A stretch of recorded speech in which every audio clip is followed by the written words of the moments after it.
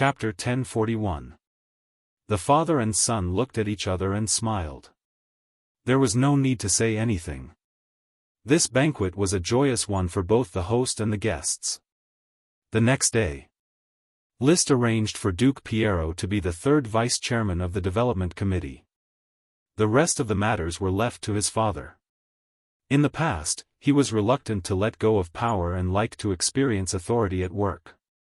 However, after getting used to it for a while, he no longer wanted to be tied down by mundane tasks every day.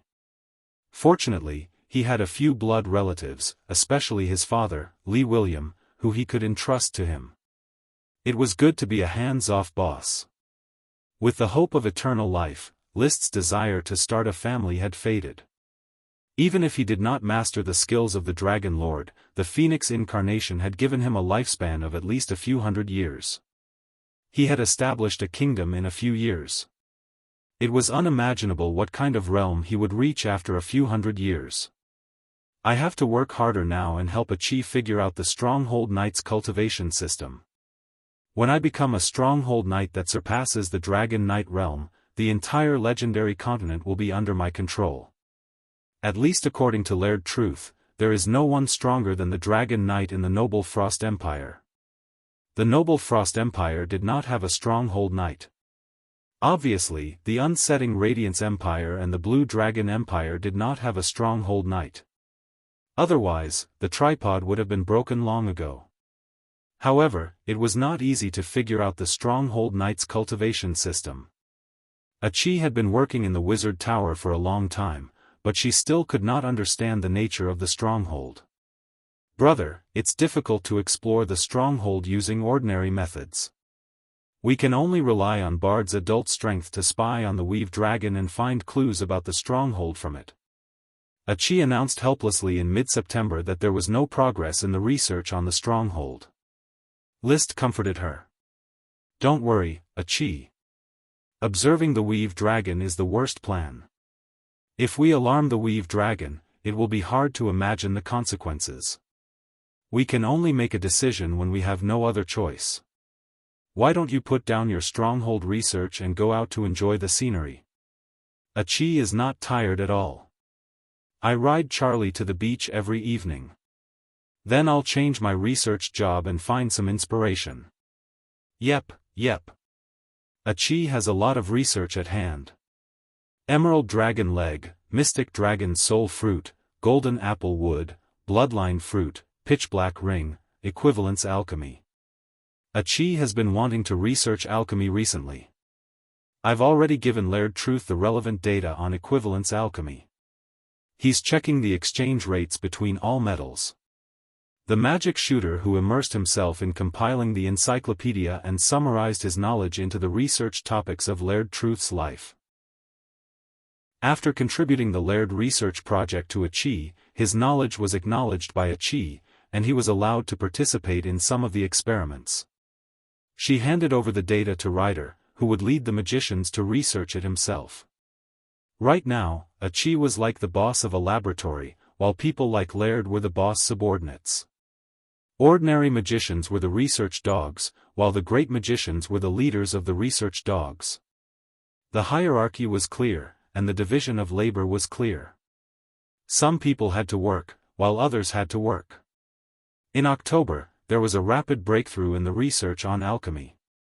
With reference to the ability of the Pitch Black Ring, under the supervision of Achi, a brand new alchemy magic array was set up in the laboratory and successfully refined a ton of iron into a pound of mithril. The ratio was about 2,350 to 1. An equivalent exchange of 2,350 to 1. If I set up a magic array to replace the effect of the Pitch Black Ring, and take into account the manpower of the magicians, the ratio might increase to 2,470 to 1. Laird calculated in his notebook and drew out a table of the equivalents. Liszt raised his eyebrows. Even if it's worth 2,500 to 1, it's still a very profitable business. Now that the territory is no longer short of iron, it's completely possible to refine some of the iron into mithril. Mithril played an important role in knight equipment, especially in a predatory war like the Pioneering Order. The light mithril armor allowed a knight to come and go like the wind. Snatching and running had always been the most adept skill of knight at sea. Your Majesty, the equivalence ratio of iron to mithril is not the most cost-effective. The most cost-effective is copper to adamantine. After calculating the wear and tear, the equivalence ratio can reach 2,310 to 1. The smaller the ratio, the greater the amount of magic metal that could be refined from ordinary metals. This is also possible. The importance of adamantine is self-evident, and there is no shortage of bronze. We have to develop this alchemy. Liszt immediately decided to get both mithril and adamantine. As for orichalcum, there was no need for orichalcum. The orichalcum dragon Marta was lying in the Fire Kingdom and could produce orichalcum at any time. He then asked, what is the equivalence ratio of ordinary metals to gold and silver? Gold and silver were the common currencies in the legendary continent. If the equivalence ratio was good, gold and silver could be produced in large quantities. This way, the Fire Kingdom would never lack money again. The equivalence ratio of iron to gold is 1,850 to 1. The equivalence ratio of iron to silver is 1,430 to 1. The equivalence ratio of copper to gold is 1,260 to 1. The equivalence ratio of copper to silver is 870 to 1. The equivalence ratio of silver is not much different from that of gold. However, gold is much more valuable than silver. It is not cost-effective to exchange iron and copper for silver. It is all right to exchange for gold, but the process of alchemy is complicated. It is more cost-effective to exchange iron and copper for magic metal. After a little calculation, Liszt figured out the profit. 1 gold coin was equivalent to 100 silver coins, which was equivalent to 10,000 copper coins. Calculating from the gold content and other aspects, the value of gold to copper was about 1,2,500. The effect of alchemy was 1,1260. The effect of alchemy was about to turn 1 gold coin into 2 gold coins. The effect was not as fast as doing business. It was obviously not cost-effective. The exchange ratio of silver was even more exaggerated. Not only would there be no profit, but there would also be a serious loss. In conclusion, it was still better to use iron, copper, and other metals to alchemy for magic metal to make a lot of money. It was no wonder that alchemy was the favorite topic of all mages. Almost all mages would choose to study alchemy after they had some achievements. With alchemy, they would no longer be short of money. They would have the money to conduct more experiments and explore more truths. Alchemy will be the top secret of the Fire Kingdom. Other than a chi, the technology of the alchemy magic circle can only be controlled by the 3 mages, Laird, Chris, and Kenley. If it is leaked, I will hold you responsible, Liszt announced solemnly after looking at the results of the alchemy. The alchemy magic circle was classified as an official technology and was prohibited from private use. This undoubtedly affected the enthusiasm of the 3 mages. So, in order to motivate the 3 of them to take charge of the alchemy magic circle, he announced again, the alchemy magic circle needs to be carried out immediately. No matter who takes charge of the alchemy magic circle, you will be able to get 10% of the net profit for your private magic experiments and research. With that said, Chris was fine. She rarely engaged in magic research and mainly focused on administration. Money was of no use to her. Laird and Kenley's eyes lit up. They were true believers of the truth. With money, they could do whatever they wanted. There was no need to apply for research funds from the Guild of Magic. Your Majesty, please rest assured. As long as there is time, I will be happy to take charge of the alchemy magic circle. Chapter 1042. I'm becoming more and more reliant on magic. I don't know if this is good or bad. The weave is shrinking, and the weave dragon is sleeping. I feel that things aren't that simple. The reform of mages has to be accelerated, and the profession of mages should be diluted as much as possible. When it came to preventing the revival of mages, Liszt shared the same mentality as all the nobles. They could rely on mages to create equipment, but they must never be allowed to affect the knight system. Perhaps in the knight's mind, the ancient Moon Empire was indeed the symbol of the pinnacle of civilization. Every little bit of success had to be attributed to the Moon Empire. But when it came to themselves, a second Moon Empire must not be allowed to appear. That was a taboo. The great could be worshipped in temples. But they must not exist in reality. If there were any signs, they would be attacked. The appearance of the alchemy spell formation was the second piece of advanced magic technology that the Fire Kingdom grasped after the teleportation spell formation. Liszt loved it but was wary of it. It was classified as a national secret, and he must not allow any leakage. Without the guidance of a magic shooter, the outside world could not replicate this technology. Brother, when Achi was thoroughly researching alchemy, she had new inspiration for the stronghold. I'll go back and think about this problem now. After throwing the alchemy research topic away, Achi busied herself with thinking about the stronghold. Sigh, this is clearly my cultivation system, but in the end, it all depends on Achi's research. It's hard to imagine how many detours I would have had to take to develop to this height if I hadn't met Achi. Liszt sighed inwardly, but there was nothing he could do. Research was really not his forte. Without the blessing of the power of fate, he was actually just an ordinary person. If he was really talented and had amazing talent, he would have made a name for himself on Earth long ago. He would not have worked overtime like a dog, and then suddenly died and transmigrated. So he was very self-aware. He could usually brag and pretend, but he had to recognize his own strengths and weaknesses at critical times. He played to his strengths and avoided his weaknesses. Achi was a research-type talent, responsible for solving technical problems. He was a battle-type talent, responsible for charging and breaking through enemy lines, and achieving achievements. They complemented each other. In Fire Castle, the old butler Carter softly interrupted Liszt, who was sitting in front of the piano and thinking, "Master, Marquis de Maria requests a report. Tell him to wait in the study." "Yes, master." "Oh, by the way, Mr. Carter, tell Mrs. Morrison to stop her work on Banpo milk tea. After drinking so many milk teas with new tastes, I still prefer the original taste." "As you wish, master."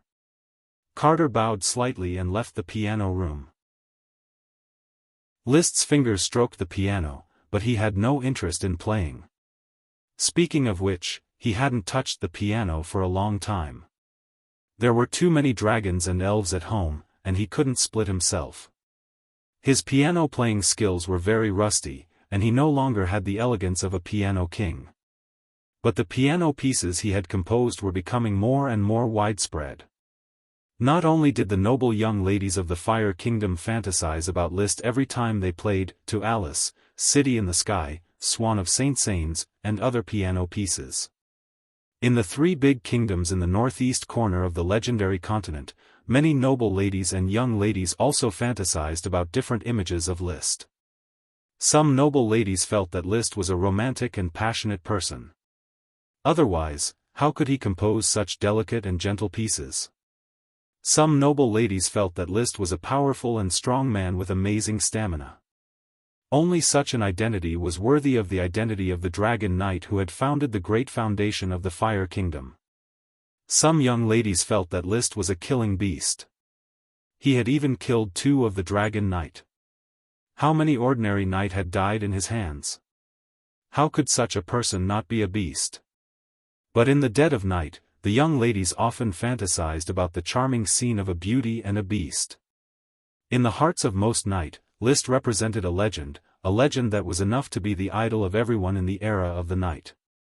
Now, almost all the knight in the 3 big kingdoms used Liszt as the model for the protagonist. If the protagonist only rode a dragon, he would be scolded until he doubted his own life. In the past, it was cool for the protagonist to go out and meet elves. Now, the protagonist had to go out and meet a dragon to be cool. There were even smart writers who wrote many books such as Liszt, The Legendary Adventures of the Flame, list, the detailed explanation of the process of riding the Flame Dragon, list, the unspeakable story of the Flame Dragon, list, the Flame and Acheroids, the unspeakable story of the truth, and so on. These books were all successfully sold out and were printed one edition after another. Almost all of those young knights would carry a book about list with them to constantly motivate themselves to become the next list, the Flame. List's glory had transcended the borders. The young knight of the Eagle Kingdom also worshipped him. This was indeed very touching. So when he met D. Maria Rainflower Stone in the study, he could see that on the bookshelf behind him, there was a pile of knight novels with the words, List Flame, written on them. When he was bored, he would read them. He felt that it was quite interesting, especially some nude novels. Your Majesty, this year's expansion order has been prepared. The Sapphire Duchy's orders of chivalry have been assembled. The Sapphire Duchy will be led by the Marquis of Golden Island, Roderick Golden Wheat. The Sapphire Duke will personally lead the Sapphire Dragon. What about at home? It has been decided that I will be the Commander-in-Chief. Count Geoffrey Hibiscus and Count Paris will be the Deputy Commander-in-Chief. 10,000 Earth Knights have been assembled. Among them are 1 Perfection Sky Knight, 8 Sacred Swordsmen Sky Knights, and 21 Ordinary Sky Knights. Have you decided on the specific time of the expedition and the location of the attack? The time of the expedition is set for October 3rd. There are 2 choices for the location of the expedition. One is the Sardinia Bay on the northern coastline of the Eagle Kingdom, and the other is the lush promenade on the southern coastline. The final decision will be made when the time comes to assemble and set off from the Iron Hoof Island, Oxhoof City. This was to prevent the news from leaking and to let the Eagle Kingdom take precautions in advance. Every time the Sapphire Duchy issued an expansion order, the specific location of the attack would be decided after going out to sea. List nodded. Proceed according to your decision. I will secretly protect the orders of chivalry with Marquis Emily from the Dragon Knight's attack. Then I will go and preside over the expansion order. Go. While the Fire Kingdom was assembling the orders of chivalry, the autumn wind rolled up the fallen leaves on the vast coastline of the Eagle Kingdom. All the aristocrats, big and small, began to get nervous. It's the season of the Sapphire Fly's expansion order again. An aristocrat at the banquet suddenly sighed, I wonder which egg the Sapphire Fly will bite this year. With the appetite of the Sapphire Fly last year, if it really comes here, I'm afraid that everyone present here will suffer. What are you afraid of? If the Sapphire Fly comes, we will leave the castle and hide in the countryside. If the castle wants to plunder, then plunder. Anyway, I don't rely on farming to make a living. Humph, who doesn't know that the Wild Dog Mercenary Group is your property? Last time, they plundered a small town in my territory and didn't follow the rules to capture serfs. I didn't even bother with you for that. What evidence do you have that the Wild Dog Mercenary Group plundered? I naturally have a rat planted in the Wild Dog Mercenary Group. Then you should properly interrogate this rat to see if he is competent or not. Okay, stop quarreling. Let's think about how to pass this year's expansion order. Unlike in previous years, the legendary Dragon Knight is the master behind the expansion order. At the mention of the legendary Dragon Knight, several aristocrats present suddenly quieted down. After a good while of silence, a drunken aristocrat broke the silence. If this year's expansion order comes to us, then we might as well not resist and join the Fire Kingdom together. Don't those smugglers advertise the welfare of the Fire Kingdom every day? Maybe we can also fight for glory. Chapter 1043. War was cruel, but this year's development made the war seem a little too smooth. When the knights attacked the dense corridor, most of the lords of the Eagle Kingdom who were attacked either closed the gates of their castles in advance and hid in the countryside, or directly opened the city gates to welcome the arrival of the king's army and became a part of the invaders. Some lords had even packed all the resources in their castles and were waiting for the arrival of the orders of chivalry. Then, they would board large ships and set off for the Fire Kingdom. Some lords could not bear to abandon too many resources, and even arranged for the serfs to follow the night team. There were not many scenes of battle that required a charge. List was hiding at the material border. Seeing this scene, he could not help but sigh. It seems that the Eagle Kingdom has basically given up on the hinterland along the coast, and these lords have also given up. Since the Eagle Kingdom is so generous, I will let the knight work harder and plunder through the lush corridor, and then go to the Gulf of Aden. Adonis Moonlight Silver and his knight could not protect this land and his people.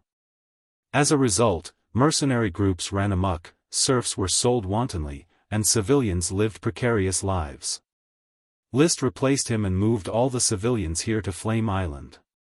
Let them start a new life on the blazing island, no longer having to worry about the mercenaries' invasion, and no longer having to worry about the insecurity of life. As a lord, List might not have outstanding ideas such as equality for all, but he always adhered to one principle. That was to protect his people, to eat well, to wear warm clothes, and not to be killed at will. Even if they were his followers' subjects, he would interfere to ensure the basic safety of these people. This was his bottom line, and the kindness in his heart. Emily, what do you think of this development order? He found the light green gemstone dragon knight, Emily, who was resting at the top of a mountain. List had barred descend in front of her and asked. Your Majesty. Emily bowed and then replied, there is almost no resistance. This is the glory of your Majesty. All the feudal lords in the lush corridor can be plundered and taken away. For the development of the Fire Kingdom, there is no need to be gentle like the Grand Duchy of Sapphire. If we plunder too much, this fertile land will no longer be cultivated by the nobles. The Eagle Kingdom has 4 prosperous coastlines, Sardine Bay, Yellow Mud Coast, Roaring Estuary, and Lush Corridor. Once a year, we can plunder for 4 years. After 4 years, the Fire Kingdom will be strong enough, and the land will have been cultivated. We can be completely self-sufficient. You're right, but I'm planning to plunder Lush Promenade and Sardinia Bay this year. I'm going to plunder both of them. List always complained that the construction was too slow. Plundering 2 territories a year can last for 2 years. In addition to the other territories along the coastline, it won't be a problem to maintain 3 development orders. Even if we can't plunder the coast of the Eagle Kingdom, Sir Achilles can also plunder the hinterland of the Eagle Kingdom with the teleportation magic circle. List had never thought of opening a teleportation circle directly to the hinterland of the Eagle Kingdom. The construction cost of the teleportation circle is too high. I heard that His Excellency Achilles is currently improving the teleportation circle. With His Excellency Achilles' great knowledge and magic, 3 years should be enough for him to build a regular teleportation circle. He can even design a magic door that can be temporarily opened. Emily was very respectful towards Achi.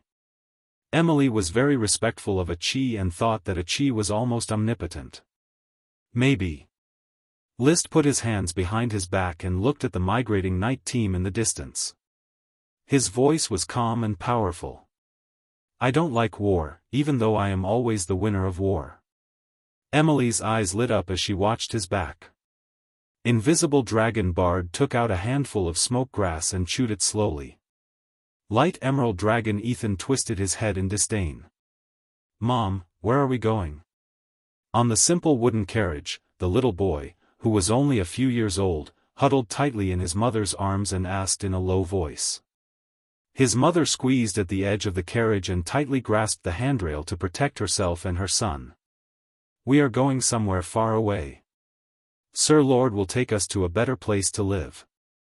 The little boy did not understand what a better place was, but he did not continue to ask. Instead, he looked out of the carriage through a small gap under his mother's armpit. This was a carriage team that stretched for more than 10 kilometers. Walking on the dirt road, a squad of knight could be seen patrolling around the carriage team to prevent it from being attacked by mercenary corps on the way. Along the way, they had already encountered several mercenary corps that tried in vain to plunder the carriages and seize serfs. Especially when the team stopped to make a fire to cook, they could always see the squad of knight nervously searching every part of the forest in search of mercenary corps that might be lying in ambush. The little boy peeked at the knight on the tall horse.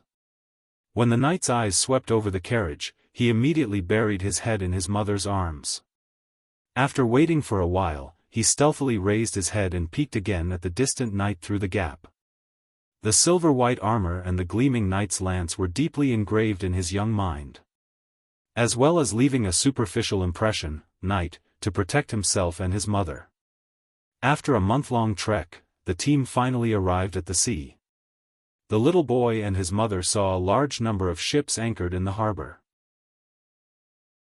They had never seen such large ships before. Each one of them was like a castle suspended in the sea. A black flag fluttered high on the mast of the large ships. The flag was embroidered with burning flames. The flames formed a huge fire dragon pattern, fire dragon merchant ship. This was the Fire Kingdom's new three-masted cargo ship. It used a combination of horizontal and longitudinal sails for braking. Its characteristic could only be described in one word: big. In order to transport these knight and serfs, Liszt no longer cared about concealment. He directly drove all the large ships that the Fire Kingdom had madly built over the past few years. Except for the Fire Dragon merchant ship. There was also a slender ship with a black flag hanging on the mast. However, the flag was no longer embroidered with burning flames. Instead, it was embroidered with white metal fragments. The fragments formed a huge iron dragon pattern, Iron Dragon warship. A three-masted ship that stood side by side with the Fire Dragon merchant ship.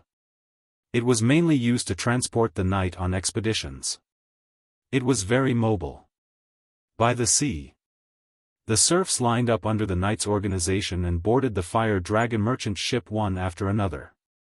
On board, the sailors distributed a small pill, seasickness medicine, to the serfs. This was a new drug developed by the Guild of Magic. Not only was there a seasickness medicine, but there were also some other drugs. In terms of drug research, Liszt was very generous. These drugs were basically not needed by the knight class, but the commoners were very dependent on them. Another lord would never invest in drugs to treat serfs. Only Liszt insisted. "Mother, where are we going?" The little boy asked his mother in a low voice. Coming to the seaside and boarding the ship, everything made him curious and afraid. Without waiting for his mother to answer, a young man who looked like a mage and also like a noble came over. The young man smiled and said in wind language, "Little guy, the place we are going to is called the Fire Kingdom. From today onwards, you and your mother will become the subjects of the great Liszt King of the Fire Kingdom. There will be no war, no harm. As long as you work hard, you will be able to eat your fill." After saying that, the young man then turned to the surrounding serfs and said loudly, "I'm Donnie Truth, the medical arcanist on board. If you feel uncomfortable, I'll help you heal and ensure that everyone can arrive at the Fire Kingdom in good health." Chapter 1044. The current sailing technology was different from when Liszt first came to this world. With the development of shipbuilding technology after he made his fortune, under the guidance of the creative wizard Inuit Truth, the hybrid sailboat had successfully replaced the square-sail sailboat. Therefore, it only took 5 days to reach the island of Souls, which used to take 7 to 8 days to reach the island. There was a specially developed medicine for seasickness, and there were medical arcanists on board. Almost none of the migrating serfs lost their lives during the voyage. It was a novel experience of sailing on the sea. From afar, they could see the towering Soul Fortress on the island of Souls. It was a towering white castle with a flaming flag fluttering in the wind. The castle did not have many special features. Because the island of Souls was very small, the castle appeared more slender, like a wizard tower. Of course, it also had the function of a tower. This Soul Fortress was also the only lighthouse on the island of Souls. The crystal lamp on the top of the tower was brightly lit day and night. It guided the direction of all the ships. Everyone line up. Women and children disembark first. Follow the knight leading the team. Don't get separated. The Island of Souls has strict security. Anyone who dares to stray will be shot by the patrols. The knight on the ship shouted, directing the thousands of people to disembark in an orderly manner. You're hanging on to my baggage. I dropped my shoe. Don't push me. What a lively place. Is this where we're going to live? It's a magic gate. That's a magic gate. I heard the captain say that it's the Island of Souls magic gate. I heard that too. Passing through the magic gate is the Kingdom of Flames. A great kingdom without hunger or mercenaries. The little boy held his mother's hand tightly and squeezed in the line. His ears were filled with the chatter of the serfs and the loud scolding of the knight. After walking through the long line, he arrived in front of the magic gate of the Island of Souls. A dark blue vortex slowly rotated on his back. It was like a giant beast that was choosing its prey. Many people could be seen lining up to enter the mouth of the giant beast and then disappear. I don't want to go in, I don't want to go in. One could even hear a serf who was too afraid to enter the magic gate, but was still dragged and thrown into the magic gate by the knight. Liszt hoped that the knight would treat the serfs well. However, it was impossible for the knight to be gentle towards the serfs, it was normal for them to be rude. Mom, I'm scared. The little boy shook his mother's hand. Don't be afraid, that's a magic door. What's a magic door? It's a magic door, a magical magic. Hold Mummy's hand and don't let go. We'll be able to reach our new home after walking through it. His mother also didn't know what a magic gate was. Although a knight had explained it to them on the ship, the serf's limited understanding was unable to understand what it meant to travel through space. Of course, it was not necessary to know the specific principles. It was enough to know that this was magic. Ordinary people were always full of reverence for magic and thought that it was omnipotent. When the team arrived at the magic gate, they heard a knight reading out the things to take note of, including the instructions for traveling through the magic gate, the Fire Kingdom's prohibitions, and so on. However, in the face of the mysterious and terrifying magic gate, few serfs listened carefully. They were either eager to try, or on tenterhooks. They took the initiative or were pushed into the behemoth-like blue vortex. Boom! Jim, close your eyes and hold Mummy's hand tightly. Okay. The little boy Jim closed his eyes, grabbed his mother's hand with both hands, and was pushed into the magic gate by the crowd. The next moment, a wonderful feeling of weightlessness hit him, and he was so scared that he almost cried. Fortunately, his mother's hand was always there, making him feel safer little by little. At this time, he couldn't help but think of the wizard named Donnie Truth, who always boasted about how magical and great the magic gate was. He said that it was jointly built by His Majesty the Great King Liszt Tulip and the great magic scholar Aroids Truth. It was the most magical embodiment of magic in the secular world, a symbol of the truth being conquered by humans. Of course, the little boy Jim didn't understand the above boasting. He just remembered that the magic gate was great and wanted to take a peek. So he cautiously opened his eyes and saw darkness, with occasional lightning-like flashes of light around him. Before he could see clearly, his body tilted, and he had already walked out of the magic transmission array. He fell to the ground and rolled around with his mother and other serfs. When he was helped up by his mother, his eyes suddenly opened up. He saw a city with densely packed buildings, with no end in sight. There were tall castles around the city, and beautiful roads connected to each other. There was also a wizard tower towering into the clouds, as if it was a bridge between heaven and earth. There were also huge birds flying in the sky, and a knight could be vaguely seen on the back of the bird. Don't be in a daze, hurry up, follow the team forward, don't block the magic gate. Hurry up and follow, come here. Keep up, don't pick up your shoes again if you lose them, someone will give you new daily necessities later. Gather, calm down, gather. Stand tight, don't block the roadside, gather in this open space." Before the serfs could sigh with emotion at the prosperous world they saw, they were shouted at by the trainee knight on horseback to gather in the open space beside the road. Almost all of them gathered in a small group of 300 to 500 people. They were strictly restricted from walking and talking in private, so they could only wait anxiously. A moment later, a middle-aged man dressed as an official rushed over on horseback with his assistants. With an impatient smile on his face, he said in broken wind language, "Hello, people from afar, I am a receptionist of the Reed City Serf Reception Committee. My name is White ***, you can call me Sir White ***. In the next few days, I will arrange for your clothing, food, housing, and transportation." Sir White *** paused and continued, "Now, I will read to you a letter from the Master of the Sea, the Lord of all the Islands, the Great Holy Dragon, Invisible Dragon Knight, Fire Dragon Knight, Copper Dragon Knight, Grey Iron Dragon Knight, Bone Dragon Knight, Aluminum Dragon Knight, and King of the Fire Kingdom, List Flame. The King is writing to us? Wow, there are so many Dragon Knight. There is only one Dragon Knight, and His Majesty is riding many dragons. Really, a letter from the King? How great!" When the serfs heard the long list of titles, they were so surprised that they could not close their mouths. "Be quiet, all of you." Sir White ***'s assistant immediately lashed the whip in his hand on the ground, making a crisp snapping sound. The crowd quickly fell silent. Only then did Sir White **** pretend to take out a letter and read it word by word. "To my people who have come from afar, you are very unfortunate. You have lost your land, your homes, and even your loved ones. However, you are also very fortunate.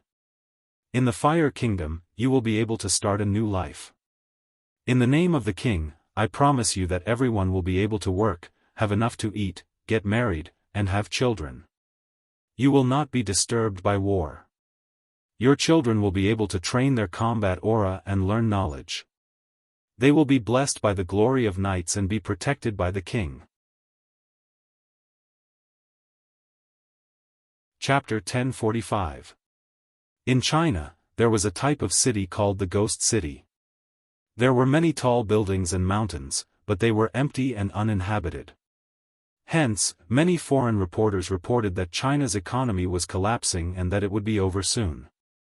However, once the shops moved in and the facilities opened, the place would soon be filled with Chinese and become a new prosperous area. Liszt admired this model. He wanted to build many such ghost cities in his territory. Empty houses, empty streets, empty roads, and even the fields outside the cities were empty. There were no crops. Basically, there were ghost cities on the main roads, flat farmland, and other areas. Not only did it include ghost cities at the level of a small town, but it also included ghost cities at the level of a small city. Liszt even planned to build a few ghost cities at the level of a major city in the important areas of Flame Island. He was not afraid of the empty cities at all. As long as he continued to wage war and plunder, the people he plundered would automatically fill up the ghost cities and quickly start operations. The new batches of serfs that had arrived in Reed City were being sent to the various ghost cities. Many of the nobles who had voluntarily surrendered had their serfs absorbed by Liszt as well. These serfs would gradually regain their freedom in the future and fill the ranks of the free citizens. It would be the breeding ground for the future knight class. In fact, as the Fire Kingdom continued to develop technology, combining magic with farming and industry, the serf system could no longer keep up with the times. The power brought by the Fire Dragon super magic directly pushed the traditional handicrafts to the stage of factories. The birth of a large number of factories such as brick factories, glass factories, paper factories, cement factories, textile factories, and so on freed countless serfs from the farmlands and turned them into professional workers. Of course, there was still a long way to go to transition from serfdom to an industrial society. However, with the rapid development of the Guild of Magic and the continuous advancement of magic technology, the Fire Kingdom would one day fully realize a new civilization. List was not opposed to such progress. The reason was simple. If such a change similar to the Industrial Revolution happened on Earth, society would be in turmoil and the rulers would likely become prisoners. However, in this world, power was ultimately the most important. Controlling the dragon was the foundation of ruling. The status of a dragon-rearing family would not change with the changes in society. As long as they had the dragon in their hands, they would be the most noble nobles in the world at all times. All he needed to do was to guard against the return of the magicians. After experiencing the power of magic, not only did his vigilance not weaken, it became even stronger. Only magic could compete with dragons. Anyway, the serfs who had migrated to Flames Island listened to the letter read by the receptionist. The credibility of the king in this era was still very strong. Even if it was just an open letter, it was still enough to make all the uneasy serfs calm down and follow the officials to live in the ghost city. The little boy, Jim, and his mother had also settled down in a small city under the jurisdiction of Infernal Fire City. The mother's job hadn't been settled yet, but the little boy had already been sent to school. Together with many other Moon Killer and Flame Men children of the same age, he received night lessons. The first lesson in school was called Loyalty Class. The three teachers used Serpentine, Wind language, and Moon language respectively to talk about the origin of the Fire Kingdom, the Great King, and the ruler of everyone. List Flame. Young Jim had heard this name countless times in just over a month, and it was deeply engraved in his mind. He also made some reflexive associations. List Flame was great, was glory, was the Dragon Knight, was the king, was the ruler, was the most honorable person in the world. This belief was like a seed, buried in the heart of every child, germinating and growing with them. At the same time, the master of all the brainwashing methods, List, had already driven the invisible dragon bard to the Gulf of Aden, continuing to secretly protect orders of chivalry's ransacking of the coastline. Once again, a large number of nobles and lords were defeated. Then, the captives were captured and those who surrendered. From top to bottom, everything that could be taken away was plundered. Because they didn't know that orders of chivalry, under the banner of expansion, would turn around and attack the Gulf of Aden from the dense corridor. Many noble lords didn't have time to hide, and were wiped out by orders of chivalry. The battle results are very rich. Another large number of knight and civilians came in, and the population of the Fire Kingdom has skyrocketed. He was very satisfied with such a harvest. However, there was also a hint of regret in his satisfaction. It's a pity that the Eagle royal family has adopted a cowardly attitude and ignored the development of the war here. Otherwise, would really want to have another dragon-slaying war. Today, I'm stronger than I was before, and my dragons are stronger too.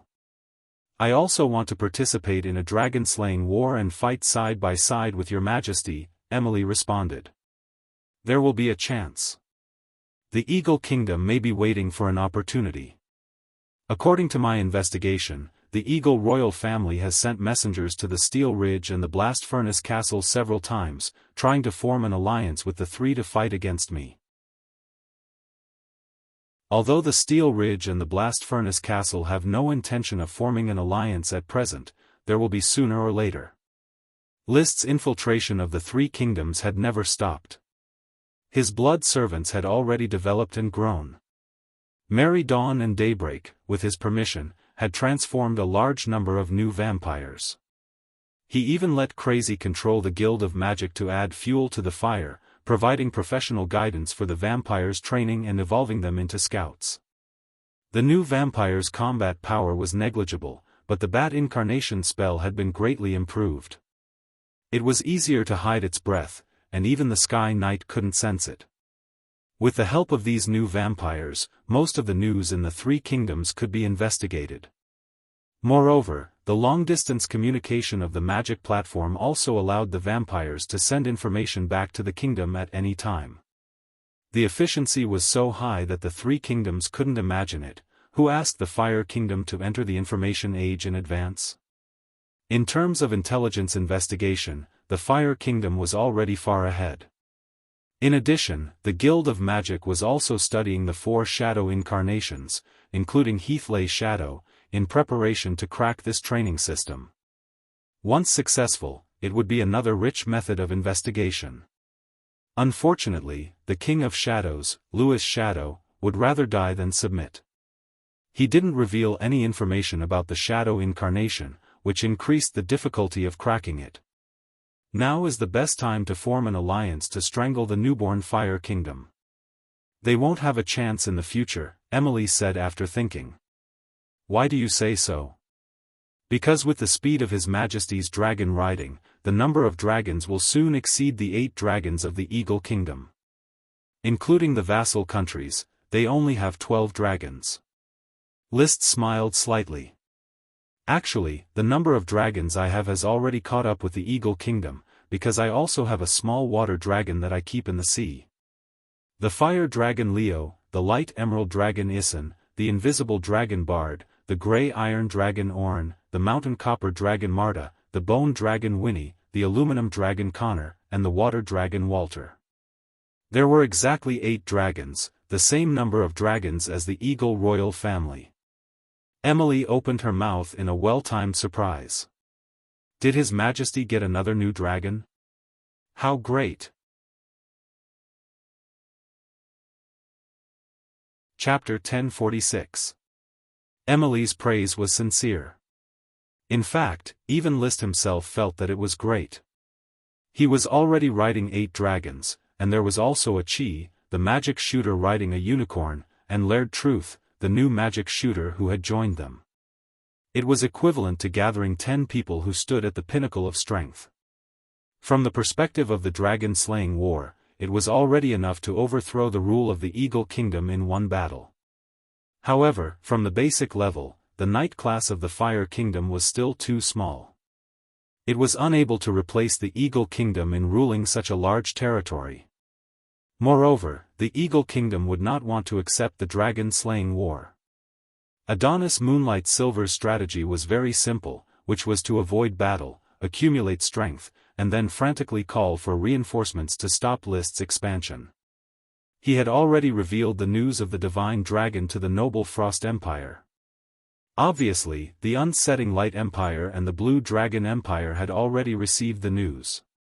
However, the distance between the 2 empires was too far. It would not be easy for them to come over and snatch the invisible dragon. Or perhaps they were plotting something in secret. This was also the thing that List was most wary of. He did not dare to rashly launch the dragon-slaying war, fearing that the 2 empires would take advantage of the dragon-slaying war to secretly harm him. It was hard to say whether the Phoenix Incarnation's trump card had been exposed. Who knew what kind of unimaginable methods the Empire, which had been passed down for thousands of years, had. Moreover, even if we defeat the Eagle Kingdom in the Battle of Dragon Slaying, we won't be able to snatch so many dragons. The soul brand is a huge problem. He sighed in his heart. The soul imprint had a huge enhancement effect on the dragon's soul world. Not only did he have to face a dragon, but he also had to face a perfect dragon knight. He had to use the bewildering dragon's soul fruit to lock the dragon's body. Only then would he be able to use it again and finally erase the soul imprint. He only had 2 soul fruits of the mysterious dragon, and it was not cost-effective to use them on the dragons of the Eagle Kingdom. Even with the hind legs of the Emerald Dragon, it would definitely cost a huge price to cultivate the soul fruit tree and produce new soul fruits of the mysterious dragon. He might even have to use the corpses of the dragons as nutrients to cultivate the fruit tree. The heart fruit tree on the Heart Island had been nourished by the Emerald Dragon Ethan to bear fruit. In other words, 1 dragon could be used as nutrients to produce 2 to 3 enigmatic dragon's soul fruits. It sounded very profitable, but it was too difficult to execute something like killing a dragon and obtaining its fruit perfectly. After all, the resources needed to nurture an adult dragon were definitely astronomical. The noble Frost Empire had the remains of the Emerald Dragon, which could be used to cultivate the mystifying dragon soul fruit. However, the dragons of the noble Frost Empire did not grow crazily, which showed the complexity of the restrictions. However, I don't know if I can try to unite with the Iron and Steel Ridge Kingdom, or even the Blast Furnace Kingdom, to divide up the Eagle Kingdom. The Fire Kingdom is destined to rise. I have the Invisible Dragon. Even the noble Frost Empire can't assassinate me. The Iron and Steel Ridge and the Blast Furnace Fort have no means to destroy me. Since the Fire Kingdom could not be destroyed, Steel Ridge and Furnace Castle's only choice was to passively resist or actively cooperate. Passive resistance was no different from slowly waiting for death. With the political means of the two royal families, they should be able to recognize this. Therefore, active cooperation was a more suitable choice. They could divide up the Eagle Kingdom and then grow together. After their strength increased, they would have more confidence to deal with the rise of the Fire Kingdom. In fact, no matter what choice I make, I feel that I can't stop my rise. With the growth of my strength, I will soon become a behemoth. But I can try to make the Iron and Steel Ridge and the Blast Furnace Fort believe that I only covet the mainland land of the Eagle Kingdom. After annexing a part of the Eagle Kingdom, I will be satisfied and stand on equal footing with them. He was too lazy to think about this kind of head-hurting diplomatic strategy. He might as well leave it to the development committee to worry about after he went back. In the autumn of 156 of the Sapphire Calendar, the war for expansion began in October. The two rich coastlines of the Lush Corridor and the Gulf of Aden were plundered successively, and ended at the end of December. The knight who broke through the enemy lines returned to their territories, embraced their wives and children, and also brought back countless spoils of war. This time, there were tens of thousands of Earth Knight, hundreds of thousands of Trainee Knight, and hundreds of thousands of serfs who were forced to migrate to the Fire Kingdom. There were also a large number of aristocratic lords among them. However, the majority of these aristocratic lords had directly surrendered and were not treated as captives. List was too embarrassed to forcibly take away their wealth. There were very few captives who were truly captured, and even fewer captives who were willing to pay ransom in exchange for freedom, because there was no point in going back. The entire Lush Corridor and the Gulf of Aden were already empty. The population, resources, sprites, and so on were all packed up and taken away. The Fire Dragon Freighter and Iron Dragon warship were like public buses, going back and forth to the Spirit Island and the coastline. When the Eagle royal family received the information sent back by the rats, Lys did not know what Adonis was thinking, but he was definitely very happy. As the last fleet left the coastline of the continent, he also immediately left and returned to Flame Island, where he silently counted the harvest of this time's war for expansion. Compared to last year's hasty development order, this year's preparations were more adequate and the scale was also larger. As a result, the population and resource harvest were more than 4 times that of last year. Unfortunately, there were too many greater aristocrats who had surrendered, and Lys did not get many sprites to replenish himself. With only a few lesser sprites and a batch of sprite worms, the harvest was not as great as that of the sprites born on Flame Island. Father, the knight who joined this time's development order must be carefully arranged and strictly supervised. Many of them used to secretly run mercenary groups, doing shady business. I do not want them to come to the Fire Kingdom and bring this kind of atmosphere with them. Rest assured, I will carefully manage these knight. Any aristocrat who violates the law, no matter how high their rank is, must be dealt with severely. Punishing them without warning is somewhat not benevolent enough. Father, it would be better for you to draft the Fire Kingdom's Knight Management Code, in my name, stipulating which behaviors are to be encouraged and which behaviors must be prohibited. Recently, the Development Committee has been compiling the laws of the future Fire Kingdom. The main body has already been completed, and we can just casually extract some regulations from it to compile the Fire Kingdom's Knight Management Code. Lee William explained. His biggest task as the Development Committee member was to prepare for the establishment of a country. A country, especially a kingdom. Once established, all aspects of laws and regulations, social system, production and construction, diplomatic strategy, internal framework, and the enfeoffment of night had to be perfected as soon as possible. Otherwise, the country would sooner or later fall into chaos. In fact, if not for List's formidable deterrence, the Fire Kingdom would have long since descended into chaos. The composition of the population was too unbalanced. Currently, the Moon Killer was the largest group of people, but most of them belonged to the lowest class. At first, they might be happy because they could leave the forest and live a full life, but over time, they would see that other people were living better lives, and it was inevitable that their mentality would explode. Fortunately, the ancient wizards among the Moon Killer had been properly settled, and the resentment of the serfs at the bottom was not a big problem. The second largest group of people were the Eagle Men, who had migrated in batches. Some were captives who had surrendered, while others were serfs who had been sold. Language, culture, and customs made it inevitable for the Eagle Men to group together for warmth. This was a very big barrier. Even if the Eagle Men were forcibly dispersed and placed in different cities, they would still form cliques. Then there were the senators known as the Flame Men, who were the most loyal to List, but their numbers were too small. In short, the Fire Kingdom was like a plate of loose sand that had been forcibly squeezed together by List. With his powerful strength, he used the strict hierarchy of nobles, commoners, and serfs under the knight system to maintain it. It would take a long time to completely stabilize it before everyone could be converted into Fire Kingdom subjects. List was not worried about this. As long as he existed, the Fire Kingdom would not fall into chaos. He now had a new expectation. It's almost New Year's Day, the Red and White Rose family's emissary group should be arriving soon. I wonder what gifts my old friend has sent this year.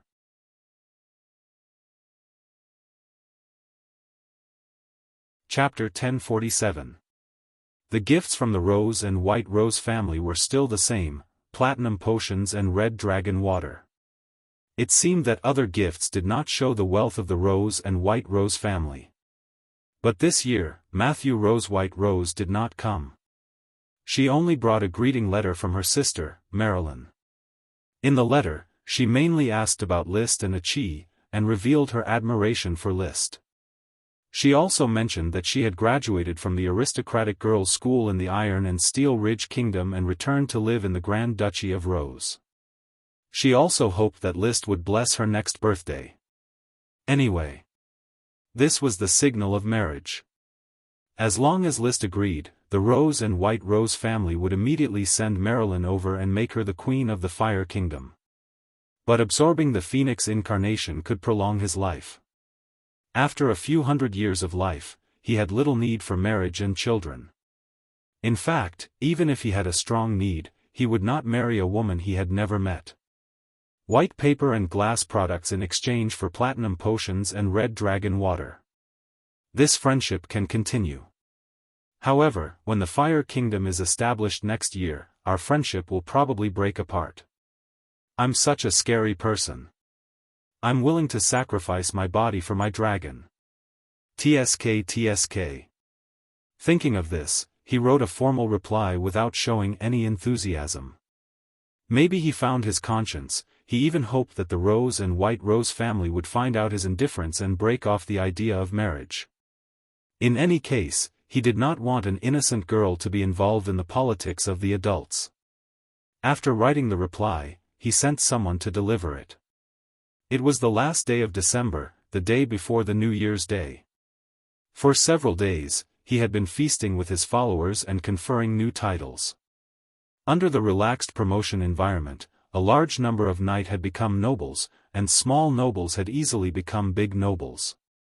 When it came to the level of count and above, the promotion process would be very strict. So far, except for the nobles who already had the title of Duke and Marquis, they could easily get their titles back. Only Emily was conferred the title of Marquis because of her success in riding a dragon. As for the Duke, there was still only Piero Grayiron, a noble with a title. Although List intended to promote his father to a duke, the promotion ceremony would be held after the founding of the country. However, the promotion ceremony would be held after the founding of the nation. William Li was still a marquis. There were also the 7 mermaids who were very powerful and helped him manage the sea. In the future, they would gradually be conferred the title of duke. They were originally kings of the sea, and on land, they were at least equivalent to grand dukes. However, at this time, the kingdom of the sea had long been destroyed. The purification of the Devil's Sea required a chi to preside over. Therefore, the title of duke was the highest title that Liszt could give to the mermaids. In the future, I can set a precedent in the Fire Kingdom. The limit of a sky knight is marquis. As long as I break through the shackles of perfection and become a domain knight, I can continue to advance to duke. This way, D. Maria Rainflower Stone and the other followers will have even more enthusiasm to do things. For most nobles, becoming a marquis was their greatest goal in life. After all, very few non-dragon-raising families could become dukes. Once they became marquises, these great nobles would lose their drive. As for the Dragon Knight, I'm afraid that under my rule, it will be difficult for a new dragon-raising family to be born. Liszt rode the invisible dragon bard, flying slowly in the sky. Because all the dragons that can be discovered will eventually become my dragons, and I refuse to let anyone touch them. He still remembered the scene he saw when he activated the Scepter of Time. Although it was only a possibility in the future, he deeply remembered what the future Achi had said. Achi told him to ride all the dragons and told him that the fairy dragon was in the land of exile. Everyone can share the elves, but the dragons must belong to me. At this moment, Liszt stood at the top of the sacred mountain of the Killing Moon people, looking at the vigorous construction of the future palace. He was very proud of himself. All of this was fought for by him. After asking Achi, Emily, Father, and the others, the sacred mountain of the Killing Moon people finally has a new name. The mountain range on the left is called Moon Mountain, the mountain range on the right is called Sun Mountain, and the valley is called Sun Moon Valley. As for the palace standing between Moon Mountain and Sun Mountain, it is called Sun Moon Palace. Heaven and earth were black and yellow, the universe was chaotic. The sun and the moon were dim, and the constellations were arranged. The meaning of the name Sun Moon Palace was to include the universe, and Sun Mountain and Moon Mountain were to inherit the glory of the Moon Empire and the Sun Empire in the ancient times. All countries like to claim that they were the direct descendants of the Moon Empire, showing off that they had inherited the ancient civilization. Liszt simply caught them all at once. Not only did he inherit the Moon Empire, but he also inherited the Sun Empire. In addition, many countries like to name their cities, palaces, and surnames after dragons. The palace of the Iron and Steel Ridge Kingdom was called the Platinum Tooth Palace, after the Platinum Dragon, Platinum Dragon. The palace of the Eagle Kingdom was called the Iron Dragon Chain Palace, after the White Iron Dragon. The palace of the Blast Furnace Kingdom was called the Golden Supreme Palace, after the Golden Dragon. The founders of these royal families were probably the Platinum Dragon Knight, the White Iron Dragon Knight, and the Golden Dragon Knight. Therefore, the palace was named after them. However, Liszt had too many dragons, and every single one of them was a dragon knight. Naming one dragon after another was too narrow, and there was no way to be fair. He used the flame as his surname, the name of the kingdom, and the status of the fire dragon Leo. He could still use his first time riding a dragon as an excuse. If he named them after any other dragons, it would cause the dissatisfaction of the other dragons.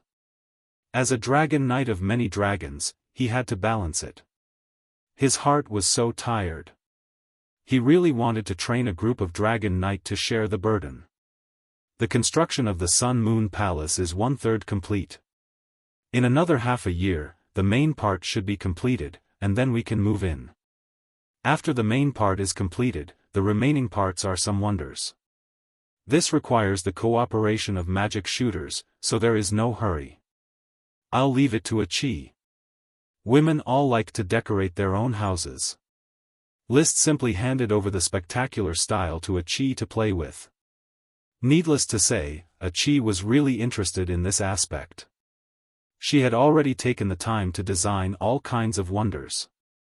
Some of the creativity even amazed List, such as flying moats, vertical elevators, small magic doors, air parks, artificial sun, moon, and stars, crystal colorful covers, dragon sculptures of equal proportions, eternal torches, endless cumulonimbus clouds. She wanted to make the Sun-Moon Palace a place where God lived.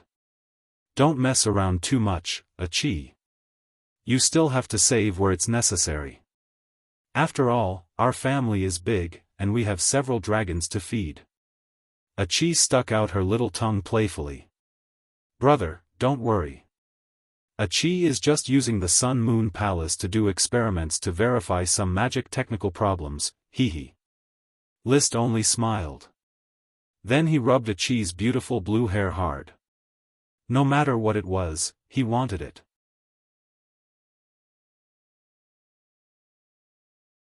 Chapter 1048. Dang, dang, dang, dang, dang, dang. When the clock on top of Fire City's office struck 6, it signified the arrival of the new year. Year 156 of the Sapphire calendar had passed, and the year 157 had officially begun. List, who had just returned from inspecting the Palace of Stars, stood on the balcony of Fire Castle, looking at the starry night sky. Not long after, countless magic fireworks were shot into the sky from Fire City, the surrounding towns, and the castles. Magic transformed into colorful fireworks. Flowers bloomed in the night sky, bringing the New Year's atmosphere to a climax. It's a pity that there's no unknown reward for the smoke mission this year. I feel like something's missing. He shook his head. He summoned the smoke mission.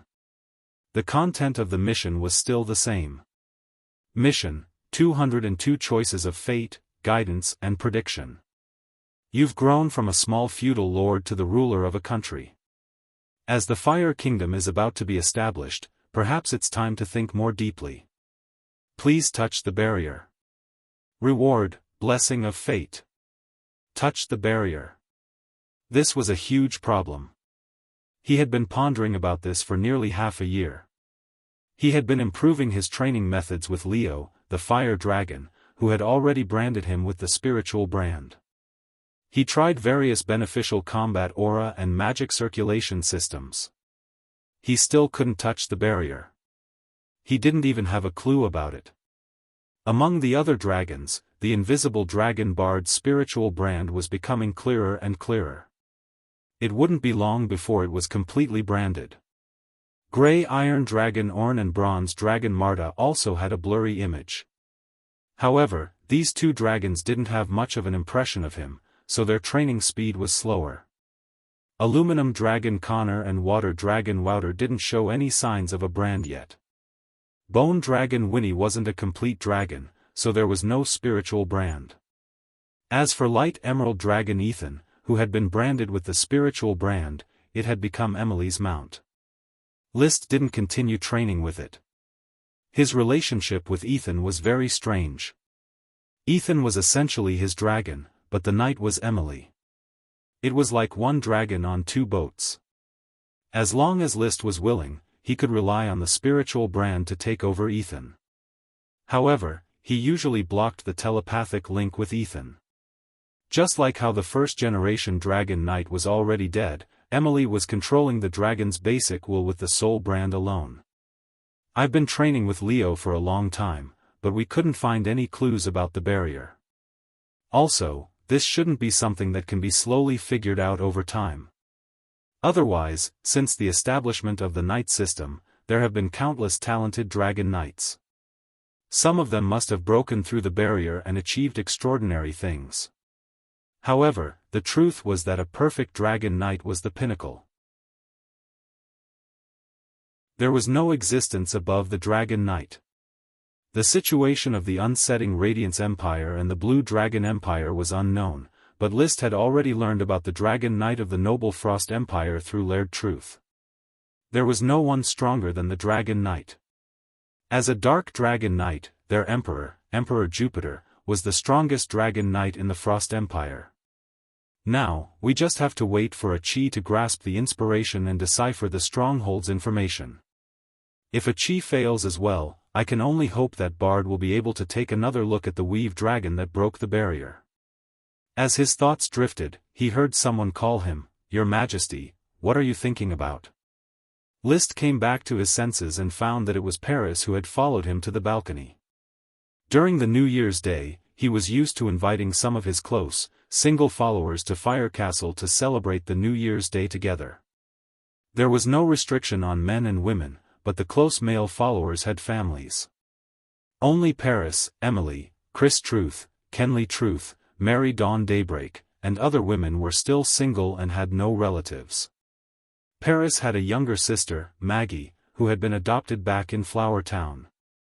Therefore, this year, Paris was still spending the New Year's Day in Fire Castle. The former Black Dragon gang was now a light magic swordsman with the title of Count. Her training system was quite interesting. Most of the systems were completely new and were derived by the Light Magic Swordsman research group specially established by the Guild of Magic. The Light Magic Swordsman research group belonged to the Dragon Warrior Laboratory, which led the development of the Light Magic Swordsman, Fire Magic Swordsman, Shadow Incarnation, and other cultivation systems. Among them, the development of Shadow Incarnation was set up after the capture of the King of Shadows, Louis Shadow. They had wanted to use Louis as a breakthrough point, but in the end, it was all for naught. Therefore, the Dragon Warrior Laboratory still had to refer to Paris training along the way to formulate a follow-up training system. Think about the future. List looked up at the sky with his hands behind his back. The magic fireworks in the sky were already sparse, and only the mages in the Mage Tower in the distance were still playing with magic fireworks tirelessly. The future. Paris gathered a strand of hair hanging by her ear and sighed faintly. Today, she was not wearing her favorite leather armor, or the frac abier, which represented the title of nobility. Instead, she changed into a lady's dress that aristocratic ladies loved to wear. It had a loose skirt, a slender waist, and a pleated neckline, just enough to expose her beautiful collarbone. The original valiant and heroic style was replaced by a feminine delicacy and sexiness, and every move was charming and seductive. "Why are you sighing?" asked List. Paris smiled faintly. "Maybe it's because I'm getting old. After the new year, I'll be 24 years old, and I've been following His Majesty for 5 years. 5 years? Well, speaking of which, I'm also 22 years old this year." After his coming-of-age ceremony at the age of 16, he transmigrated to this world in March of year 151 of the Sapphire calendar. Then, in December, he met Paris. He had indeed known Paris for 5 years, and in another 3 months, it would be 6 years since he transmigrated to this world. Too much had changed in the past 6 years. Many 22-year-old knight may only be an earth knight, but His Majesty has risen from nothing to become a king of a country and a great dragon knight. The greatest fortune in Paris' life is to follow His Majesty. She did not hide the admiration and adoration in her eyes. Such a heroic figure, even a woman would find it difficult to hide such emotions.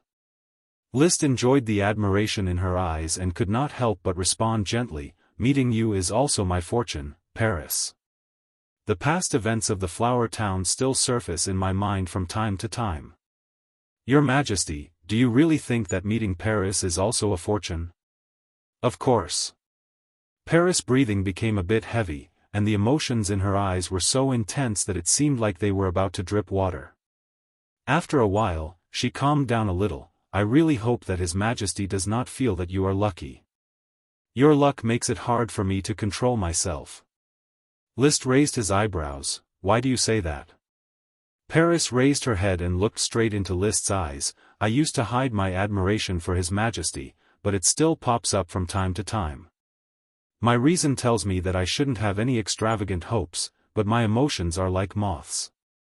Even if it is a flame, I will still throw myself into it regardless of my own safety." This was a bold confession, and also the first time she had expressed her admiration. List was caught off guard, but after all, he had been in pleasure circles for many years. He just reached out and lifted Paris's chin. The other party's height of 1.75 meters was very outstanding among women, but in front of his height of 1.9 meters, it was nothing. Are you ready to be a moth flying into a flame?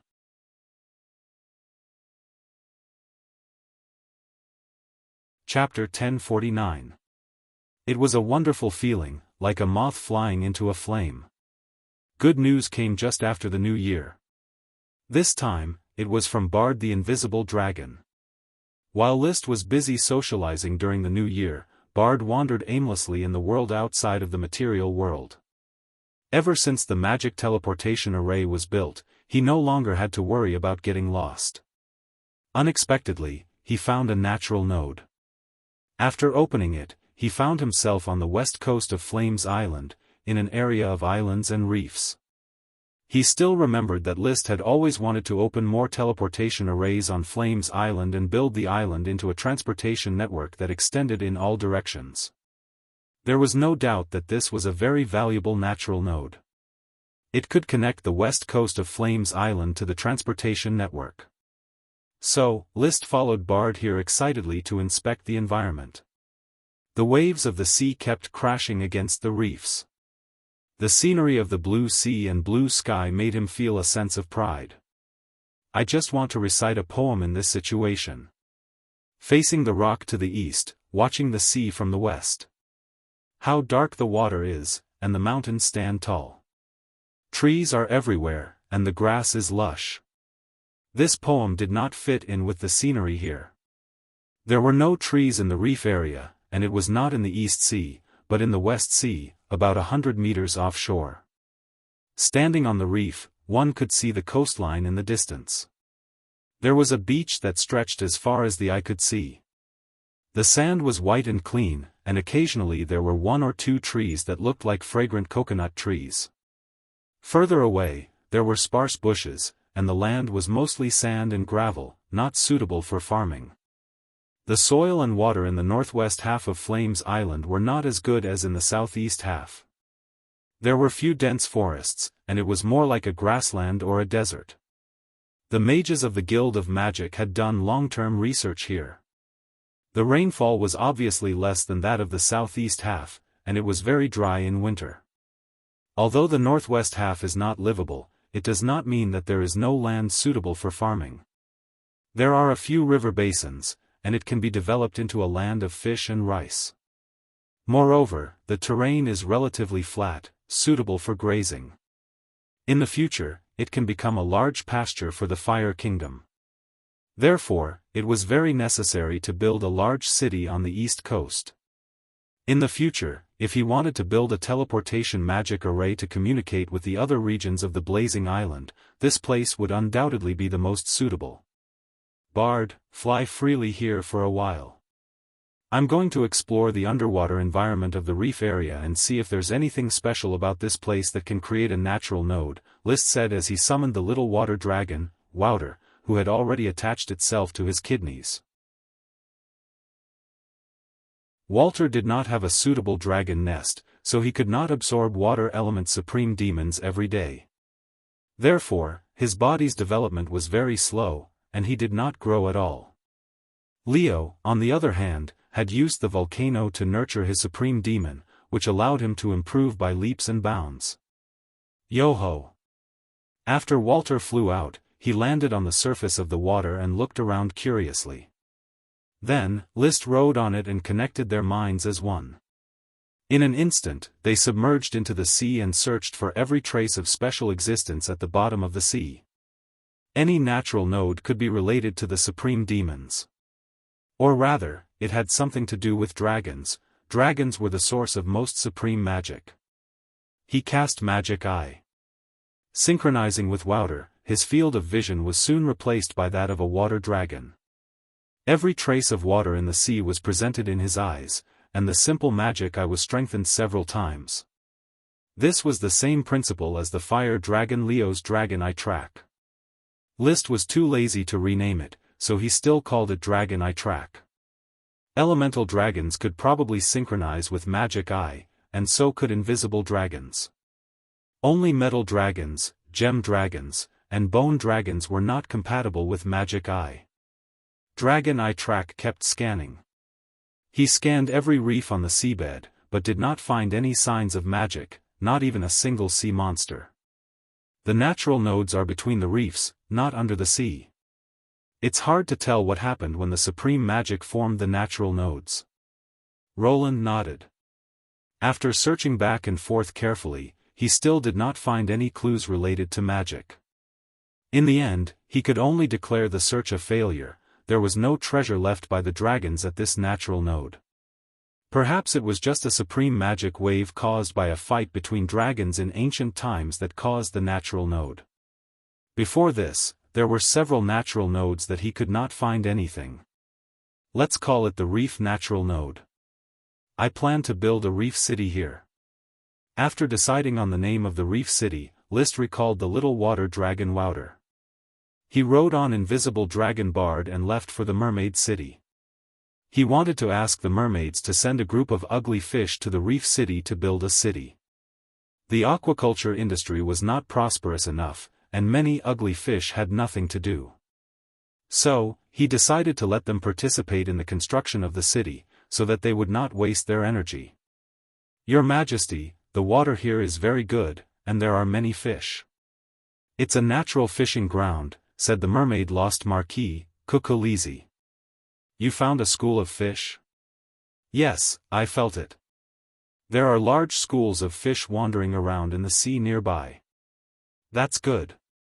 It's more suitable to build the reef city here. Now that Marquis Brackish Water, Bruce Bossy, is in charge of the Mermaid City, you can take charge of the reef city here. Build the city half on the sea and half on land. In the future, this will be the central city of the East Coast. As you wish, Your Majesty. Kulizi nodded in agreement. Although the era of the mermaids had passed, as the remaining mermaids, their biggest wish was to purify the sea. But this did not mean that they did not have desires, especially when the Magic Guild was helping them develop the source of vitality potion that could stimulate fertility. This gave them the possibility to reproduce, and their desires were also born. They had their own demands for power and status, and even secretly competed with each other. Currently, the fugitive Marquis, Viswendi, had signed a contract with a Chi with the mermaid's heart and became the butler of the Anchor Island Sea Laboratory. He was in charge of the marine experiments and began to take the path of magic research. Marquis of Great West, Etnia, as the oldest mermaid, mainly served as List's assistant in the sea, and was responsible for protecting List when he was out at sea. Marquis Brackish Water, Bruce Bossy, was in charge of the Mermaid City. List had already negotiated with her to give the mermaid's heart to Emily. As a dragon knight of the sea, it would be a pity if she did not know how to swim. That was why List let Emily contract the mermaid's heart, adding a life-saving skill. Marquis Gulvig was a field agent, and her temporary duties were very interesting. List specially ordered her to move the dragon turtles of the Dragon Turtle Island and the Thunder Dragon Turtle of the Black Horse Island to the Flame Islands by sea. The Thunder Dragon Turtle was a super dragon beast, and the ordinary dragon turtles were also high-level World of Warcraft, which was very valuable. Marquis Kulizi, the Lost Marquis, would be in charge of the Reef City. Marquis of Water, Tiberius, and Marquis of Trench, Sheriwala, were left. List was going to send these two mermaids to the Heart Island to protect the safety of the Heart Island.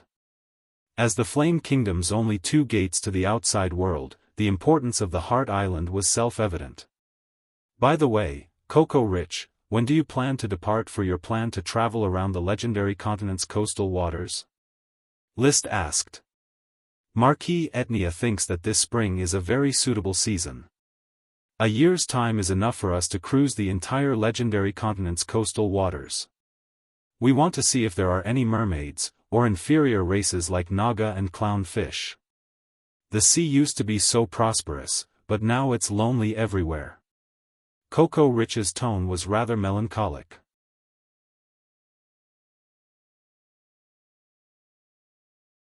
Chapter 1050.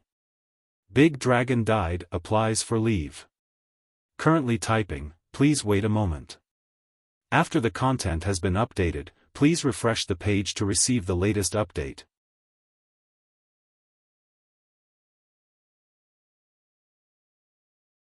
Chapter 1051.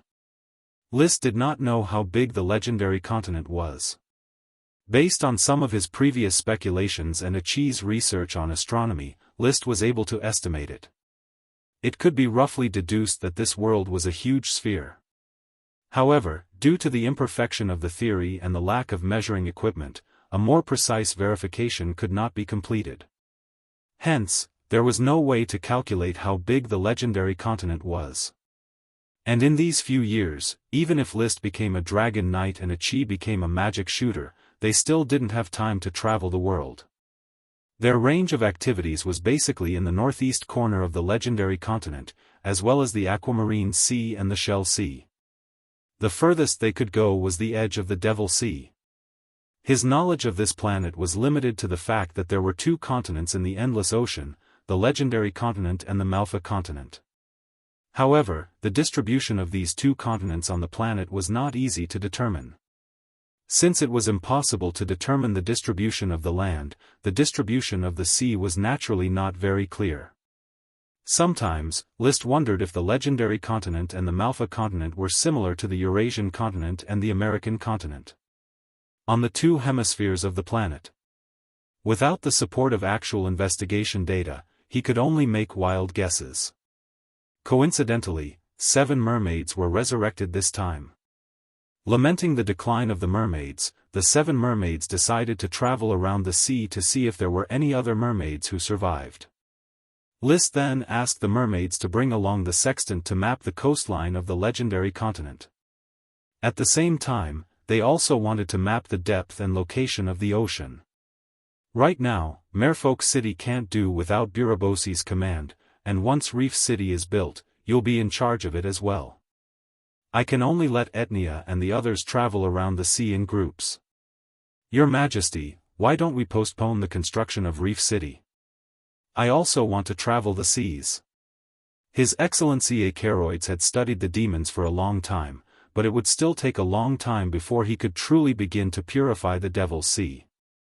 I want to take advantage of this period of time to see the sea. In my era, I have never seen the sea properly. Oh, then it's decided. He nodded in agreement. Actually, he didn't want all the mermaids to go around the ocean and not work. Now that the Fire Kingdom was in full swing, a large number of ugly fish could be used to make up for the lack of labor.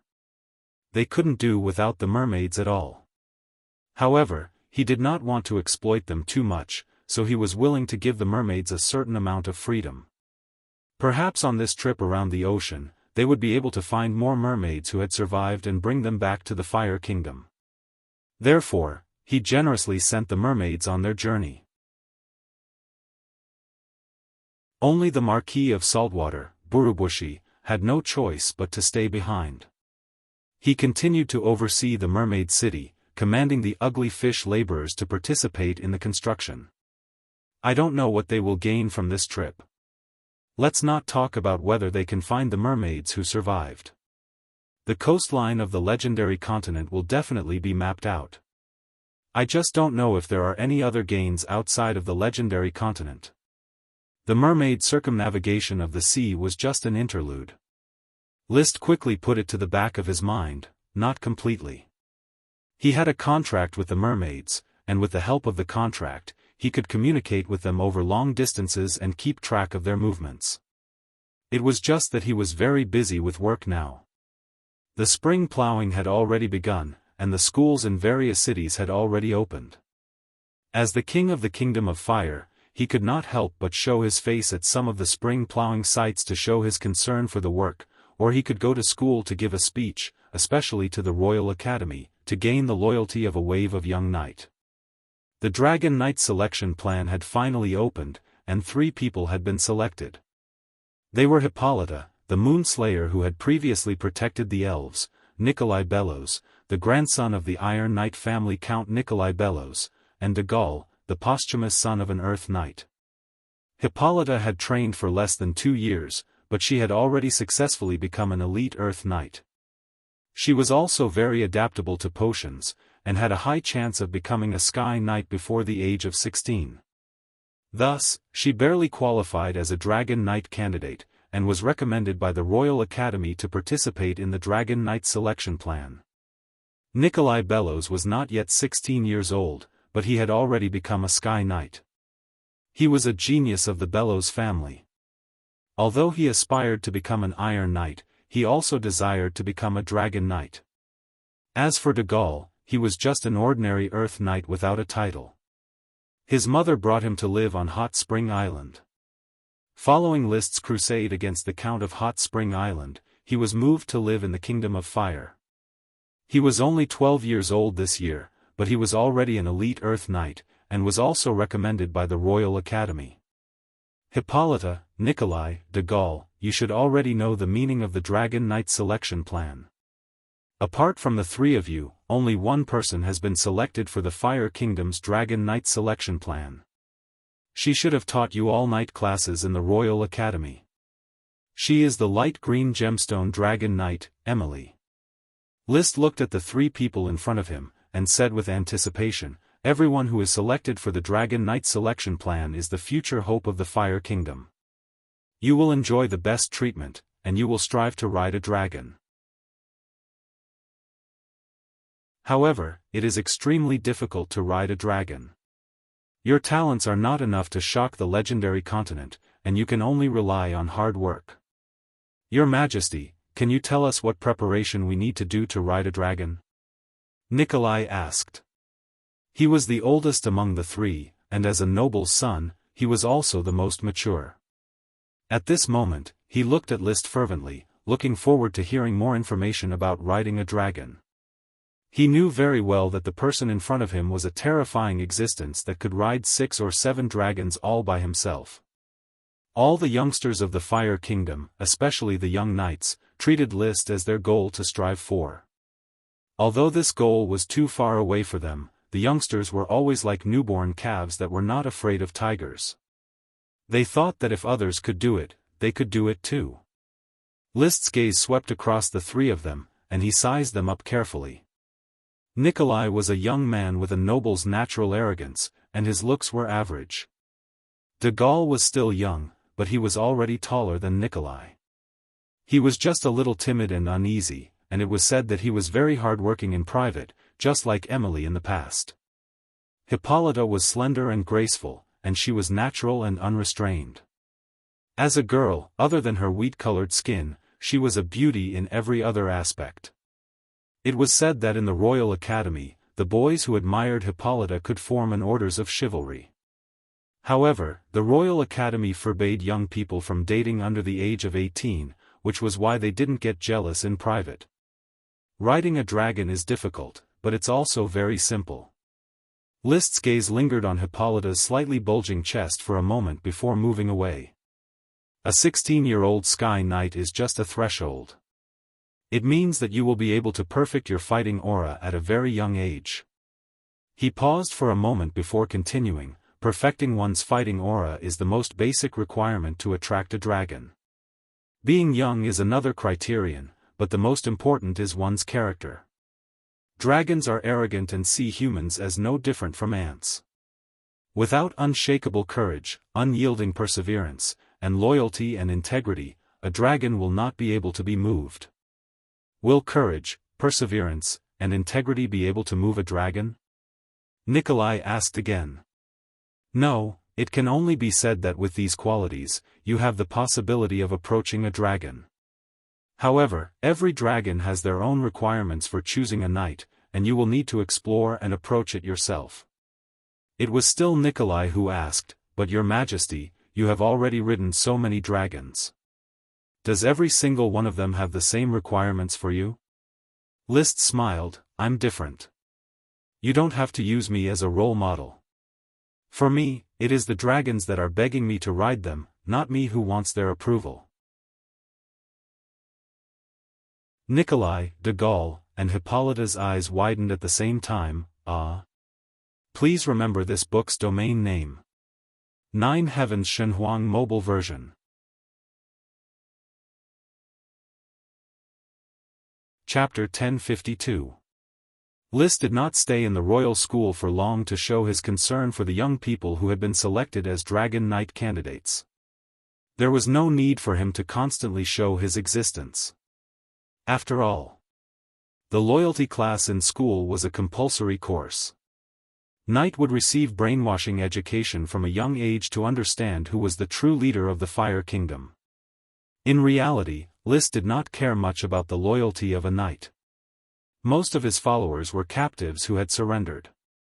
There were not many who were loyal. He preferred to use benefits to rope in Knight and strengthen the system of the kingdom. Other than the feudal nobility, he also wanted to develop the Burning Legion. As a knight of the Fire family, this was a job that he valued. Recently, he had picked out a large group of knight who had achieved military service. Among them, he selected a small group of Fire Element Elite Earth Knight with a weak background and brought them to the Phoenix Forest in the endless volcanoes. Red Sparrow, it's this kind of big red bird. It's slightly violent, but it can be tamed as a mount. Standing on a phoenix tree that was already as thick as an arm's length, List directly used the awe of the phoenix ability to summon a high-grade magical beast, a red sparrow. The awe of the phoenix was the ability of the phoenix transformation. As he continued to develop it, he could now use it on a human body. The effect was not as strong as when he used the phoenix transformation. However, if he used it on a single bird, it could achieve the same effect as when he used the phoenix transformation. Coo. The red sparrow stood beside List and intimately rubbed its neck against List's shoulder. In the distance, there was a large group of red sparrows chirping noisily. However, under the influence of the awe of the Phoenix contract, they did not approach List. There were about 26 Fire Element Elite Earth Knights. They were all young knight, none of them over 20 years old. At this moment, the knights were staring at the red sparrow with passionate eyes. They naturally understood the reason why His Majesty had brought them here. Fire Element Advanced World of Warcraft Red Sparrow. Originally, my plan was to reward a Fire Element Sky Knight to tame and ride it. However, the Fire Kingdom had yet to be established and the number of Sky Knights was low, so they were demoted to Elite Earth Knight. You are very lucky to have the opportunity to ride them. List said in a clear voice. This was the truth. Advanced World of Warcraft, especially the flying-type Advanced World of Warcraft, were extremely rare. A flying-type World of Warcraft that could be tamed and mounted was even rarer. Each of them was priceless, and it would be a waste to give them to the Earth Knight. He had originally hoped to use the Cardinal, Fire Raven, and Fire Dragon Bird as his mounts to build the Burning Legion's most elite guards, the Orders of Chivalry.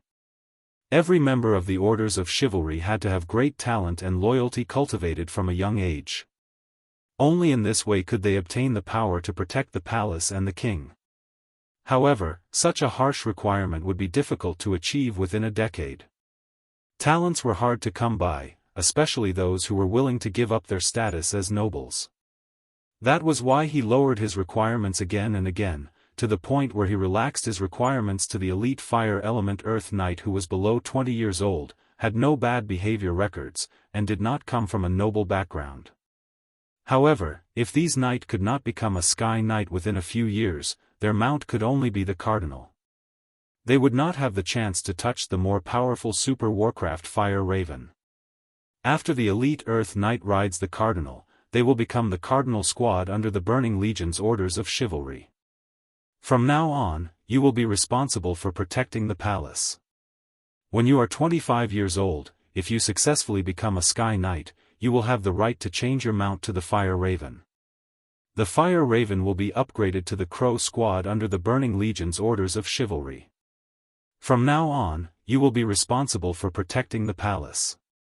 If you can achieve full combat energy before the age of 35, you will have the right to change your mount to the Fire Raven. You will become a knight riding a super dragon, a true royal knight. The Royal Orders of Chivalry had 3 squads, the Royal Guard Squad, the Crow Squad, and the Cardinal Squad. It was not a strict establishment of the orders of chivalry. It was more of an honorary establishment. Because List himself had fire element combat energy, he was inclined to have a fire element knight as a royal guard. However, in the future, he would definitely open it to all combat energy attribute knight and build more squads. Among them, the Royal Guard squad was probably the highest level of glory. Only a knight who rode a super dragon beast could become a real imperial knight and obtain the right to escort the king when he went out. Currently, the only super dragon beasts that could be ridden in the Fire Kingdom were the Fire Raven and the Storm Dragon Horse. As for the Thunder Dragon Tortoise that was residing in the Mermaid City, it was the size of a small mountain and did not seem suitable for riding. There were 3 Storm Dragon Horses. The Storm Dragon Horse with its broken horn had become Lee William's new mount. As the father of a Dragon Knight and a Domain Knight, as well as being in charge of the administration of the Kingdom of Inferno, he indeed needed a mount that matched his status. List let Lee William choose the Fire Raven and the Storm Dragon Horse. Lee William was not interested in the Fire Raven. He had water element combat energy and was not compatible with super dragon beasts of the fire element. Thus, he chose the Storm Dragon Horse of the wind element. He hoped to choose the 2 that did not have a broken horn.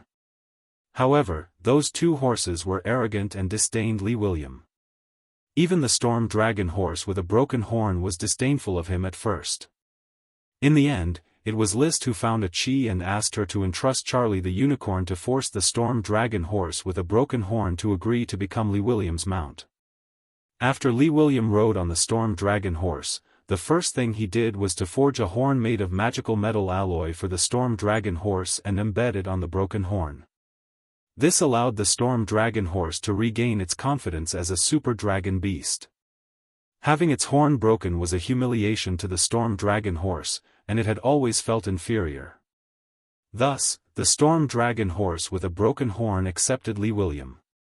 For a period of time, Lee William rode the Storm Dragon Horse every day, patrolling his territory and proudly showing off.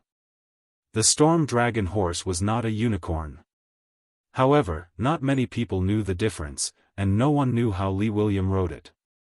Thus, many people mistakenly believed that Lee William's ability to ride a unicorn meant that he was an upright, righteous, and noble knight. After all, Lee William was not a pure, virgin knight. After all, his grandchildren could run all over the place. Lee William's prestige soared because of this. Screech! The blazing dragon bird cried out crisply in the distance. It was the Phoenix dragon elf, Infant. She flew over on Little Red and landed beside List. Infant, who was wearing a small armor, jumped off the bird and stood on a branch. He was right next to List. List, are you here to inspect the flock of blazing birds? Yes, Infant. I'm here to pick a few red birds for my knight to ride. Oh, they look very weak. Little Red said that it could fight 100 of them.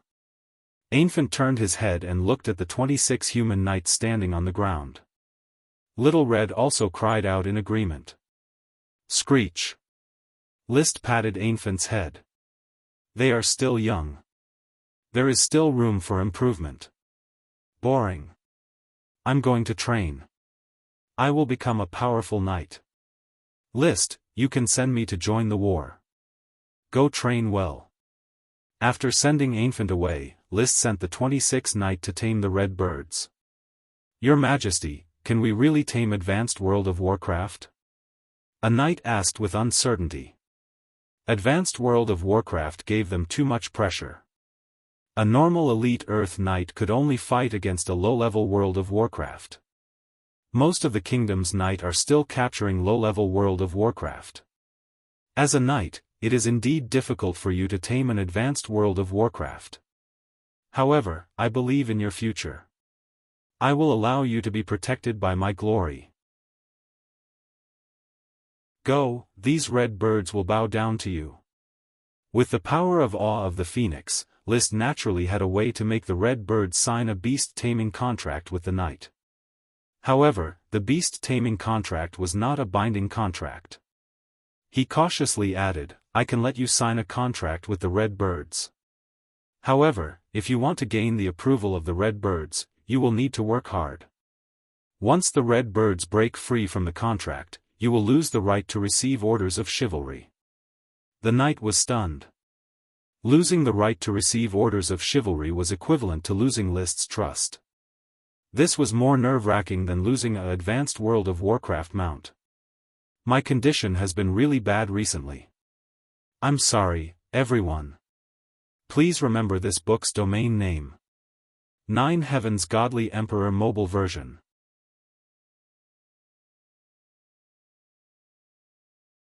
Chapter 1053. The Orders of Chivalry Cardinal Squad had been formed. 26 Fire Elite Earth Knights had all signed a taming contract with the Cardinal with the help of List. The Cardinal Squad would be the first batch of knight to protect the Fire Kingdom. Of course, they were only in reserve. They had to wait for the Cardinal to establish a close relationship with them and not rebel before the real Cardinal Squad could be determined. No matter what, this batch of knight would be the backbone of the Burning Legion in the future and would be the direct knight of the Flame family. The Fire Kingdom that they guarded had not been completely built, but the main framework had been formed. In such a fantasy world full of magic, the construction industry was not developed enough, but as long as one was willing to spend resources and mobilize mages to participate in the construction. The speed, quality, and difficulty of construction were definitely more efficient than the high-tech construction methods on Earth. It just so happened that the Moonkill natives on Flame Island relied on magic dust to cultivate a large number of ancient mages. They participated in the construction and took on the most difficult parts, so that the city was built quickly. Moreover, there was the Guild of Magic coordinating and developing more construction techniques. The Fire Kingdom was the highest platform to test the construction standards of the Fire Kingdom, and it was planned as a whole. Most of the cities under the Knight system were built spontaneously, without a complete city plan. The Fire Kingdom was planned to be a large city with a population of 500,000 from the beginning, with streets and blocks arranged in a radial pattern. In the center was the landmark of the city, a huge stone gate, the Arc de Triomphe. This was List's bad taste, imitating Paris. An avenue that ran from the north to the south passed through the Arc de Triomphe. This avenue was called the Gilt Avenue. It could carry 10 carriages side by side, which was the distance of 20 warhorses. In addition to this Gilt Avenue, there were 5 other avenues that crossed the Arc de Triomphe. Of course, because of the direction of the Arc de Triomphe, these roads could only go around the Arc de Triomphe, forming a big turntable around it. Only the Gilt Avenue could pass through the Arc de Triomphe unimpeded. The 5 avenues and the Gilt Avenue divided the Fire Kingdom into 12 radial fan-shaped areas. In a clockwise direction. The area from 12 o'clock to 1 o'clock was the administrative area, the area from 1 o'clock to 2 o'clock was the education area, and the area from 2 o'clock to 3 o'clock was the green area. The area from 3 o'clock to 4 o'clock was the business district, the area from 4 o'clock to 5 o'clock was the civilian residential area, and the area from 5 o'clock to 6 o'clock was the business district. The area from 6 to 7 o'clock was the civilian residential area, the area from 7 to 8 o'clock was the storage area, and the area from 8 to 9 o'clock was the magic area. The area from 9 to 10 o'clock was the green area, the area from 10 to 11 o'clock was the noble residential area, and the area from 11 to 12 o'clock was the military area. Of course, this was only a rough distribution. Every fan-shaped area was divided by countless streets, which were further subdivided into many smaller areas. List, who had a great pursuit of greenery, requested that every small area should have a park, and every small street should have an eye-catching public toilet. In short, the future Fire King city would be a clean and tidy city with lush greenery.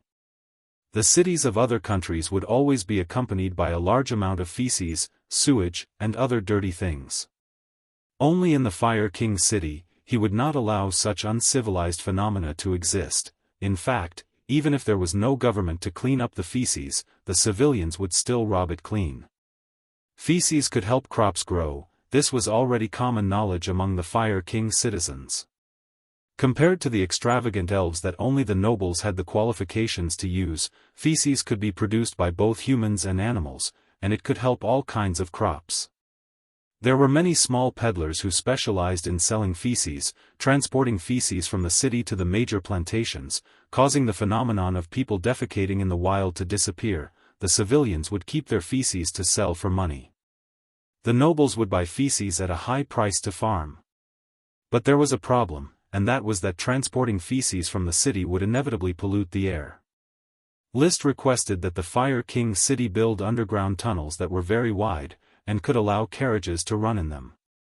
The feces would be transported out of the city through the underground tunnels. At this moment, after returning from the Phoenix Parasol Forest with the Red Sparrow Squad, Liszt stayed in the Fire King's city to inspect. Today, he was inspecting the sewers. At this moment, there were not many people living in the Fire King's city, so the sewers had not started transporting feces and sewage. Light is a very big problem. The underground tunnels are very deep, and this is a place where light cannot reach. It is very easy to breed evil here, Liszt said to Gort and the others who followed him. Gort was specially sent by him to supervise the construction of the Fire King's city. The former fallen Lord Knight was now a Viscount, and one of the development committee members. Your Majesty, when the Fire King's city is in operation, I will order the King's administration to form a special patrol orders of chivalry to protect the safety of the underground tunnels, and not let any filth survive here. Gort said with a powerful voice. Following Liszt's continuous rise in status, he had already adapted to his current status. Although his strength was still a pitiful trainee knight, as Liszt's representative, he would not belittle himself. Patrol is a must. After all, other than transporting feces, sewage, and garbage, the underground tunnels also exist as an emergency passageway and a channel for supplies. However, if the light problem is not solved, it will always be a hidden danger. Has the Guild of Magic not come to fruition yet? I am not sure about this. The management of the Guild of Magic is not under my jurisdiction. The two presidents, Crazy and Kenley, should know. Your Majesty, do you need to contact them? The members of the development committee had their own responsibilities, and would not cross the line easily. Chairman Lee William Tulip was in charge of overall planning, Deputy Chairman D. Maria Iwashi was in charge of diplomacy, Emily was in charge of military affairs, Piero Grayiron was in charge of trade, Elton Golden Chrysanthemum was in charge of agriculture, Geoffrey Furonqui was in charge of justice, Durut Red Apricot was in charge of communications, and Paris was in charge of finance. Gort Mast was in charge of the city construction, Marcus Will was in charge of education. Of the two special members, Crazy Truth was in charge of the Guild of Magic and the various departments of the Fire Kingdom, and Kenley Truth was in charge of the Guild of Magic's scientific research. Contact them, Liszt said. Soon, Gort instructed his assistant to contact Crazy and Kenley through the magic platform. Liszt asked directly, how's the progress of the magic light bulb that I asked the Guild of Magic to develop? Your Majesty, there are preliminary results. The problem of magical luminescence has been solved, but glass products cannot replace crystal, so magic cannot be used stably. We have not found a material that can replace crystal, so we have not developed the magic light bulb that Your Majesty hopes for. The magic light bulb, as the name suggested, was made using magic light bulbs. There should be a physical phenomenon of magnetism producing electricity in this world, but Liszt did not understand it and could not develop it in depth. After all, he had not even figured out the steam engine. So he decided to avoid electricity and directly use magic to achieve some advanced technology. The magic light bulb was one of the ideas. There was already a magic equipment like crystal lamps, so it was only a matter of cheap mass production of crystal lamps. Once the magic light bulb was developed, the city could be brightly lit at night, which would greatly increase the working time. In the past, most people would obediently go to bed at night, but with the magic light bulb, they could at least work until midnight, which would definitely greatly improve the efficiency of work. List could not help but urge Crazy and Kenley, hurry up and break the shackles of thinking. Look for more materials. We have even solved the problem of magical luminescence, so it's not difficult to find a suitable carrier. Tell those arcanists, whoever can find the suitable materials, I will sponsor them to set up their own magic laboratory.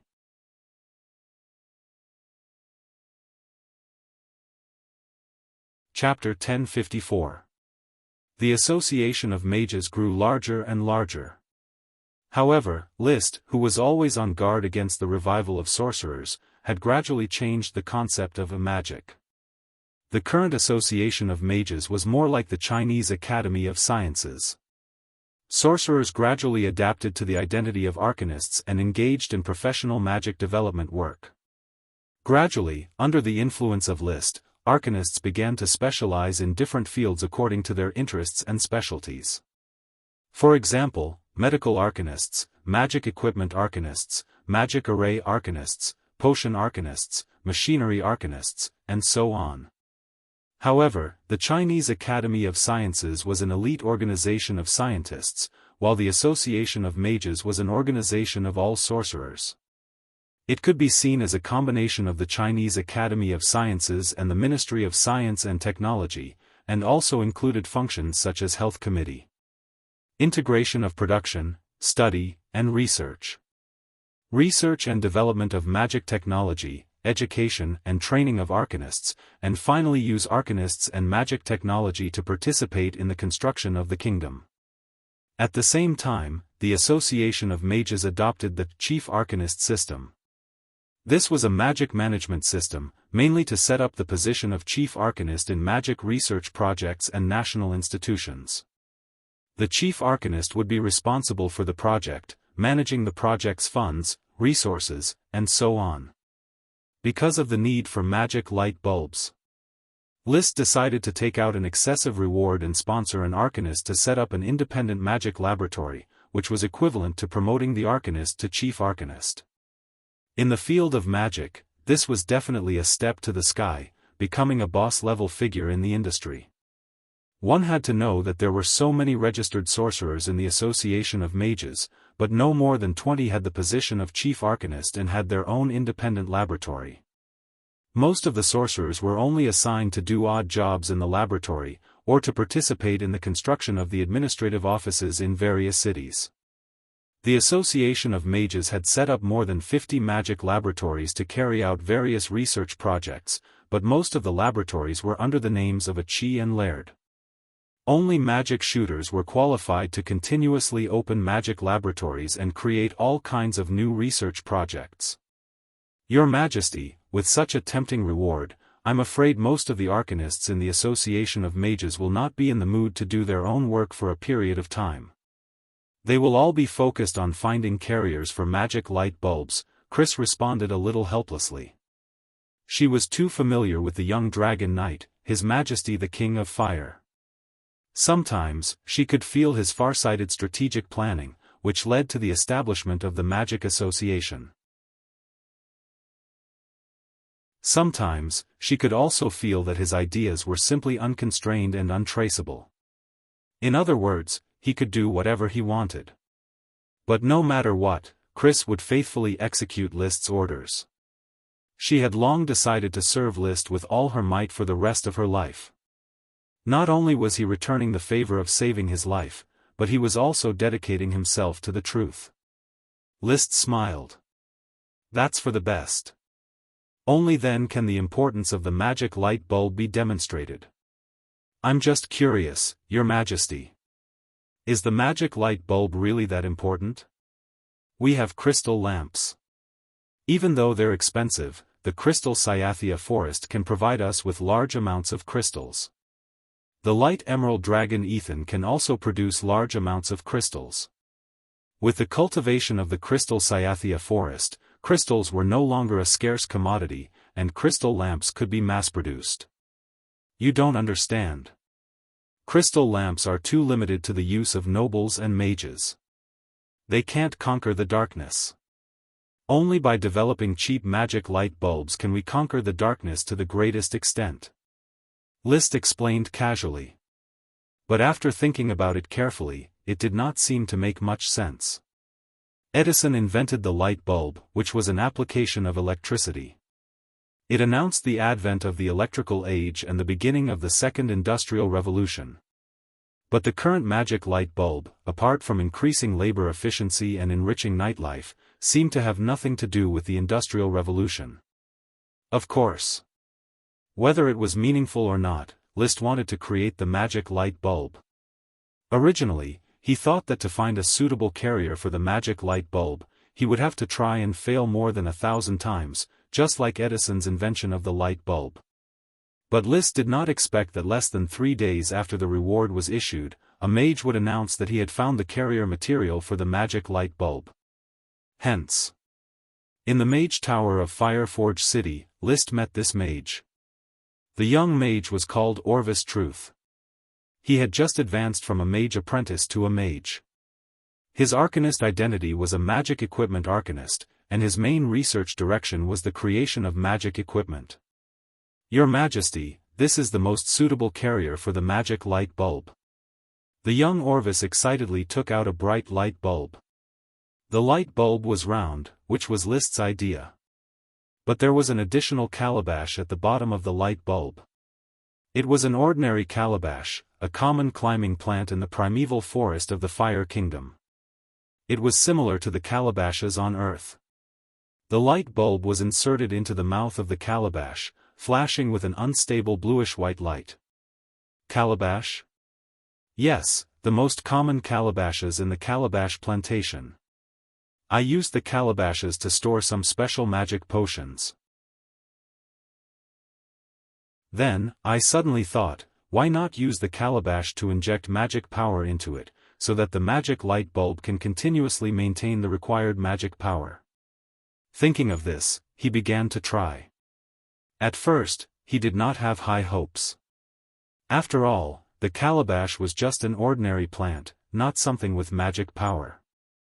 But unexpectedly, after he injected magic power into it, he found that the magic power did not dissipate. Thus, the calabash magic light bulb was born. Using the eye of magic, Liszt could naturally see through this calabash magic light bulb. It was filled with water magic power. It was flowing slowly inside the calabash, providing magic power for the illuminating magic array in the glass bulb at the top. The consumption was very small, and with the magic power of this calabash, it could be used for at least a year. Very good. Liszt patted Orvis on the shoulder and was not stingy with his praise. You are a lucky arcanist. Of course, luck is also a part of strength. I have high hopes for you, Orvis. From today onwards, I will sponsor you to set up an independent magic laboratory of your own. Thank you, Your Majesty, thank you so much. Orvis trembled with excitement and bowed deeply to Liszt. This is a reward that you deserve. Liszt turned around and said to Chris, Kenley, and the others who followed him, I think we can let Orvis be on the cover of the next issue of The Great Arcanist. The Association of Mages should vigorously support outstanding young arcanists.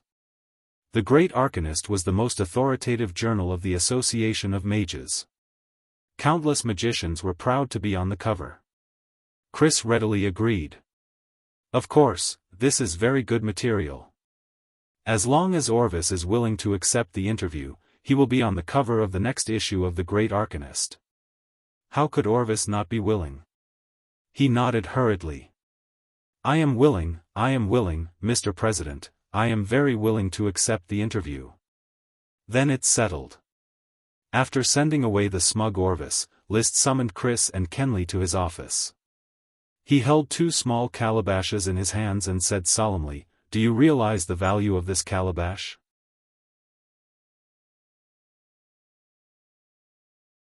Chapter 1055. Can it store magic power? Chris asked. It can be used as a container for magic power, Kenley answered. Neither of them understood what Liszt was talking about. In the end, it was List himself who said, "The calabash can be seen as a spellcaster. Can I use it to create spells that I can cast at will? Cast spells at will?"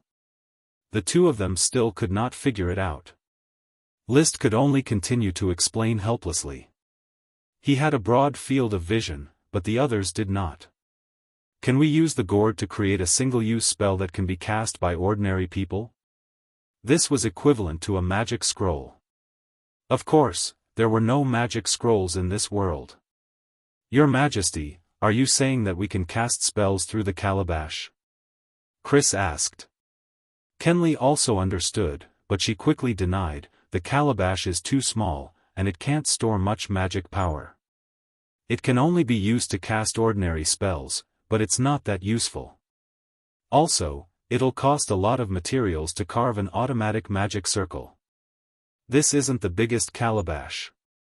There should be bigger ones in the garden. Maybe they can store more magic power to cast advanced spells. Also, they don't have to be offensive spells. They can be used as a power source for mechanical devices." List thought of a device and continued, "If the magic bicycle is driven by the calabash, does it mean that it can run continuously? Even ordinary people can ride it?" The magic bicycle and its inventor, Gundolf Truth, had been featured on the cover of Grand Arcanist before. That's a good idea. But the magic power stored in a single calabash is still too little. Then let's connect more calabashes. Connect more calabashes? Kenley was surprised. The more calabashes we connect, the more magic power we can store. Maybe it can really replace the existence of spellcasters. The next step is to use the gourd as the center and expand your thinking to develop its value, List instructed when he saw that the two of them understood. He believed that the combination of the calabash and magic power could be seen as a kind of electricity. Maybe the calabash could bring about the age of electricity and make people's lives more convenient. Of course, compared to the ubiquitous electricity on Earth, magic power was still a luxury that only the nobles could enjoy. The reason was simple. The source of magic power could only be provided by a magician. Other than the Guild of Magic funded by List who could provide mana on a large scale, the other nobles simply could not afford to support mages, especially in this era where the magic net was shrinking. In fact, if a chi wasn't a magic shooter, List wouldn't have thought about developing magic at all. No matter how rich the development of magic was, it was not as good as riding a dragon. However, since a chi had become a magic shooter, he also had to develop magic for a chi, so that a chi could go to the next level. The electrical era of magic was not extravagant, as long as some convenient magic items could be developed, such as magic elevators, magic water heaters, and so on. As a dragon-rearing family, a noble family that stood at the pinnacle of luxury, List naturally wanted to enjoy life. "I'll tell Crazy the idea of the magic elevator later and ask her to develop it as soon as possible. It'll be best if the magic elevator can run through the entire palace when the Palace of Stars, Sun, and Moon is completed." But a chi said that she's going to build a small magic transmission circle in the palace. It doesn't seem that she needs the magic elevator, right? There was no point in thinking too much. Even if he couldn't use it himself, it would be good to give it to the servants. He returned to Fire Castle, called the gourd sprite, Klein, and went to the gourd plantation to inspect it. He used to think that gourds, a crop, had no use except as a container, but now it was different. The effect of the gourd's magic storage had doubled its value. List, Ella is really annoying. It's not an elf butler, but it always likes to make noise in your ear. It's really an annoying elf. Klein complained on the way out of Fire Castle. It was fed up with the thorn sprite, Ella. List chuckled. You don't have to care about it. He let Ella serve as an elf butler at the stage of the Great Elf, of course, because of Ella's strong will, but also because he hoped that Ella could bring about a catfish effect, stimulate the elves, and promote the development and evolution of the elves. Now it seemed that it was still effective. Klein was stimulated by Ella and evolved into a great elf. I don't want to pay attention to it, but it's really annoying. I play with it and it always interrupts me. I don't like it. I want to leave Fire Castle, I want to live in my gourd garden. Well, I also want to take the gourd sprite and the gourd sprite worm out. I like them. There were not many elves who liked their own kind, and Klein was obviously an exception. In its separate worm room, there were 2 gourd sprites and 7 gourd sprite worms, all of which it took the initiative to do. The 2 little elves also liked to follow behind Klein, playing pranks and causing mischief in the castle. The gourd sprites were very naughty. On the contrary, although Ella had a bad temper and a domineering personality, it rarely made mischief. If you really don't like living in Fire Castle, don't live in the plantation. After all, there are still some dangers outside. When my palace is built, there will be a large elven palace. At that time, you can have your own separate garden, and then you can enjoy peace. Well, I'll bear with it first. When can the palace be built? In another 6 months, I will definitely be able to move in before this year's festival. That's okay. When he came to the gourd plantation, List mainly came to inspect the growth of the gourds here and the different kinds of gourds produced. There were many kinds of gourds in the primeval forest. Some were long, some were large, some were thick, some were hard, some were soft, some had only 1 cavity, and some had 3. No matter what kind of gourd it was, they all grew under the influence of Klein's worm stalk. When Magic Eyes was cast, apart from a few worm stalks, there was no mana retroaction. He went to the side of the largest gourd and picked up a large gourd, almost the size of a watermelon. I don't know if this type of gourd can store magic power. If it can, it should be able to release a high-level spell at a time, right? Unfortunately, magic power does not have a gaseous, solid, or liquid structure. There is no possibility of liquefaction. No matter how much it is compressed, a gourd cannot store much magic power. Magic power was not matter. In the wizard's triangular theory, magic power, spirit, and matter were equal existences. The particularity of magic power might be similar to light, with wave-particle duality. Because magic power was a part of the weave, whether it was the magic power of the weave dragon or the magic power of dragons and other creatures, they all existed in the form of a net and a field. Suddenly, there was a burst of inspiration in his mind. Gourds can store magic, which is very unusual. According to the triangular theory, ordinary plants are ordinary matter, and it is impossible to block magic power. So what is the structure of this gourd that magic cannot penetrate it?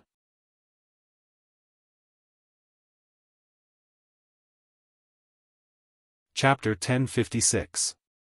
There were many things in the world that could block magic. For example, glutinous rice juice was a very outstanding magic resistance material. Almost all large castles were built with glutinous rice juice. Such castles could resist magic and aura attacks very well, and they were very sturdy. However, glutinous rice juice was only anti-magic and could not block the penetration of magic.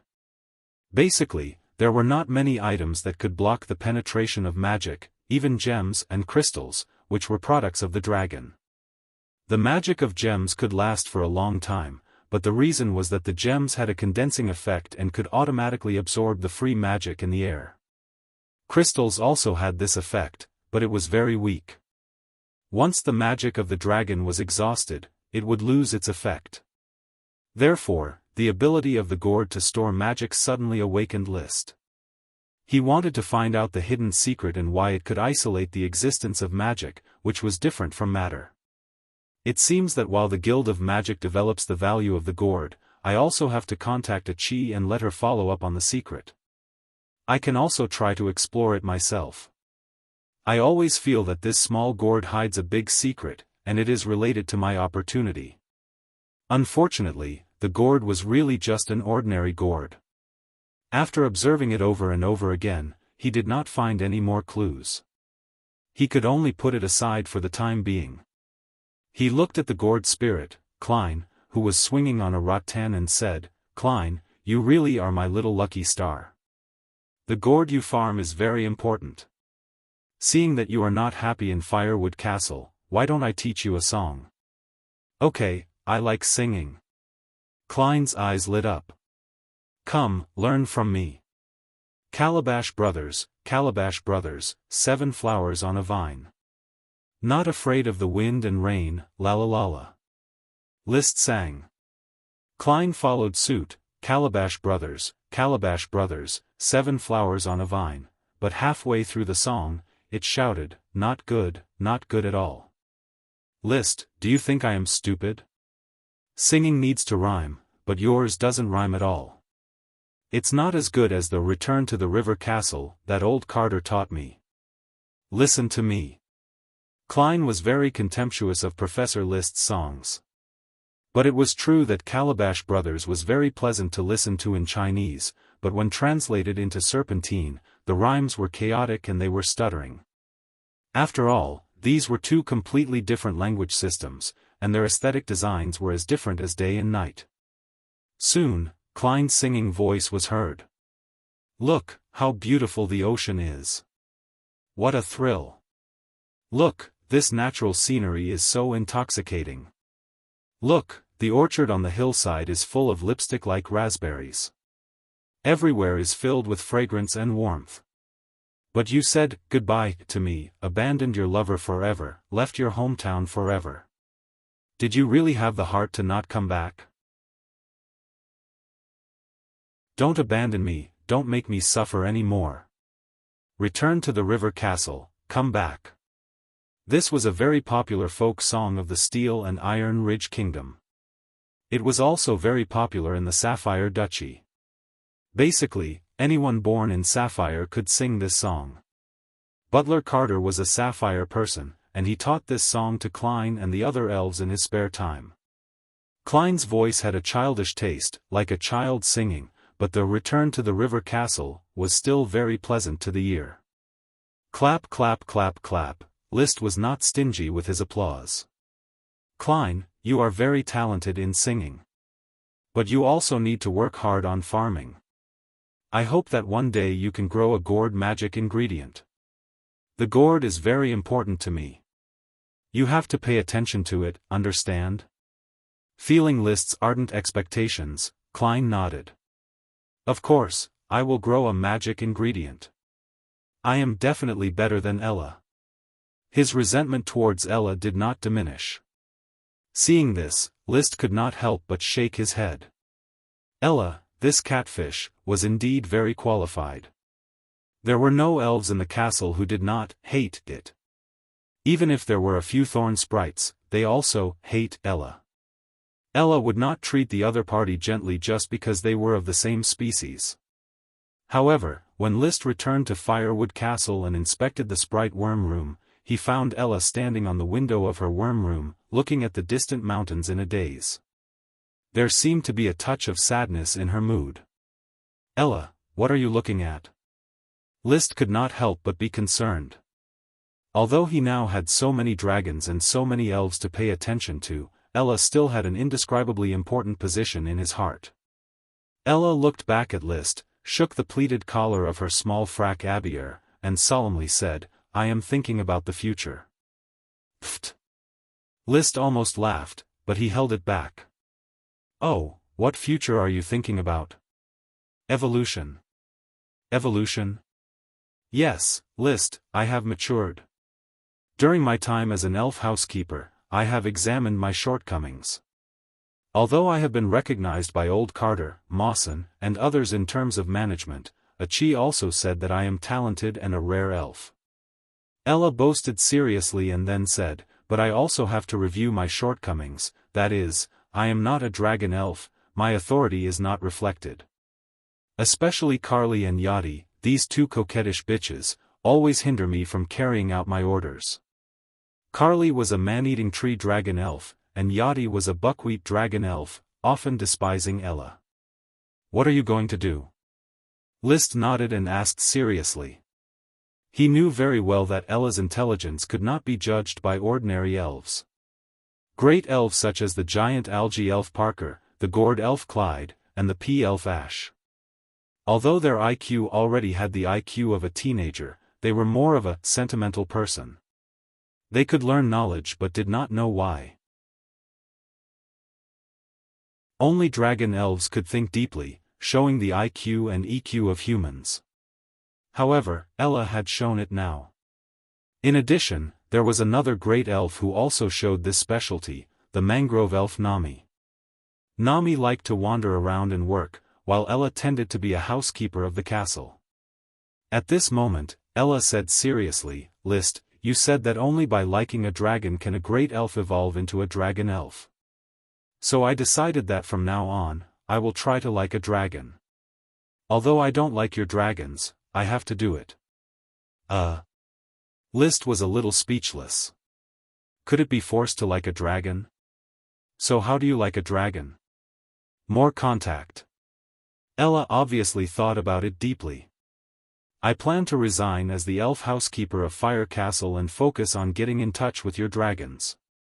Fire Dragon Leo, Invisible Dragon Bard, Light Emerald Dragon Issen, Grey Iron Dragon Orn, Mountain Copper Dragon Marta, Water Dragon Walter, Aluminum Dragon Connor, and Bone Dragon Winnie. I will try to get in touch with them. Well, in that case, let's start with Bard. He didn't know if Ella's forced love would work, but it was worth a try. Ella nodded, then narrowed her eyes. Wow, I'm going to announce my resignation to the elves now.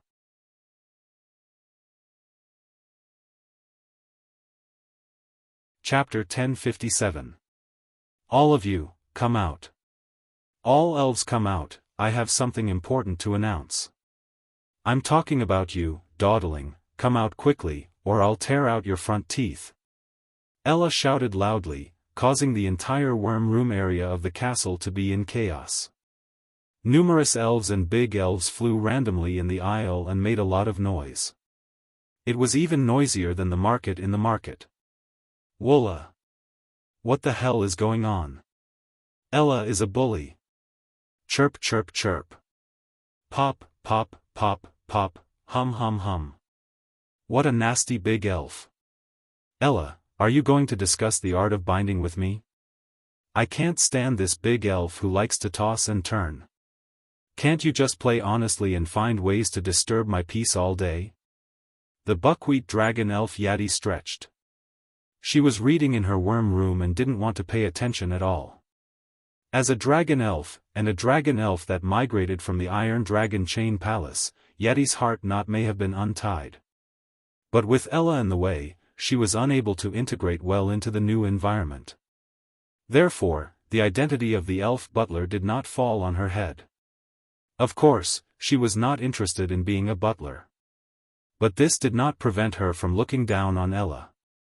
How could a big elf manage a dragon elf? She wanted to ignore the annoying Ella among the elves, but she couldn't avoid it. She would see her every day.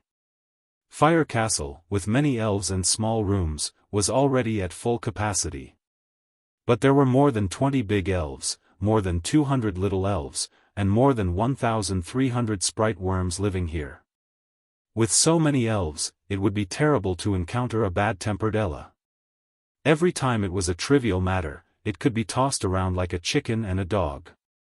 Today was no exception. Although Yati did not go out of the door, she pricked up her ears and listened carefully, trying to figure out what Ella was up to.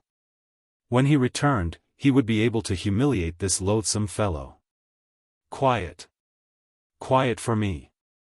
I'm talking to you, what are you looking at? If you look again, I'll dig out your eyes. Ella's voice was always so energetic, and Yati curled her lips in disdain. She thought to herself, just because she is List's first elf, she is arrogant and boundless. Sooner or later, she will fall. After a long period of scolding, the aisle finally calmed down a little. It had to be said that Ella's deterrence was still good. At that moment, Yati heard Ella shout, "Let me tell you something serious.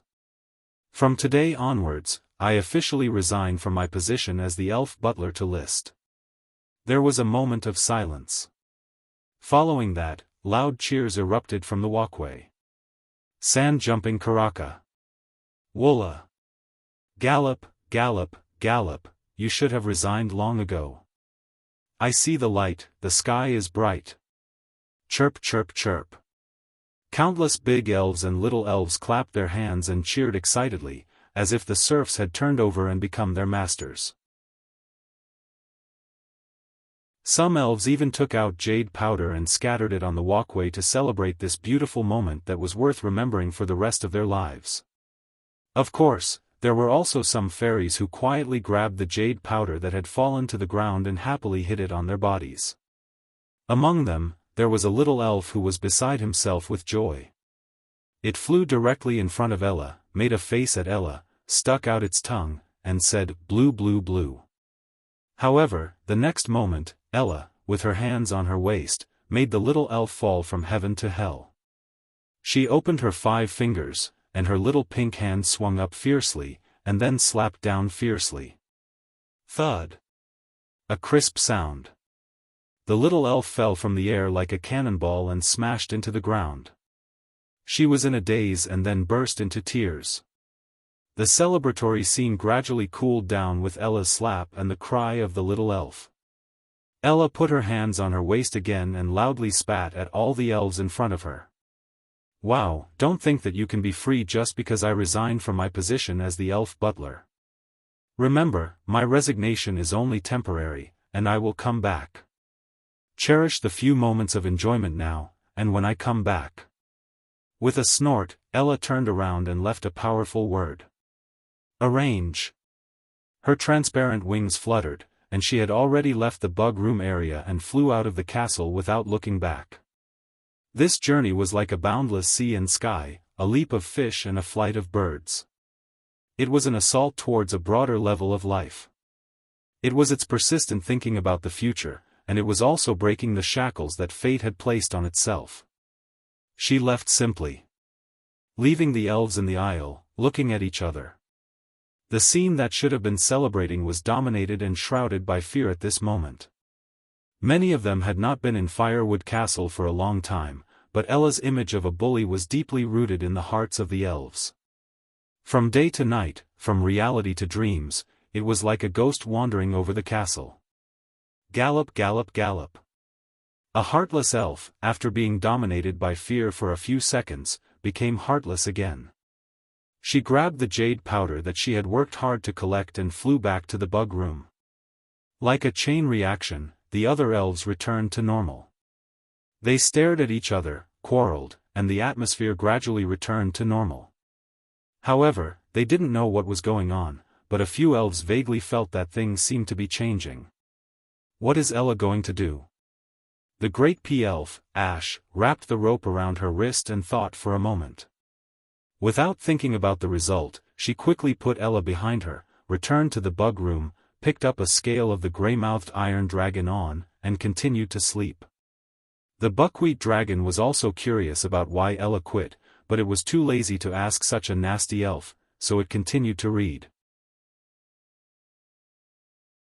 Hello, Bard, I am Ella, List's favorite great elf.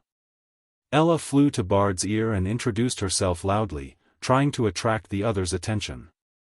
However, Bard just raised his eyelids, then closed them again and continued to lie on the top of the moon mountain to bask in the sun. Although List had told it to get familiar with Ella, it was not a good idea. However, the dragon had its own character. It simply looked down on little things like elves that were smaller than ants. Reluctantly showing up was already giving List face. I want to like you, Bard. You should behave well. Only then can I like you. Ella stood on Bard's eyelids and said seriously. However, the next moment, Bard didn't know where he got a handful of smoke grass, put it between his teeth, and slowly rubbed and chewed. In an instant, the unique smell of smoke grass permeated the top of the moon mountain. Ella's eyes widened. 1 second. 2 seconds. 3 seconds. On the 4th second, it suddenly covered its nose and flew away while screaming, I will never fall in love with a dragon with such a stinky mouth. Never. So, Ella, you're giving up on Bard? List was inspecting the progress of the construction of the Palace of the Sun, Moon, and Stars. Listening to Ella's endless complaints, he asked helplessly. It's too smelly, List. How can you stand it? Aren't you afraid of the smell? List laughed. I'll get used to it. I can't get used to it. I want another dragon to like it. Well, then change to the mountain copper dragon Marta. It's at the back of the mountain. I'll send you there.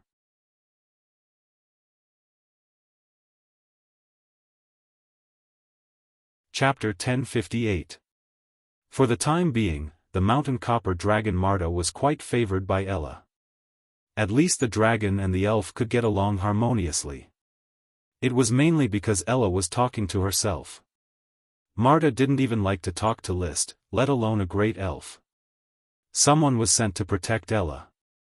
List didn't stay in the Fire Kingdom for long. He spent several days in the magic laboratory, looking for possible clues with Chi, who was studying the gourd in her spare time. The gourd is very strange. Judging from the microscopic level, its structure is not unusual, but at a more microscopic level, there must be a different structure that blocks the penetration of magic. Brother, Chi can't sense the more microscopic level for the time being. She needs some equipment. If you need any equipment or resources, just tell me. List simply said. He was a little anxious. The smoke mission had been delayed in the stronghold for more than half a year. Every day, he looked at the unchanging smoke serpentines. Mission, 202 choices of fate, guidance and prediction. You have grown from a small rural lord to the king of a country. In the time when the Fire Kingdom is about to be established, perhaps it is time to think more deeply about some issues. Please touch the stronghold. Reward, the favor of fate. His heart gradually became irritated. Originally, the kind of smoke mission that happened once every few days or weeks was really refreshing. He often felt the benefits brought by the power of fate, but it also made him seriously dependent on it. Now, he hadn't received any reward from the smoke mission for more than half a year. His heart felt like it was being scratched by a cat, and he always felt uncomfortable. This was probably the case of it being easy to go from frugality to extravagance, but difficult to go from extravagance to frugality. When there were no smoke missions, life could go on as usual without any discomfort. But now that he was used to the smoke missions, he would be very unhappy if he didn't get any benefits. However, he also understood that it was not a good thing to rely too much on the smoke missions. The delay in this stronghold mission might be a good time to get rid of this dependence. He still had a very clear understanding of this. The smoke missions are the embodiment of the power of fate in me. It is a kind of talent of mine, and I am not wrong to rely on it. I just need to develop in a comprehensive way. I can't rely too much on the smoke missions. There must be a limit to everything. In short, previously, the smoke missions were too frequent. Now that the smoke missions were taking too long, it was best to neutralize them. There were all kinds of gourds of various sizes on Chi's laboratory table. She took out a document and said, Chi has begun to design a device that can observe the structure of matter at a more microscopic level. My brother once said that the combination of convex and concave lenses can form a telescope or a microscope. That's right, I told you. When Chi was studying astronomy, she was already good at developing telescopes. She made many telescopes of various specifications, but she rarely tried to develop microscopes. She had always relied on her subtle perception of magic power. Now that she can't sense it, it's a good time to develop microscopes. List sighed in his heart that Chi was becoming more and more powerful. At the same time, a trace of doubt flashed in his mind. With your sensing ability, I'm afraid that the degree of subtlety you can sense can reach the atomic level. If that's the case, the precision of the microscope you'll need to reach a higher level. He didn't know much about microscopes, but he seemed to remember that he had learned about microscopes in middle school. His teacher had told him that optical microscopes could only magnify objects by more than 1,000 times. Those atomic-level substances were all seen with an electron microscope. As for smaller electrons, nuclei, and the like, List didn't know what kind of microscope was used to see them. He also couldn't understand whether scientists really saw electrons or if they measured them using scientific methods. If the precision of microscopes isn't enough, a Qi will develop a magic microscope. A magic microscope? Yes, didn't my brother say that magic power is similar to light and has wave-particle duality? Since an optical microscope can magnify and observe matter, a magic microscope should also be able to magnify and observe matter. Perhaps with a magic microscope, a Qi can extend her perception to a more microscopic level. All right. List had to admit that he really couldn't keep up with a Qi's train of thought, and he really couldn't understand how magic power could be made into a telescope. In fact, he knew the principle of an optical microscope at best. He didn't even know the principle of an electron microscope, let alone the magic microscope that a Qi was now conceiving. So he simply responded, "As long as you have an idea." Waving his hand, he turned around and left gracefully. The theory of the magic isolation of the gourd was handed over to a Qi to study, and List immediately focused on the construction of the territory. When April was about to arrive, the development committee finished the spring plowing work and organized a territorial planning of Blazing Island according to List's will. The territorial planning was List's idea of the development of the territory, and it was based on the administrative divisions on Earth. List, after a comprehensive consideration, the committee divided the Blazing Island into 21 territories, and each territory is basically equal in size. Of course, the northwest half of the territory is more desolate, and the area is relatively larger. The southeast half of the territory is more fertile, and can support more people, and the area is relatively smaller. In the administrative office, Lee William instructed the clerks to hang a meticulously drawn map on the wall. With the sextant to measure latitude and longitude, and the World of Warcraft as a mount to look down from the sky, drawing a map was a relatively easy task for the Blazing Kingdom. This topographic map of Blazing Island was accurate down to the mountains, rivers, every road, and every castle. Other than this kind of map, there was also the topographic map of contour lines that List had pointed out. The committee was even preparing to create a huge sand table and place it in the Palace of Stars, replicating the entire Blazing Island, and even the entire northeast corner of the legendary continent. There was a map on the wall. The Blazing Territory was divided into 21 territories, which were equivalent to the provincial units. Of course, most of the territories were simply divided, and the location of the territory's central city was specified. They had not really been developed. Currently, the Blazing Island had basically absorbed all the Moonkill natives, and only a small number of native tribes were still hidden in the deeper primitive forests. List's gaze swept across the territory. Currently, there were roughly 9 territories that had been developed and named.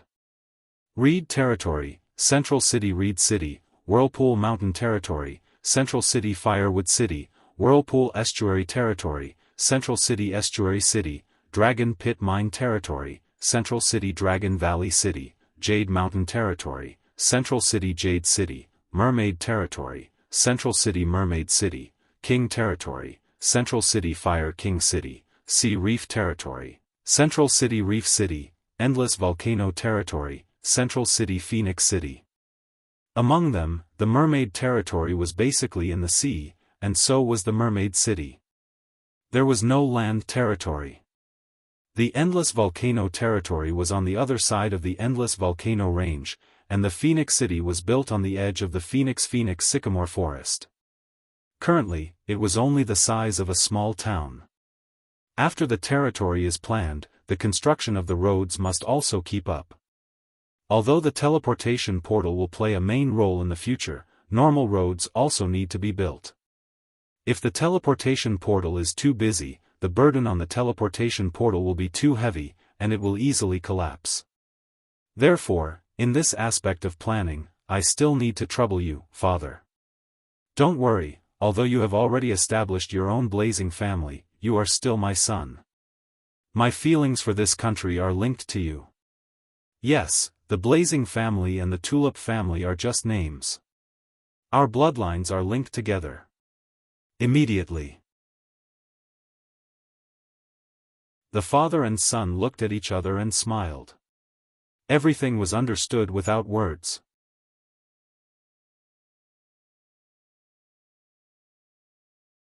Chapter 1059.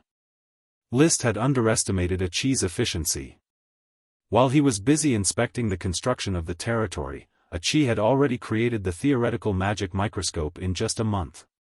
Sir Achilles' Ides provided the design, and I led a group of outstanding great mages to work day and night on it. After repeated polishing, we finally completed a magic microscope that can be used by magic shooters, Laird Truth excitedly introduced. During his stay in the Fire Kingdom, he had quickly integrated into the Guild of Magic. The high-end magic experiments conducted by Achi were all eye-openers for him. He felt that the truth he had come into contact with before was simply superficial. This was the true Holy Land of Truth. Although they were both magic shooters, his respect for Achi had reached the level of calling himself his disciple. It had to be said that the knowledge from Earth that List had explained to Achi might be slightly different from this world, but it had greatly broadened her horizons. It allowed her to stand at a higher level and examine the meaning of magic. It also meant that she was closer to the truth. That was why her research topic was so shocking and mesmerizing to Laird. Laird organized his knowledge and made up for a large amount of magic foundation for Achi. Now, Achi not only had profound basic knowledge, but also had great foresight. Her magic attainments definitely surpassed those of the magic shooters of the Moon Empire and Sun Empire in ancient times. The magic telescope, which was very complicated for List, only took Achi a few days to come up with a complete idea. Laird and other mages who had many years of experience in making magic equipment would then operate it. The magic telescope quickly appeared in front of List. It was a huge metal device that was 3 meters tall. It was engraved with dense magic runes and embedded with several sets of complex magic formations. Although the magic power represented by low, high, and supreme magic comes from the same source, the microscopic particle movement is completely different. Ordinary mages can only communicate with low magic power and cannot use the magic telescope. Only magic shooters with high magic power can barely use it. When Sir Achilles rides the unicorn, his magic power will reach supreme magic power and he will be able to use the magic telescope perfectly. As Laird explained, he couldn't help but glance at Charlie the unicorn. This unbelievably beautiful unicorn was truly an enviable existence, especially when paired with a mage. They complemented each other very well. Big brother, Achi has already used a magic telescope to observe the minute structure of the gourd. Achi was about to explain in detail when she suddenly noticed that RYLD and the others were still around. She then ordered without holding back, "Sir RYLD, please leave the laboratory for now." "As you wish." Laird was not angry. He bowed slightly and left the laboratory with the other great magicians. In the Guild of Magic, Achi's position was unique. After they left and closed the door of the lab, Achi said, "The detailed structure of the calabash is very interesting. Brother, guess what came to my mind when I saw this structure?" She had a faint smile on her face. Only when she was with List would she reveal her innocence. "Weave? Nope. Dragon? Not really. Then I can't guess." List expressed his helplessness. Achi smiled and said, "Let me give you a hint, mermaids." Mermaids? List tried his best to think, but he couldn't figure out what mermaids were related to. In the end, he made a random guess. "Did you think of the devil?" "No, brother, it's the sea." "Sea?" "Yes, Achi can't feel any difference on the atomic level of the calabash. But on a more subtle level, it's like the sea, constantly surging. When magic comes into contact with the sea, it will be blocked by the sea. On the other hand, the subtle level of ordinary matter is not like the sea, but like a layer of stone. Magic can easily pass through it." Achi described the scene she saw through the magic telescope. She could imagine the observed matter as a filter. Some filter nets were built with large stones, and magic could easily pass through them. Some filter nets were built with gravel, and magic could also easily pass through them. Some filter nets were built with fine sand, and the penetration of magic was slightly slower. Some filter nets were built with even finer dust, and most of the magic was blocked. On the other hand, the filter net of the calabash was made with seawater, and there was almost no gap for magic to pass through. After understanding what Achi said, List couldn't help but frown. So, Achi, do you think the structure of the seawater in the calabash has anything to do with the barrier? He didn't care what the calabash looked like. What he cared about was the information about the barrier. Brother, Achi has made a general judgment about the barrier after half a year of research, Achi said seriously. The barrier is the boundary between matter, spirit, and magic. Let's take the invisible dragon Bard as an example. Its barrier is obviously the barrier of matter. Then, Achi analyzed Bard's situation in detail. Bard could pass through matter, the boundary of matter, and the world beyond matter. On the surface, it seemed to be an act of breaking the barrier, but in reality, it was not. Bard's ability didn't exceed the limit of the barrier of matter. The real barrier of matter is not the tearing of the boundary of matter or the transformation of stone into gold, but another level. Like the weave dragon, it doesn't tear the boundary like Bard, but it itself is enough to pass through matter and exist simultaneously in the world beyond matter, the boundary of matter, and the world beyond matter. This analysis made List thoughtful. Achi continued to analyze. Let's talk about the subtle level of the calabash. The seawater-like structure can block the penetration of magic. From Achi's point of view, it doesn't reveal the barrier of matter, but the barrier of magic.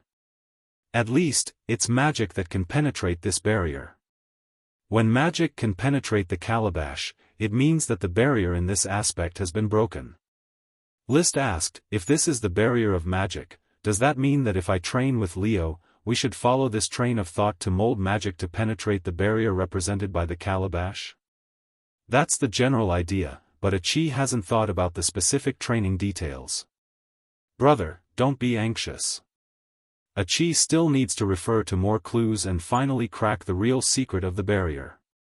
Although I'm anxious, I can endure it. List gave Achi a reassuring look. I'm now standing at the peak of power in this world, and I'm only 22 years old this year. There's still a lot of time left for me. Achi, we both have a long life ahead of us. I'm not anxious, and you don't have to be either. Yes. Achi nodded vigorously. List did his best to coil her beautiful blue hair. Although the smoke mission was like a fishbone stuck in his throat, he could only treat it as overcoming his dependence on the smoke mission. Perhaps after overcoming it, he could see more clearly what the power of fate was. Suddenly, a light flashed in his mind. Perhaps the blessing of fate reward of the smoke mission is to let me understand the power of fate and think about the power of fate? It was unknown. But his mind had quickly calmed down. How many Dragon Knight had not broken through the barrier since ancient times? Even if he couldn't complete this smoke mission, his life had not been in vain. Now was the right time to devote all his energy to the construction of the kingdom and lay a solid foundation.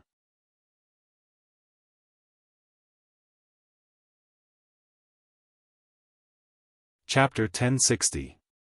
Touching the barrier still needed to wait. Time flashed by like a white steed flashing past a crevice.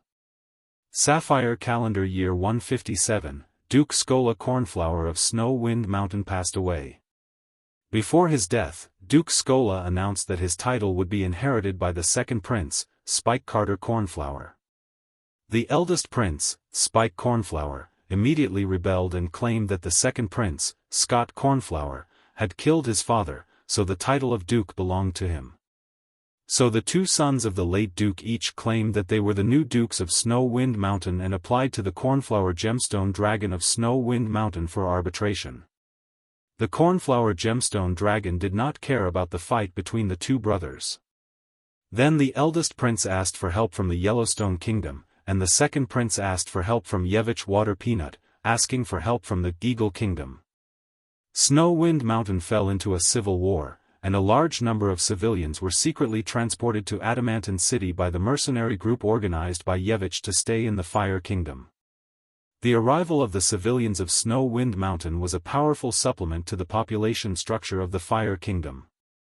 So, List instructed Yevich, make sure the civil war in Snow Wind Mountain continues for 3 to 5 years, and continue to migrate people to our Fire Kingdom.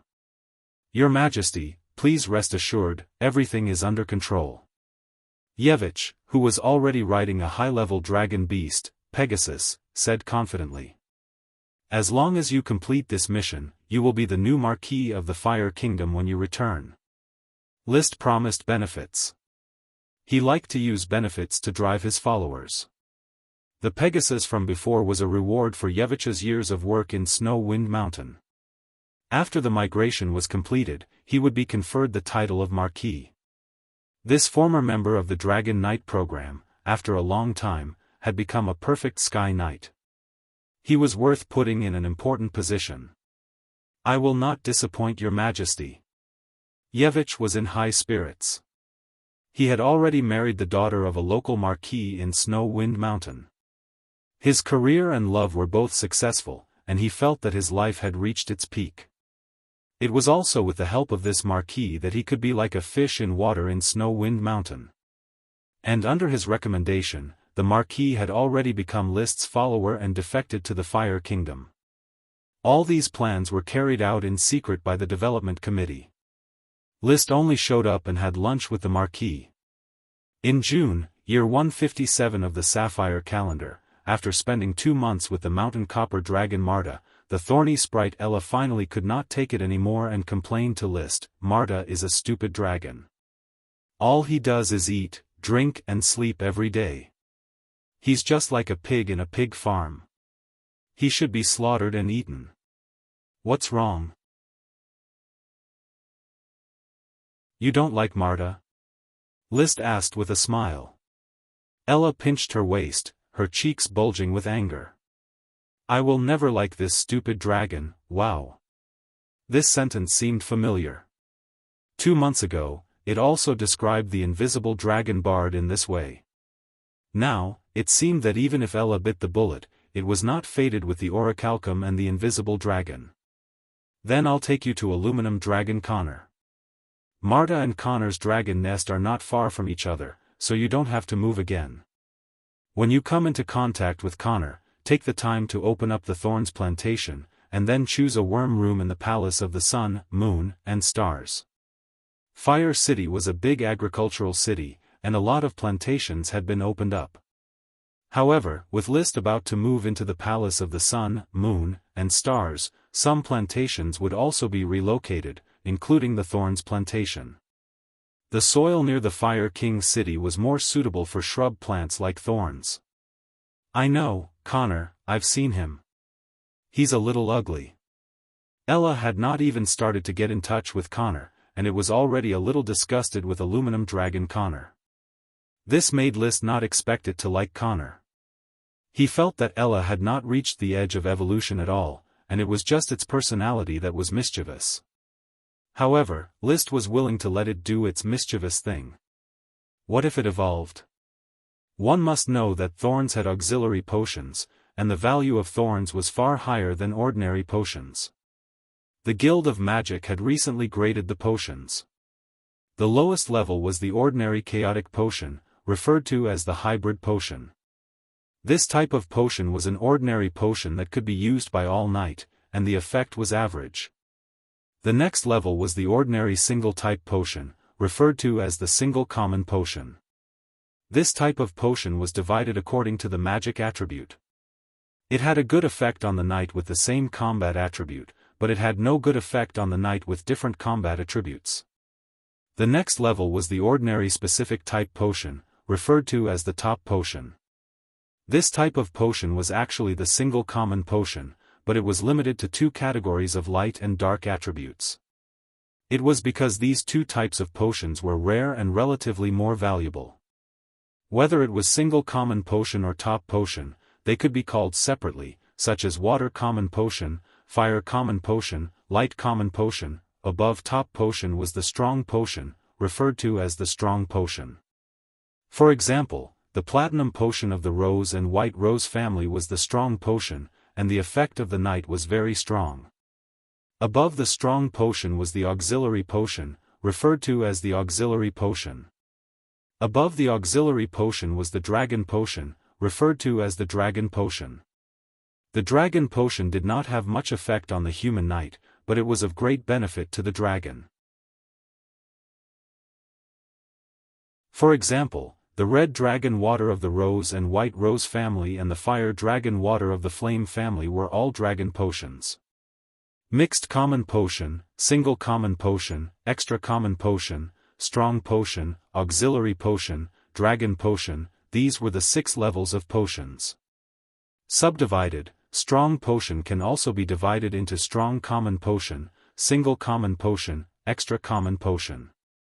The dragon potion could also be divided in this way, but it was not necessary because strong potions and dragon potions were too rare. In August 157 of the Sapphire calendar, the underground of the Fire Kingdom was fully equipped with magic light bulbs.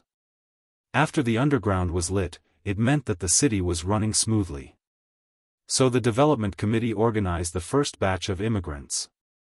These immigrants were well-behaved civilians from major cities. They would become glorious residents of the Fire Kingdom. In addition to the civilians, there were also the knight sequences of the Burning Legion that moved to live in the Fire Kingdom. For the time being, the Burning Legion had 5 sequences: Orders of Chivalry, riding the shovel-toothed giant elephant; Orders of Chivalry, Cardinal Squad, riding the cardinal; Burning Orders of Chivalry, riding the black blood horse; Blizzard Orders of Chivalry, riding the blizzard beast; and Pegasus Orders of Chivalry, riding the Pegasus. Of course, the various sequences had not yet been developed, and the number of members was very small. After the Fire Kingdom officially began to operate, the surrounding supporting facilities also began to gradually operate, and the most important Sun, Moon, and Stars Palace quickly completed the main project. Mr. Carter personally led a large number of servants from Firewood Castle to the Sun, Moon, and Stars Palace to preside over the interior decoration of the palace. As for the wonders around the palace, it had been handed over to a Chi, who would personally design and supervise the construction. A flying moat, a vertical elevator, a small magic gate, an aerial park, an artificial sun, moon, and stars, a colorful crystal cover, a dragon sculpture of equal proportions, an eternal torch, an endless cumulonimbus cloud. A Chi had a lot of ideas. The resources needed to build these wonders would be astronomical. Therefore, Liszt put forward his own suggestion: a Chi, why don't we build the dragon sculptures and vertical elevators of equal proportions first, and the other facilities can be built slowly later when there is time. A Chi was a little unwilling. But she still nodded understandingly. A Chi will listen to brother. So, Liszt quietly reached out to wipe the cold sweat on his forehead and breathed a sigh of relief. The landlord did not have any surplus food. Please remember the domain name of this book. 9 Heavens Divine Emperor Mobile Version Website.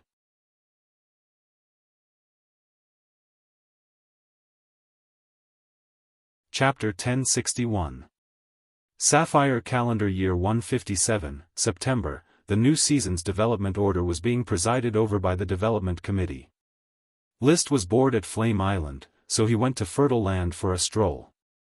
This was the place where Nimr the lion lived. He hadn't found any traces of this legendary wyvern several times before, so he had always been unwilling to give up. Now that he was back, he wanted to try his luck and see if he could run into Nimr the lion. Even if he couldn't, he could still pick up some elves. In this season, the elves that should be bred had basically all matured. Riding on the invisible dragon bard and activating crystal white track, the mana of the entire fertile land was arranged in an orderly manner in his special vision and highlighted. However, the light of the elves' mana retroaction was very weak and easily covered by the light of World of Warcraft's mana retroaction. Most of the light he saw along the way was emitted by World of Warcraft. Nourished by mana, World of Warcraft's meat was very nutritious, but it might not taste better than the meat of livestock raised by humans. In particular, the higher the level of World of Warcraft, the harder the meat was to taste. Looks like this trip was wasted again. I didn't pick up anything. Bard, let's go back. After 2 rounds of fertile land, List helplessly prepared to return. Bard suddenly screamed, "Wuxia!" He discovered something unusual on the ground in the distance and told List through the mind as one that there were ripples in the space on the ground. There must be something special there. As he grew older, relying on the red dragon water and large amounts of potions, Bard developed extremely fast, and his abilities became stronger and stronger. Although he was only over 80 years old, he was not far from adulthood. The Holy Dragon's powerful spatial talent made his observation skills more and more outstanding.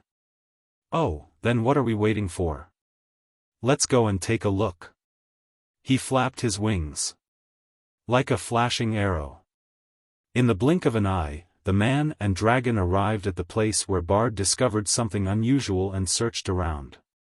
This was a lush forest with a thick layer of rotten leaves on the ground. There was no light of mana retroaction around, and it looked like an ordinary slope in the forest. However, List and Bard were connected as one.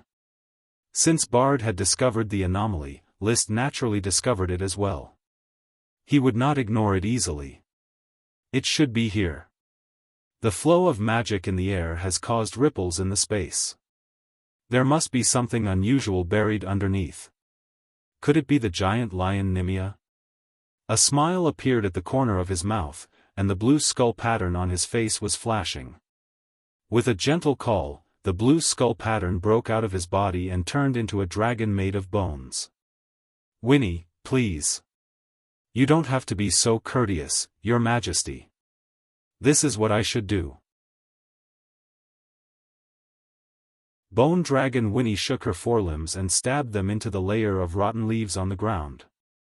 Like a super large, super fast excavator, Bone Dragon Winnie kept waving its front limbs, digging away a large amount of mud. At this moment, the layer of rotten leaves suddenly burst open, and a huge creature suddenly jumped out from the mud pit and let out a mighty roar. This figure was like a small mountain. As it roared, it had already brandished its huge claws and slapped at the Bone Dragon Winnie. "Come back, Winnie!" List called out. Bone Dragon Winnie instantly transformed into her magic form and projected onto List's body. Their minds were connected, and they transformed into a set of bone dragon armor and a bone dragon sword. Bard flapped his wings and flew high into the sky. Wearing the bone dragon armor, List coldly stared at the huge creature that jumped out from the sky. It had the appearance of a lion, but its mountain-like size was something that no lion in World of Warcraft could achieve. It could almost compete with Dragon 1.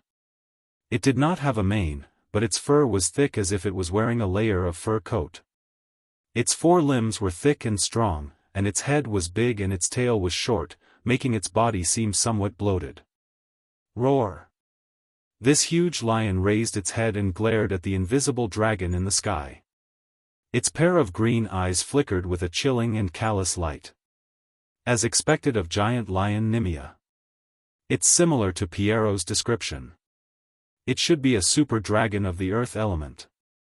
After all, it likes to live underground. But its size is really too big. It's already bigger than the lightning dragon turtle, and the density of its magic power is also off the charts. List even felt that giant lion Nimia's magic power might very well belong to the category of super magic. Let's test it out first. As the Holy Dragon Knight, List would not be afraid. He swapped the Bone Dragon Sword for the Thunder Fury Dragon Spear and directly used Snow Mountain Collapse to descend from the sky. The invisible dragon that walked on the material boundary seemed to flash toward giant lion Nimia. The Thunder Fury wrapped in majestic dragon fighting energy stabbed directly in front of giant lion Nimia. At this moment, giant lion Nimia actually jumped high and dodged this attack with agility that was disproportionate to its size. Sonic boom. List's first attack missed, so he followed up with another. His attacks were like a tidal wave. Giant Lion Nimia did not retreat. Instead, it leaped and pounced forward, clashing head-on with the holy dragon. But its movements were agile, but the invisible dragon was even more agile. It twisted its body and dodged the attack. Then, cooperating with List, it thrust the dragon's spear forward. The tip of the spear did not stab the aiming eye, but the other's back. Roar! Giant Lion Nimia let out an angry roar. The dragon's spear stabbed into its back like iron wire stabbing into cowhide. It felt a huge stagnation and obstruction resisting the power of the spear tip. But in the end, Giant Lion Nimia's skin did not successfully resist the dragon spear's piercing, and a small hole was forcefully opened in its back. Bright red blood gushed out, making it even angrier. Its green eyes turned red. It's a bit prickly. This is indeed the super magic level of earth element magic. List's gaze lingered on the small wounds on Giant Lion Nimia's body that were starting to recover. He had already obtained a lot of data.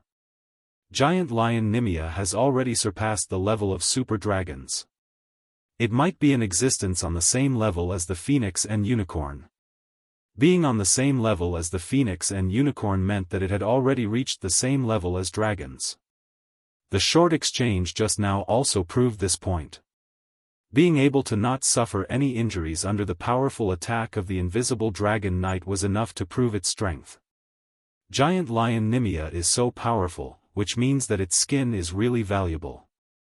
If it is made into magic equipment, it might be able to resist the attack of the dragon knight. I can't miss such a treasure. Leo, come out, let's do something big together and slaughter this arrogant Giant Lion Nimia. Roar! The fire dragon pattern on its chest lit up and turned into a ball of flames that soared into the sky. Countless sparks scattered, and Leo's huge black and red figure slowly appeared. Almost as soon as it recovered its body of flesh and blood, it charged towards Giant Lion Nimia and clashed head-on with Giant Lion Nimia. Its front claws ruthlessly tore Giant Lion Nimia's skin, causing blood to spurt out violently. Giant Lion Nimia also bit Leo's shoulder blade. A few black and red scales cracked. What flowed out of Leo was not blood, but red flames. Shadow. List rode the invisible dragon bard and escaped into the material boundary. When he reappeared, it was already when Giant Lion Nimia's abdomen was wide open. The fury of thunder fiercely stabbed into what should have been a soft abdomen. However, what surprised List was that the skin on Giant Lion Nimia's abdomen gave him the same feeling as if iron wires were piercing into cowhide. The stagnation force was so great that it was simply unimaginable. No wonder it's called the unkillable Giant Lion Nimia. With the thickness of its skin, even the Dragon Knight would have to stab it 30 to 50 times. List lamented, but the killing intent in his heart was becoming more and more exuberant. Unfortunately, no matter how thick your skin is, you're just a target to be beaten. Tomorrow, I'm going to wear your skin. Through the spirit and soul connection, the invisible dragon bard and the fire dragon Leo responded to List's will at the same time. Wuxia! Roar!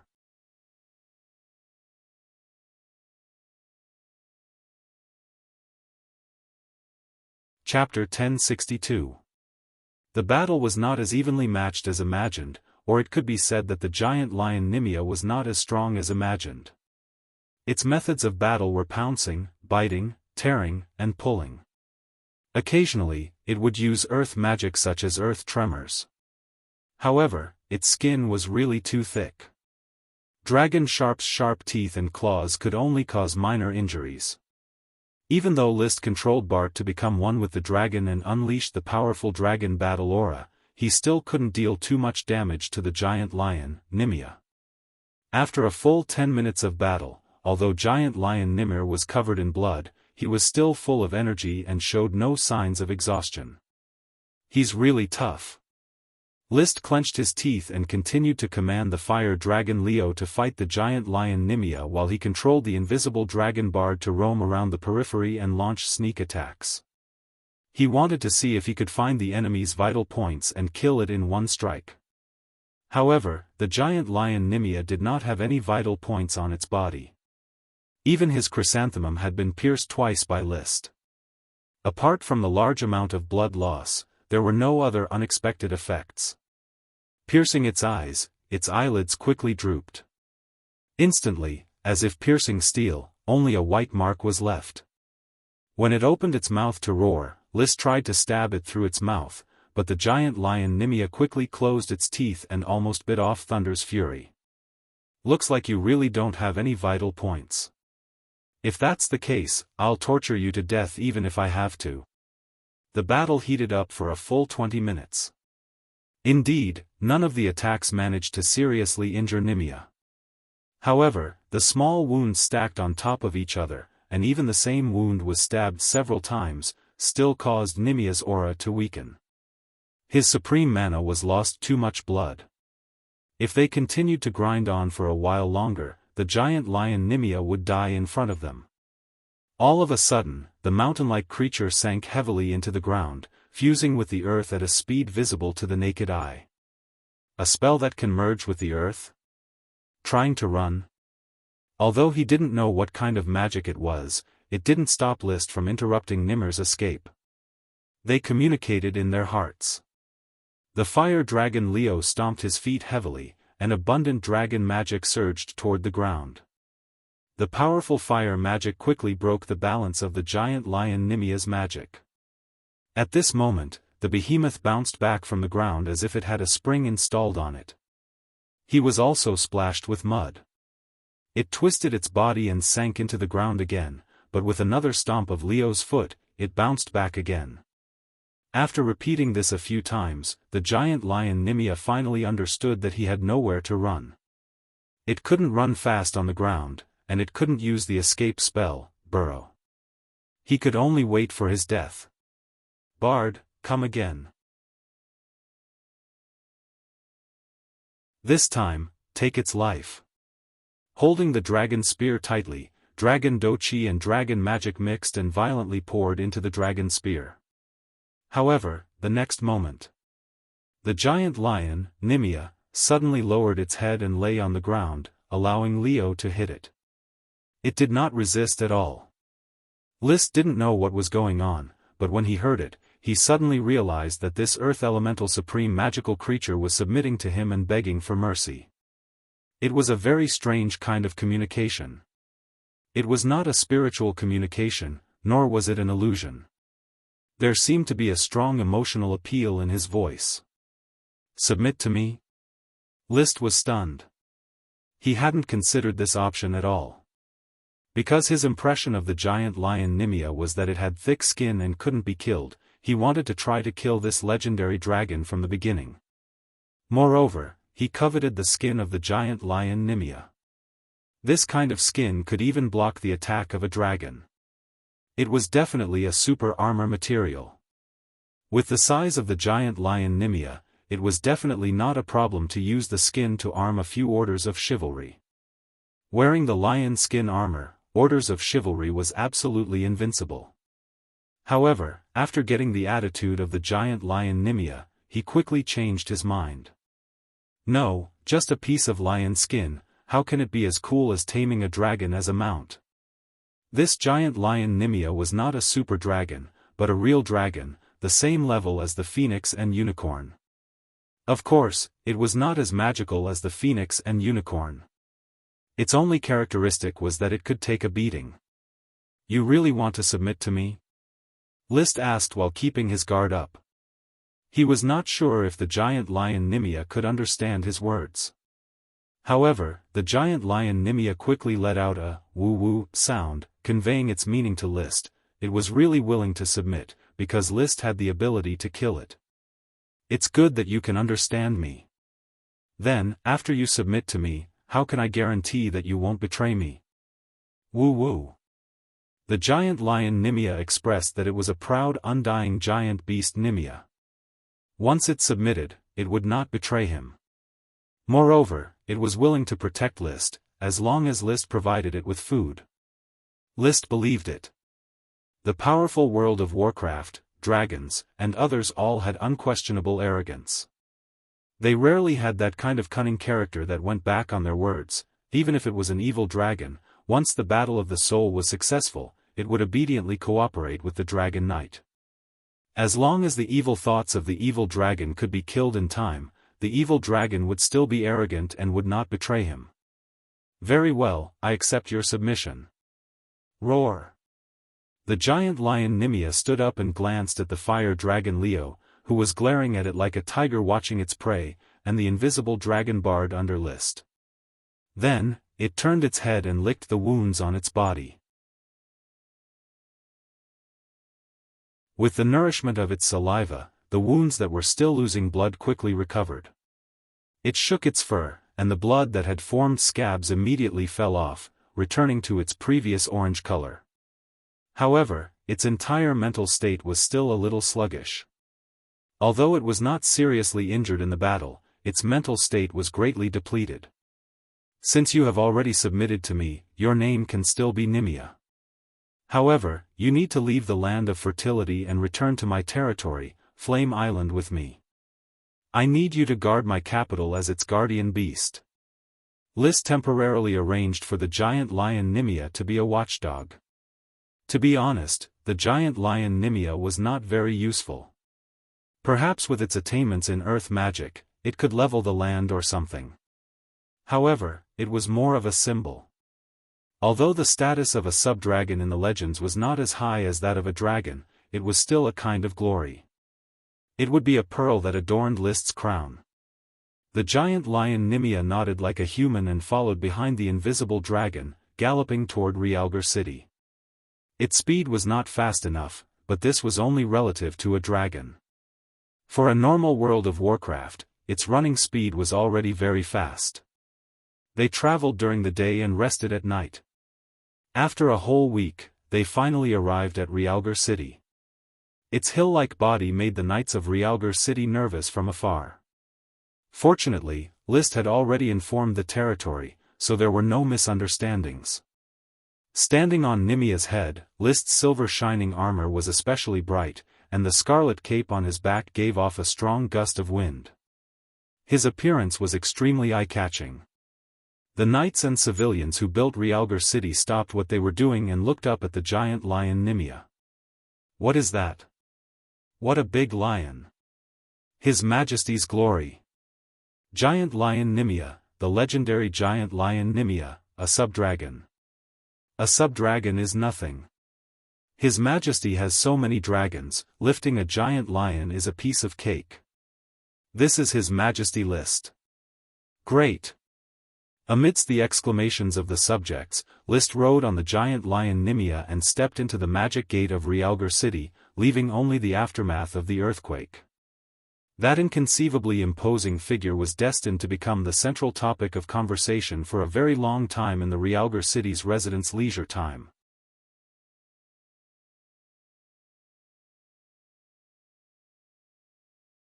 Chapter 1063. Nimia's residence in the Fire King's city caused a huge commotion. However, the commotion came and went quickly. After all, the residents of the Fire King's city could often see dragons flying in the sky. Compared to dragons, the reputation of the giant lion Nimia was still a lot weaker, even though its size did not lose to that of a dragon, and it was a sub-dragon on the same level as the unicorn and the phoenix. After abandoning the sub-dragon title, List recently picked it up again and made it a separate level. He originally thought that the sub-dragon was a false rumor about the super dragon, but it turned out that it was not. It was just that people confused the sub-dragon with the super dragon. The sub-dragon was very rare, and the super dragon was also very rare, so it was understandable that they were mixed up. Nimia, what do you think about the nest? Since he had already subdued it, List was willing to respect Nimia's opinion. Roar! Nimia expressed that he liked soft soil, which was convenient for him to use magic to move his body underground. As an earth element super magic creature, he could completely blend into the soil, just like how phoenixes could blend into magma and flames. That was a special form of magic. Is the soil around the Fire King's city not soft enough? Roar. Obviously not enough. Then you can search around here yourself. In the end, Nimia chose a forest adjacent to the Pegasus farm, about 40 kilometers away from the Fire King's city. According to List's instructions, he often went to the Fire King's city, circled around the Sun Mountain and Moon Mountain, and then enjoyed the delicious food prepared for him at the foot of the Sun Mountain. Compared to raising a dragon, raising Nimia was much easier. He only needed to provide a large amount of meat, and there was no need to provide magic potions for him to grow. Of course, one meal would eat about 1 orders of chivalry's rations for a month. His Majesty actually caught Nimia and tamed it as the guardian beast of the Fire King's city. This is really incredible. When Duke Piero came to the Fire King's city to choose his own ducal residence, he saw this familiar subdragon and was filled with endless emotions. Back then, he gathered a huge amount of manpower and materials to cooperate with grey-mouthed iron dragon Orn to capture Nimia. However, he repeatedly returned empty-handed, wasting resources for nothing. In the end, he told List about the giant lion Nimia as part of the deal. He had a malicious thought in his heart. He hoped that List would also be part of the operation, wasting resources for nothing. It would be best if he ended up in a sorry state. In the end, comparisons were odious. He couldn't even seriously injure Nimia, but List could tame Nimia. Maybe this is why I became a duke who lost my dukedom, while List became a rising legend in the legendary continent. There is a huge gap between us. For the first time, Piero's confidence in restoring the Grey Iron Dukedom was greatly shaken. List didn't know what Piero was thinking. At his current position, he didn't need to care about what others thought. He said calmly, "The great lion Nimia is only a sky dragon. Lowering its head and submitting to me is its smart choice. Otherwise, the so-called unkillable legend would have been shattered. It's quite a pity. Originally, I planned to use the lion's skin to customize a batch of standard leather armor for the Burning Legion." Piero opened his mouth but did not reply. October 157 of the Sapphire Calendar. The Burning Legion, who didn't wear the standard leather armor of the lion's skin, also disguised as the Sapphire Orders of Chivalry and participated in the annual Expansion Order War. The Eagle Kingdom still pursued the strategy of not resisting and let the flies of Sapphire plunder everywhere. However, when the 2-month war ended and the harvest was counted, List was very dissatisfied. The low-level knight and serf population had a lot of harvest, but the resources of the nobles and elves were very little. Adonis has learned to be smart. He moved the big and small nobles in the hinterland of the coastal area to the inland area in advance and redivided the fiefs. This is like a lizard cutting off its tail and giving up the fertile coastal area. To be able to be so decisive, it seems that I have to look up to him. It took great courage to formulate such a humiliating strategy. No matter what strategic intention Adonis Moonlight Silver had, he had lost the noble quality of fearlessness as a knight. This also meant that he had lost the people's heart. The low-level knight who were forced to migrate under the Expansion Order War had basically understood that they had been abandoned, so they happily joined the Fire Kingdom without the slightest resistance. They were even glad that they could catch such an opportunity to become a member of the Fire Kingdom. This year's Expansion Order War was indeed a good opportunity. This was probably the last Expansion Order War carried out in the name of the Sapphire Duchy, and also the last opportunity for the captured knight to become a member of the kingdom. Because List had already notified the 3 kingdoms and many duchies in the northeast corner of the legendary continent in advance. The Fire Kingdom would be officially founded on January 1st, 158 of the Sapphire Calendar, and the Flame Calendar would be launched, setting this day as the first month of the first year of the Flame Calendar. On this day of 3 months, he would be officially crowned as the king. The era of the Fire Kingdom was coming. Is this day finally coming? Anthony Sapphire stood on the highest corridor of the Blue Sky Mountain Palace, overlooking the entire Blue Dragon City in the distance. His mother, Sarit Greatflower Waylan, stood beside him and said with a faint smile, "Anthony, don't have any conflicting emotions. This day was decided when your father was still alive. There is nothing bad about becoming a vassal of the Fire Kingdom. The Iron and Steel Ridge royal family will respect our choice. I don't care about the Iron and Steel Ridge royal family's attitude. Compared to the talented and bold List, Osborne has wasted more than 30 years and still hasn't ridden a platinum dragon. He's just a person with great ambition but little talent." Anthony shook his head. "But great ambition but little talent is easy to communicate with. Great talent and bold strategy are dangerous. You want to talk about the Grey Iron Duchy?" "Yes, Mother. A duchy that is older than our Sapphire Duchy disappeared just like that. I can't help but be vigilant. But this doesn't prove that List is dangerous. It only shows the greed of the Eagle royal family. Adonis is a short-sighted and incompetent person.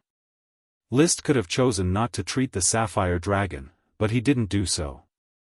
Adonis can't compare to this breadth of mind." Anthony nodded. "Yes, a knight who can establish the foundation of a kingdom is a great knight. If you can think this way, the future of the Sapphire Duchy will be very smooth. How to handle the relationship with the Fire Kingdom will be the most important decision for our family in the future." "Of course I can understand. Now, I'm very curious about the attitude of the three kingdoms towards the Fire Kingdom. Although this world is very vast, most of the resources have not been developed, and there are countless fertile lands hidden in the primeval forests. No one will give up their own interests." Anthony looked up at the sky and continued, "List is nibbling away at the Eagle Kingdom. With every bite, the Fire Kingdom will grow a bit stronger. Maybe one day, I can witness the birth of an empire."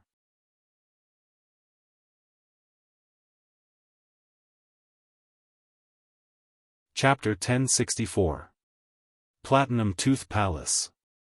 After Osborne Platinum met the emissary group from the Fire Kingdom, he summoned several high-ranking ministers of the kingdom to discuss. "What kind of etiquette do you think our country should use to deal with the establishment of the Fire Kingdom?" "Your Majesty, our country has a good relationship with the Fire Kingdom. We should treat it with higher standards to stabilize the friendship between the two countries. After all, our two countries are discussing the partition of the Eagle Kingdom. Both sides should treat this matter with greater sincerity," said a minister. "I don't think it's necessary to raise the standards. This will make List think he has the initiative. The two countries should divide the Eagle Kingdom, and our country should be the leader, not the young Fire Kingdom. Although the Fire Kingdom is young, List is not a mediocre person. I'm afraid we still need to rely on him in the battle of dragon slaying. It's not too much to give him a higher standard. Normal etiquette is enough. Maybe we can give some compensation in the marriage between the Rose and White family and the Fire family." The ministers expressed their opinions, but Osborne frowned. "Let's not mention the marriage for the time being." "Your Majesty, why?" Everyone present was Osborne's confidant, so there was nothing to keep secret. He said faintly, "Maybe the Rose and White family is too confident, and there are some unpredictable changes in the marriage. Maybe List doesn't want the marriage." "No? How is it possible? The steel pearl of the Rose and White family is the first beauty in the north. She is the most suitable marriage partner for the royal family in the three kingdoms. How can List be willing to give up such a good marriage if he wants to join the dragon-raising family? You think it's good, maybe the other party doesn't think it's good." Osborne squinted and said, "If you have a siren magic shooter and a female dragon knight by your side, maybe you will consider what you should choose. This List is really enviable." Magic shooter and dragon knight were unattainable symbols, and now there were sirens and women as prefixes, which was even more noble and incredible. Osborne joked that it was enviable, but in fact, he was really jealous to the point that he couldn't suppress it. The Siren High Mage and the female Dragon Knight also had a fatal attraction to him. Unfortunately, these noble women were all around List. If he was given a chance, he would immediately give up his current queen and choose one of them to be the new queen. Anyway, he already had a son, so the reproductive isolation between sirens and humans was no longer a problem. It was the same for the female dragon knight. However, he could only shout in his heart, "Why? Why is all the glory gathered in List's hands? Why am I, who was bathed in power and born of nobility, not the chosen son of glory? Why is it that the second son of a small noble from a remote countryside, a sapphire fly whose bloodline is less than 1/10,000th of mine, can become a king of a country on equal footing with me?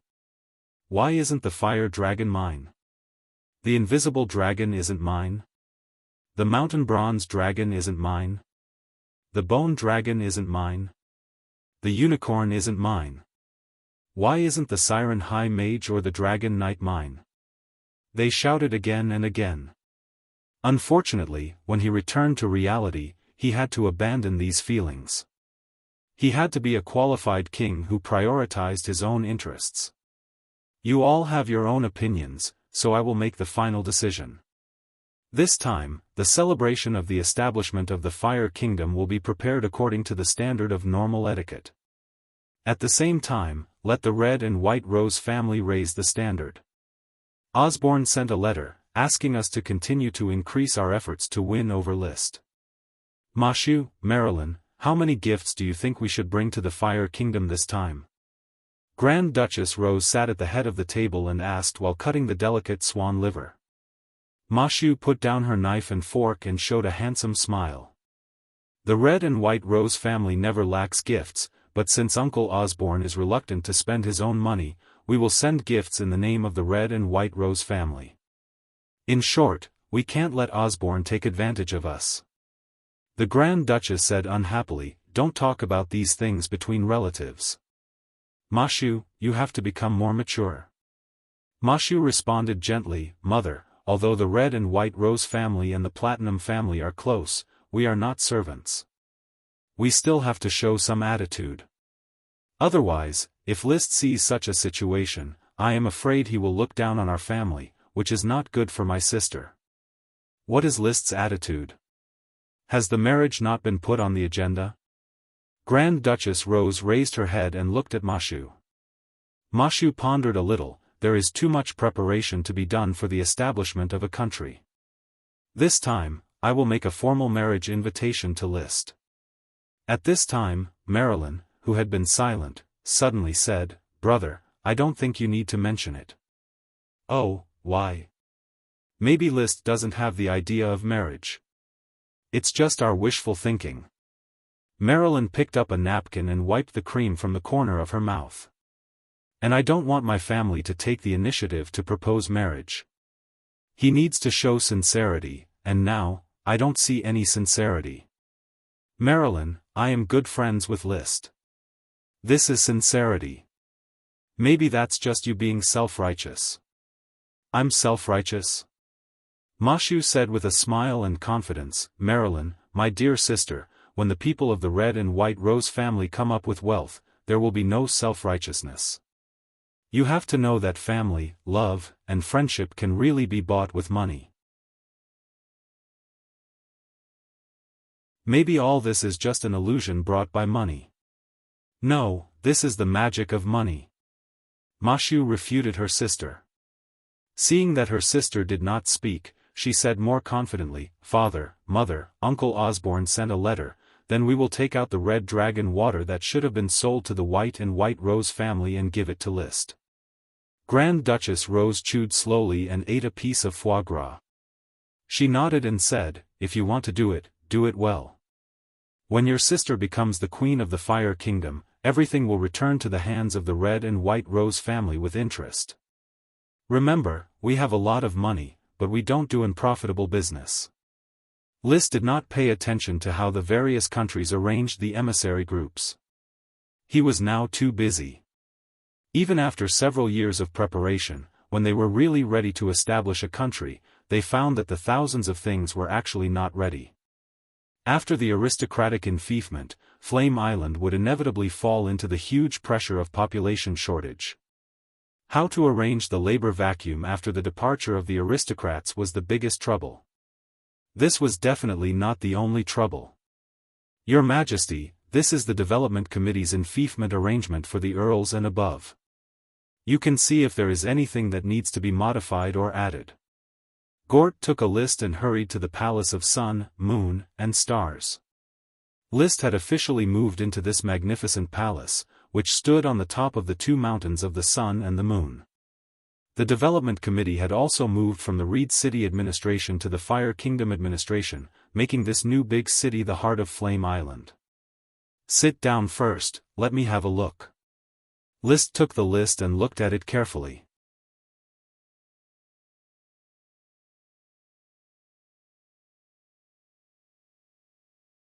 Chapter 1065. The list not only contained the information of every aristocrat, but also the detailed introduction of the kingdom's titles, the title regulations. List read it very carefully. The titles of the Fire Kingdom were officially named as 8 classes. The highest class was the king, the second class was the prince or grand duke, and the third class was the duke. These 3 classes belonged to the upper nobles. The king was inherited by the eldest son and was the only title. All the knight of the kingdom must follow the king unconditionally or conditionally and obey the king's orders. The prince and grand duke had the same title. The prince needed to have the royal bloodline, the Fire family's bloodline, and become a dragon knight. The grand duke had no bloodline restriction, but must ride a dragon that was not owned by the kingdom. In other words, the dragon knight trained by the royal family could not obtain the title of Grand Duke. In other words, without a dragon that completely belonged to one's own, one could not become a Grand Duke and establish a new country. The title of Duke was a bit more complicated. There were 3 main sources. The first source was that if the son of the Grand Duke failed to ride a dragon, he would be demoted to the title of Duke and continue to manage his own country. The second source was that the dragon knight trained by the royal family could obtain the title of Duke after making military exploits. The third source was that the domain knight repeatedly made military exploits and could also be promoted to the title of Duke. However, except for the son of the Grand Duke, as a dragon-raising family, any aptitude could inherit the title of Duke. As for the other 2 types of Duke titles, the son must become a domain knight in order to smoothly inherit it. In order to prevent the Duke from accidentally dying and the son's young and insufficient training, it was relaxed for 1 generation. In other words, the son of the Duke would still be a Duke, but if he could not become a domain knight, the grandson could only be a marquis. On the list, there was no prince, no Grand Duke. There were only 3 candidates for the title of Duke. Among them, Sapphire Duke Anthony Sapphire was just a name and was not included in the list of titles. There was no need for titles. Sapphire Duchy was an independent vassal state. The other 2. Lee William Tulip, Duke of Tulip Island, was the second largest island of the Fire Archipelago with an area of 450,000 square kilometers. Piero Grayiron, Duke of Parasol Island, was the 7th largest island of the Fire Archipelago with an area of 170,000 square kilometers. The Tulip family and the Grayiron family both had the Domain Knight Manual. As long as the descendants weren't too useless, it wouldn't be difficult for them to become a Domain Knight, and they could inherit the title of Duke. Father, promote Marquis Brewbushi to the Duke of Mermaid City. His fief will be Mermaid City. List thought for a moment and added. According to the nobility conferring regulations of the kingdom, the title of nobility in a city can only go up to the rank of Marquis. The title of Duke of Mermaid City doesn't comply with the regulations, Lee Williams said. The title of nobility regulations was the system of nobility that List had previously reviewed and approved. Although he was often fickle and did whatever he wanted, it was not good for him to slap himself in the face too often.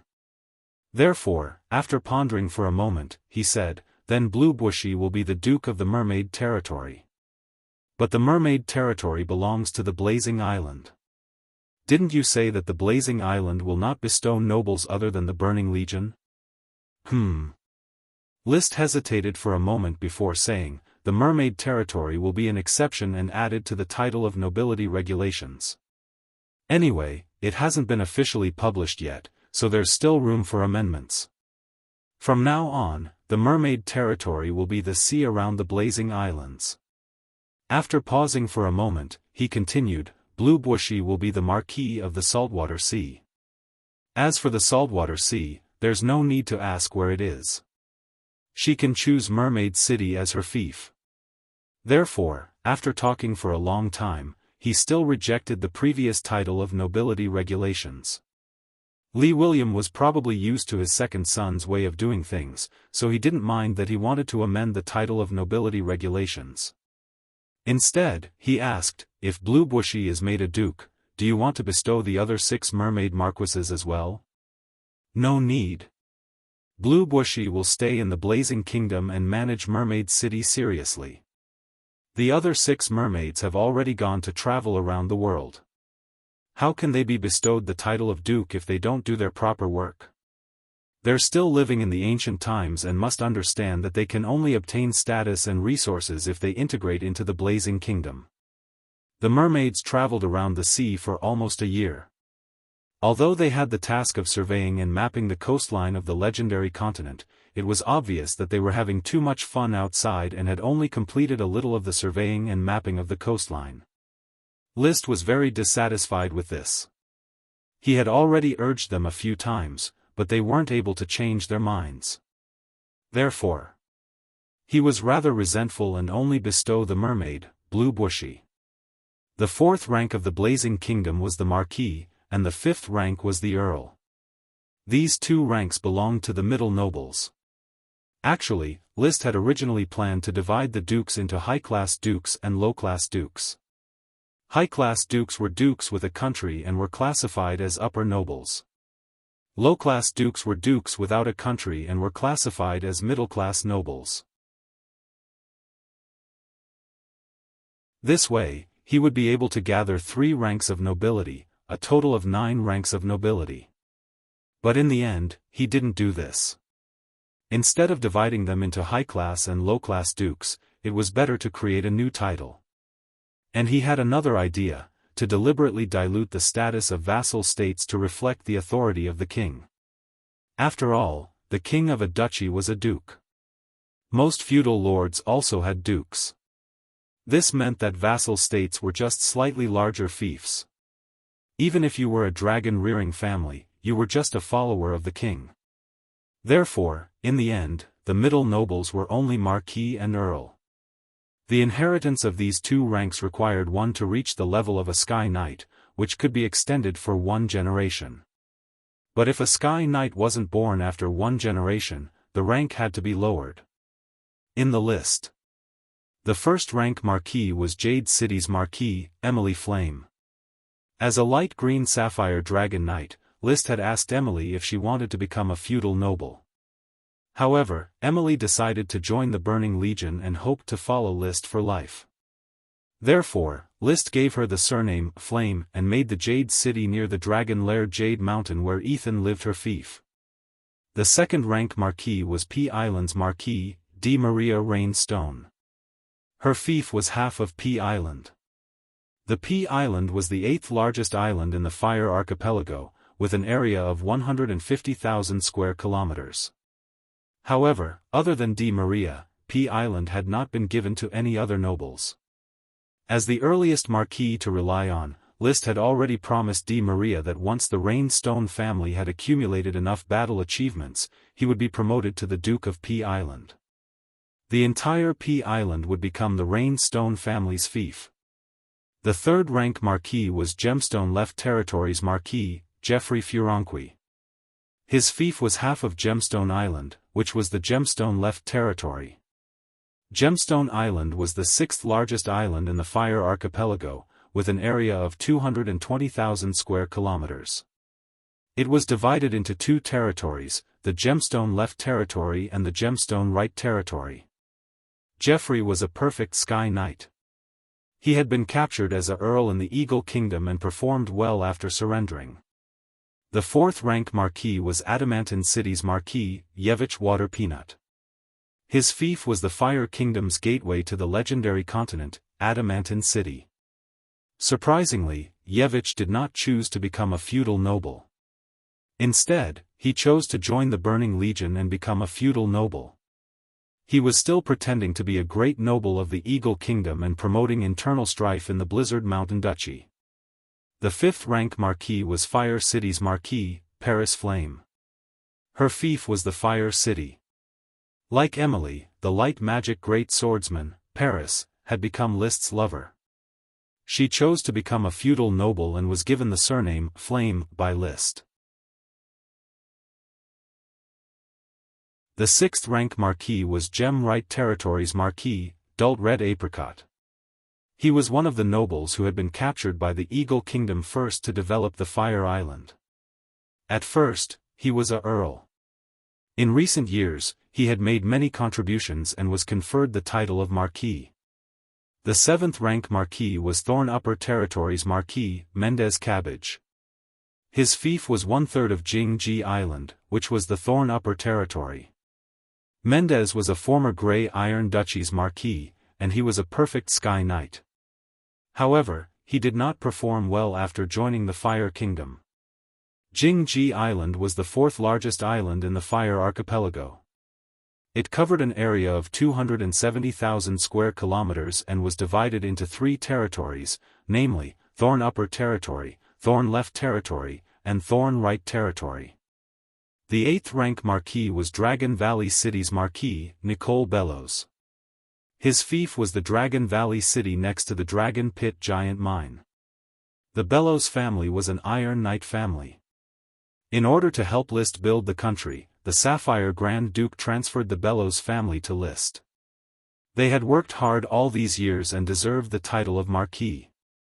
The 9th rank Marquis was Thorn Left Territories Marquis, Amat Ice Shield. He was Yevich's father-in-law and a Marquis of Snow Wind Duchy who had secretly sided with List. For the time being, Amat was still a Marquis of Snow Wind Duchy and cooperated with Yevich to provoke the Elder Prince and the Second Prince. The 10th to 15th rank Marquis were all mermaids. Etnia, the Marquis of Great West, the Marquis of Fishermen, Gulvig, the Marquis of Water, Tibitas, the Marquis of the Trench, Sheriwala, the Fugitive Marquis, Viswendi, the Lost Marquis, Kokorich.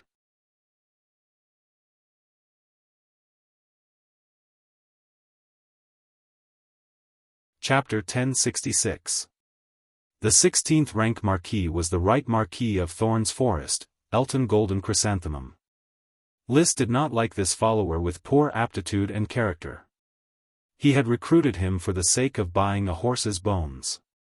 Thus, Elton was previously a Marquis, but he was still a low-ranking Marquis.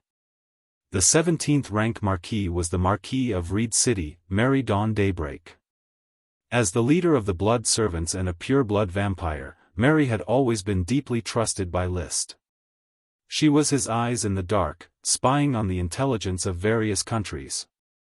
The Blood Servants' cultivation system had been improved by a Qi and the Association of Mages, abandoning some of the contents of the magic system and moving closer to the Knight system. Their fighting strength was further weakened, but their lurking ability was greatly improved. Thus, they were formally incorporated into the Burning Core by List and established the Blood Orders of Chivalry. Therefore, all the vampires were nobles of the city. The 18th rank Marquis was the Upper Kelp Marquis, Winston Fluorescent Grass. His fief was a quarter of the Kelp Island, which was also the Upper Kelp domain. He was one of the Marquis who had migrated from the Grey Iron Duchy. After joining the Fire Kingdom, his performance was average. The Kelp Island was the 3rd largest island of the Fire Kingdom, covering an area of 280,000 square kilometers. It was divided into 4 domains: Upper Kelp Domain, Lower Kelp Domain, Left Kelp Domain, and Right Kelp Domain. The 19th rank Marquis was the Lower Kelp Domain Marquis, Johnson Fujimoon. He was also a Marquis who had migrated from the Grey Iron Duchy, and his performance was also average. The 20th rank Marquis was the Left Kelp Domain Marquis, Hilton Basil. His son had married List's sister, Ulvera. Thus, he had migrated from the Sapphire Duchy to the Fire Kingdom very early on. Relying on his kinship and outstanding military exploits, he had become the last of the 20 founding Marquis of the Fire Kingdom. After looking at the list of Marquis, List basically approved of this arrangement. But after thinking about it, he quickly added, "Father, 20 founding Marquis is too few. Add another one to make a total of 21. Let Sassamit Saint join us. I will confer him the title of Marquis of the Right Kelp Domain. This is my special reward for him." Sassamit Saint was Listener Su of the Killing Moon Holy Tribe. List descended from the sky on his dragon, killed the old listener, and supported him to take the throne. He showed his excellent character as a traitor of the Moon's layers. He was loyal to List to incorporate the native tribes of the Moon's layers, even resorting to all kinds of violent and bloody methods. When List asked the ancient sorcerers to join the Night system, he immediately changed his surname to Saint, which meant that he was a follower of a saint. In other words, he was a follower of List. Such a lackey naturally deserved to be rewarded. Lee William frowned. List, Sassamit is a life count. As a noble who is not a knight, according to the title of nobility regulations, he can only be given a life title, and not a hereditary title. Moreover, life nobles can only be conferred up to the rank of Earl. "I know, Father, but I want to make an exception for Sassamit." List wasn't ashamed of being indecisive. On the contrary, he said with a hint of pride, "I hope to use this method to remind the nobles of the kingdom that the Fire Kingdom is different from the other 3 kingdoms. Here, my authority is above any system." He glanced at List. Lee William replied, "I'm afraid that this will make most of the nobles dislike you, which will damage your authority. After all, the Knight system has existed for thousands of years." List smiled faintly. "Father, you don't have to worry. My lifespan has already exceeded the limit of a normal person. I am destined to rule the Fire Kingdom for a long time. Slowly, the nobles will get used to it, and learn to use the new Knight system I created to measure their lives." "You found the training method of the Dragon City Lord?" Lee William couldn't help but think. Not the Dragon City Lord, but close. List didn't want to say more, so Lee William didn't ask any more. Even though they were father and son, they belonged to different families. Some secrets shouldn't be touched. He changed the topic and said, "Since you have your considerations, I don't object to making Sassamit a marquis. I hope this move won't affect the boundaries between the nobles of feudal lands, feudal cities, and life nobles." Other than the 8 levels of nobility, there were 3 different types of nobility in the kingdom. The first type was a feudal title, in which the nobles had their own territory and enjoyed absolute control over it. They could also recruit their own followers and enfeoff them. The second type was a feudal title, in which the nobles had a city as their territory. The nobles had jurisdiction over the city, and they were under the jurisdiction of the Burning Legion. These 2 types of nobility were hereditary, and it was clear that the eldest son would inherit it. The third type was a life nobility. Life nobility did not have a territory, and it couldn't be hereditary. After death, the nobility would be taken back by the kingdom. Other than honorary life nobility, feudal lands, feudal cities, and nobility all had corresponding knight-level restrictions. A trainee knight could be made a lord at most, an earth knight could be made a baron at most, an elite earth knight could be made a viscount at most, a sky knight could be made a marquis at most, a domain knight could be made a duke at most. Furthermore, the Fire Kingdom changed the lowest level of nobility, Lord Knight, to Lord. Therefore, the 8 levels of nobility were King, Prince/Grand Duke, Duke, Marquis, Earl, Viscount, Baron, and Lord.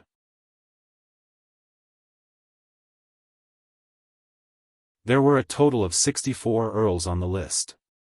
There were actually even more earls and nobles. However, these nobles, because of their original affiliation, after consulting their opinions, continued to follow a few feudal dukes and marquis. For example, Deborah Rainflower continued to follow his uncle D. Maria. The number one of List's direct Earl followers was Stormwind City's Earl Marcus Wheel. His former home tutor ultimately chose to join the Burning Legion, and became the leader of the Burning Orders of Chivalry. His strength was only an elite Earth Knight, and he was promoted to Earl by List.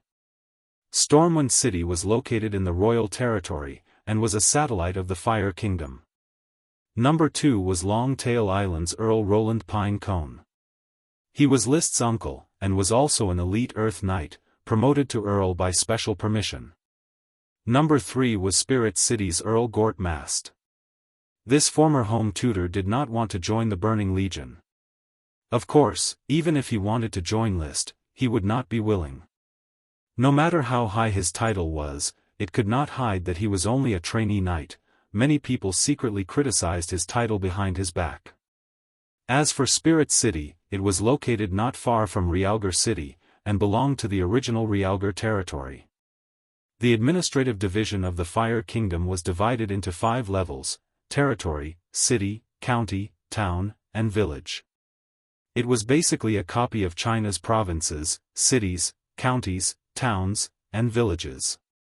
Cities were also divided into territory, city, and county cities according to their administrative divisions. Territory or territory cities were used to confer marquises, city or city cities were used to confer earls, and county cities were used to confer viscounts. At the level of town, there was no distinction between city or fief, and the title of Earl was used to confer Earl. Below that, there was only the title of Earl and fief, no title. Marcus's territory, Stormwind City, was a city-cities, and Gort's territory, Spirit City, was a separate city. In addition, according to the size of the island, some islands automatically replace territory, city, and county as the title of Earl. Roland's territory, Longtail Island, was an island the size of a city in the Shell Sea. In the Flame Archipelago, apart from the 5th largest island, Red Tree Island, and the 9th largest island, Anchor Island, which have yet to be conferred, the other large and small islands have already been conferred. In the future, when there are new aristocratic enfeoffments, we can only enfeoff to the open sea and the mainland. Lee William sighed with emotion. When he first found the Flame Archipelago, he thought that it was incomparably vast, even larger than the Sapphire Duchy. It was enough to establish a duchy here. However, List directly established a kingdom, and the Flame Archipelago seemed too shabby. Thus, the first batch of aristocratic enfeoffments were basically all over the archipelago. Therefore, with Realgar City as the gateway, we will continue to expand to the mainland. Nibbling away at the Eagle Kingdom is the best choice. List put down the list. He did not look at the list of 3 ranks of aristocratic enfeoffments: Viscount, Baron, and Lordship. Just by looking at the number of aristocratic enfeoffments, he found that there were about 366 Viscounts, 1,240 Barons, and over 10,000 Lords. Counting 3 Dukes, 21 Marquises, and 64 Earls, this was the entire aristocratic population of the Fire Kingdom. They all had the same honor, the founding aristocratic population. Father, we will hold the founding ceremony according to this list. List stood up and walked out of the palace side by side with Lee William. In addition, the fiefs can be adjusted appropriately. Young, powerful, but low-ranking aristocrats should be enfeoffed to the mainland as much as possible, so that they can continue to forge ahead and expand their territory. After the chaos of the founding period, a new war will soon be launched. The war he was talking about was no longer a small-scale war like the order to expand. Instead, it was a formal declaration of war against the Eagle Kingdom in alliance with the Steel Ridge Kingdom. It feels too rushed. List, perhaps we should slow down.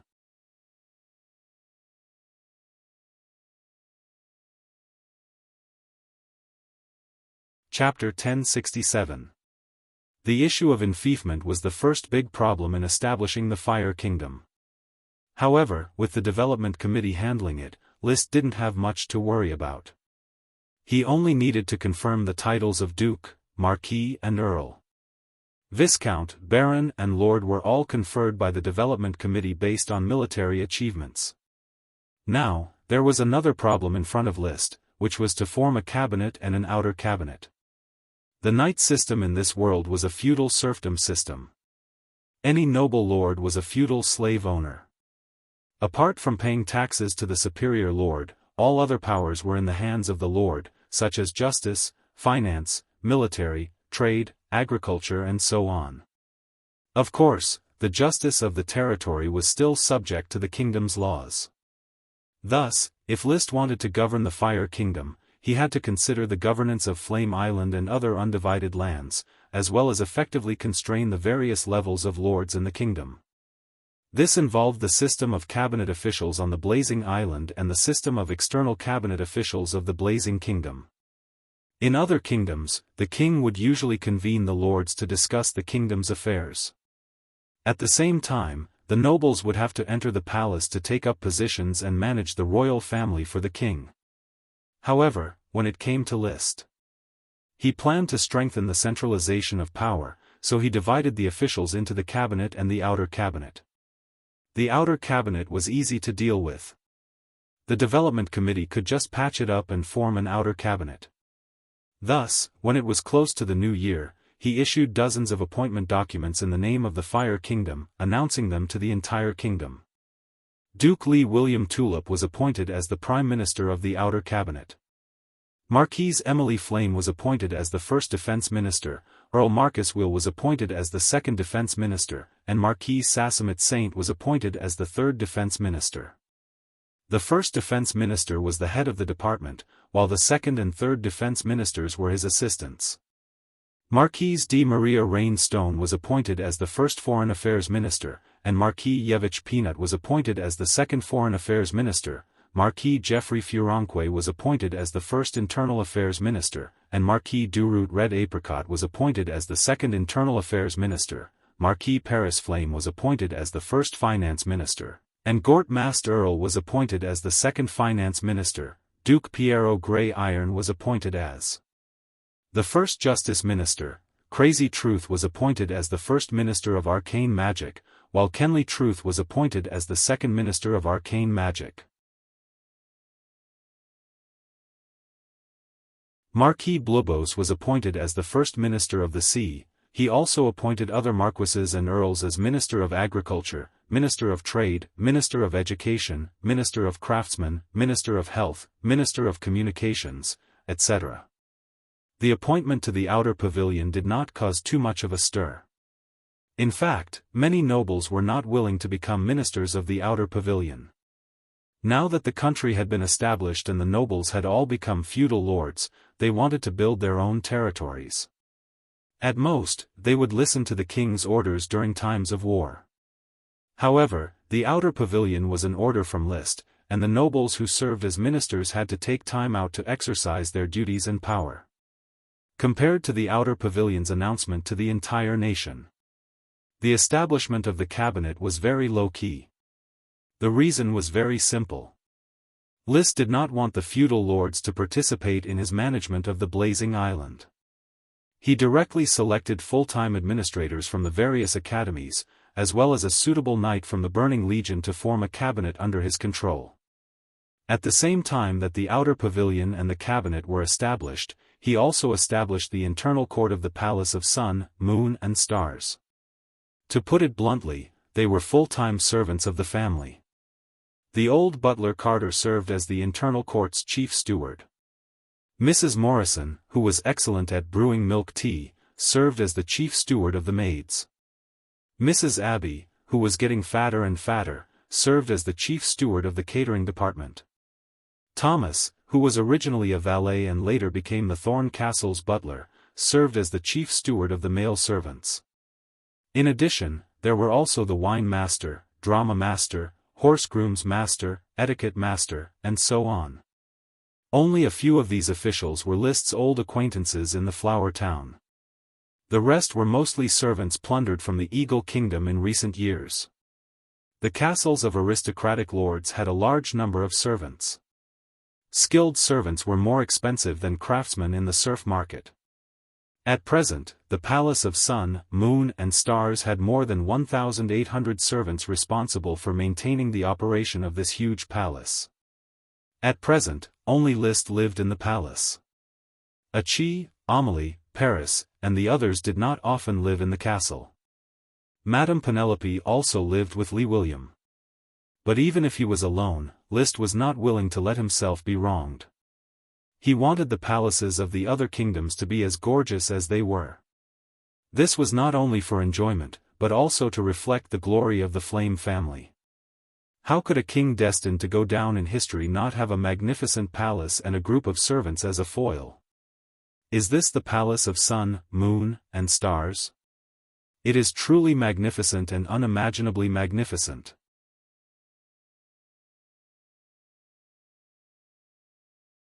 Among the emissary group of a certain principality that came to participate in the founding celebration of the Flame Kingdom, the head of the emissary group stood in the corridor of the diplomatic hall of the Flame Kingdom, looking at the Palace of Sun, Moon, and Stars in the distance and sighing in admiration.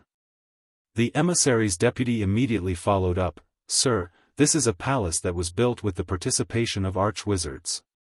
You see, these two mountains were forcibly joined together by powerful magic power to become what they are today." Another deputy also followed up, "It is said that there are still many wonders that have yet to be built. The Flame Kingdom now has two arch-wizards. Any great building is very simple for them. Yes, the times are changing too quickly. A few years ago, who would have heard of a person like Liszt? However, the current Liszt is a great legend that no one dares to ignore in the northeast of the legendary continent." The head of the emissary group clicked his tongue. After all, the Flame Kingdom is the publicly acknowledged Son of Glory.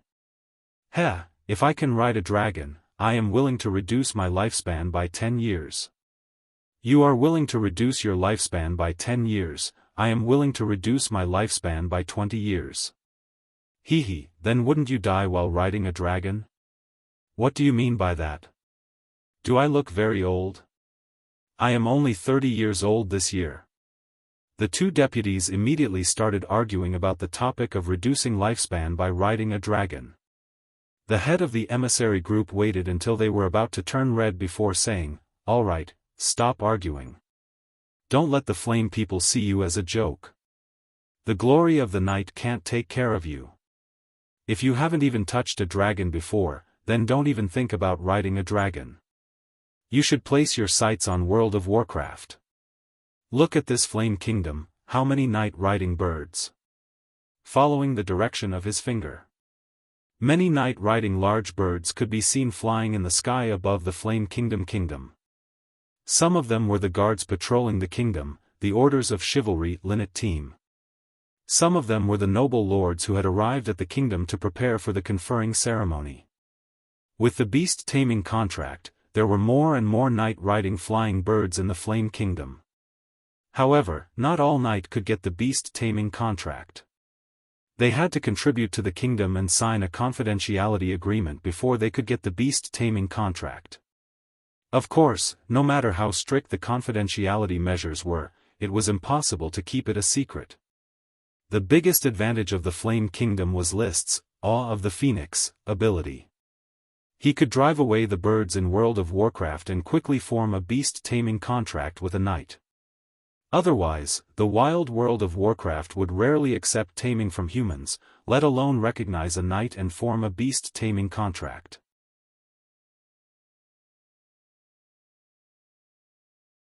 Just as the three emissaries were pointing at the Flame Kingdom, suddenly, a huge figure leaped out from the horizon. The silhouette got closer and closer. Under the terrified gazes of the three, the gigantic silhouette slowly approached the Inferno Kingdom. It was a majestic, gigantic lion. Thick fur, sharp eyes, full of vigor, scanning the entire Fire King city. That's the giant lion Nimia. Previously, the Fire Kingdom's receptionist reminded us that the Fire Kingdom has a giant lion Nimia as a guardian beast. Heavens, is giant lion Nimia that big? Unicorn, giant lion Nimia, and Phoenix, fire dragon bird. Oh right, there's also that giant lightning dragon turtle. Not only is His Majesty the King of the Fire Kingdom adept at riding dragons, he's also extremely attractive to sky dragons. The leader of the emissaries was filled with admiration. He paused for a moment. He then added, "Glory to the knight, it is my honor to be able to live in the same era as such a great knight, and to have an audience with His Majesty List."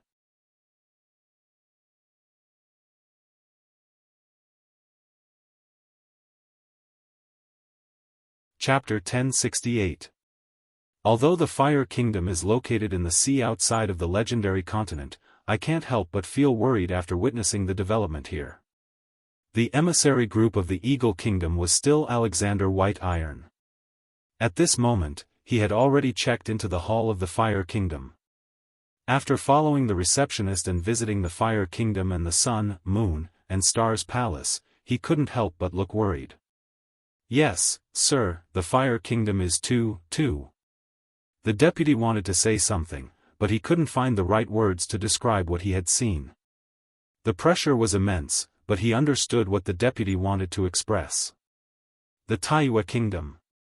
Yes, sir, this is the feeling. It's like walking in the legendary Moon Empire. Tall stone buildings, wide and clean streets, neatly organized shops and houses, constantly patrolling teams, and strange Mercedes-Benz cars. This is probably what the real Moon Empire looks like." After the deputy praised, he said sourly, "It's really different to have a magic shooter. The light of civilization brought by magic has allowed the Fire Kingdom to enjoy such beauty." Alexander sighed. Moon Mountain, Sun Mountain. King List's ambition is probably greater than we thought. It's hard to look up to him. What does these two mountains have to do with King List's ambition? Moon Mountain is the Moon Empire, Sun Mountain is the Sun Empire, and his palace is the Sun, Moon, and Stars Palace. Doesn't this mean that he inherited all the glory of the Moon Empire and the Sun Empire? Sun Empire? The deputy was confused. It's also an ancient magic civilization. It's as great as the Moon Empire, but it's not in the legendary continent. It's on the other side of the Devil's Sea. After the collapse of the magic civilization, it was no longer able to reach the other side of the Devil's Sea. Alexander was a noble born in the royal family, so he knew a lot. In fact, the legend of the Sun Empire wasn't a secret. It was just that information was limited. Most commoners and nobles had never heard of it. So, when List first learned about the Sun's child, he thought that he had discovered an incredible new continent. History wasn't recorded, but this was a magical fantasy world. The dragon-raising family had a long history, so they naturally knew many secrets passed down from ancient times. Then, sir, did King List really inherit the Sun Empire? Who knows? Maybe there is, maybe there isn't. Alexander didn't say much. He knew that the so-called inheritance was nonsense. There was no relationship between the ancient magic civilization and the knight civilization at all. This was just the dragon-rearing family trying to make themselves look good. However, deceiving commoners and lesser nobles was not a bad idea. This would make commoners revere nobles, and lesser nobles revere the greater nobles. From his point of view, List was also trying to flatter himself, shamelessly flattering both the Moon Empire and the Sun Empire. However, he felt that it was only natural for List to say such things. The reason was simple. The Fire Kingdom had two magic shooters. Whoever had a magic shooter could rightfully claim that they had inherited the ancient magic civilization. It was now the era of the shrinking magic net, and it was very difficult for high mages to advance. Without the favor of magic, without the care of the truth, it was impossible for a high mage to be born. So Alexander quickly changed the topic. Many mages from the three kingdoms are moving to the Fire Kingdom. This has become the holy land of magic. And he is the son of glory, the person most favored by the glory of the night. Dragons and sub-dragons revolve around him. This is not a good thing for our Eagle Kingdom. Yes, King List is secretly supporting the expansion order of the Sapphire Fly. Unfortunately, the 2 victories in the dragon-slaying war made it difficult for our kingdom to resist. The deputy shook his head. Speaking of the expansion order, Alexander fell into silence. This was the shame of the Eagle Kingdom that lasted for hundreds of years. He thought that after Adonis inherited the throne, he would put Alonso Celeste in an important position, which would solve the hidden danger of the Sapphire Fly once and for all. He didn't expect that it would reflect the rise of List. After a while, he adjusted his emotions and let out a sigh. Dragon Duo really does whatever he wants. List, who was giving Alexander a lot of pressure, was in the palace of the Sun, Moon, and Stars, entertaining the Steel Ridge Kingdom's envoy group that had just arrived. The head of the envoy group, Mashu Rose-White Rose, was his distinguished guest, and he personally accompanied Mashu to the banquet. Mashu, thank you for personally serving as the head of the envoy group and celebrating the founding ceremony of the Fire Kingdom for me. At the same time, thank you for the gift from the Rose-White Rose family. This batch of red dragon water has helped me greatly. List sincerely thanked Mashu. He spent too much resources raising the dragon. The most scarce thing was the red dragon water. Your Majesty List, you are the most distinguished friend of the Rose-White Rose family. If it weren't for my father's old age, he would have come to congratulate your Majesty in person.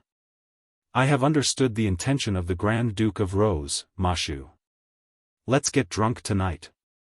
Of course. After the toast, the atmosphere of the banquet became more and more lively. At this time, Mashu mentioned the marriage. She hinted that her sister was already an adult, and she was always looking forward to meeting List. However, List had no intention of marrying Marilyn Red-White Rose as his queen, so he laughed it off, indicating that he had been too busy recently and couldn't be distracted. This was already hinting that he would not marry Marilyn without hurting his reputation. He still had a good impression of the generous Rose-White Rose family who liked to throw money at people. It was a pity that Mashu did not seem to understand or believe the excuse that List found. In the early days of the founding of the country, he was really busy. He thought that after this busy period, maybe List should think about marriage. So the banquet continued to laugh, and the drunk Mashu was helped to rest by the servants. List, who had used his combat power to digest the wine, took a bath. In the steamy bathroom, the crystal lamp exuded a soft light. He couldn't help but rub his head. Mashu, honest man. I gave such an obvious hint, and she didn't respond. It seems that after the founding ceremony, I have to write a letter to make clear my attitude. I can't delay Marilyn's life for a little red dragon water. Although he was already a qualified noble and considered everything from the perspective of benefits, deep in his heart, he still had a simple kindness. No matter what the politics or interests were, they shouldn't have affected an ignorant girl. He made a decision in his heart. He couldn't help but smile. I'm really a good person. Please remember this book's domain name. Jiutian Shenhuang Mobile Version Website.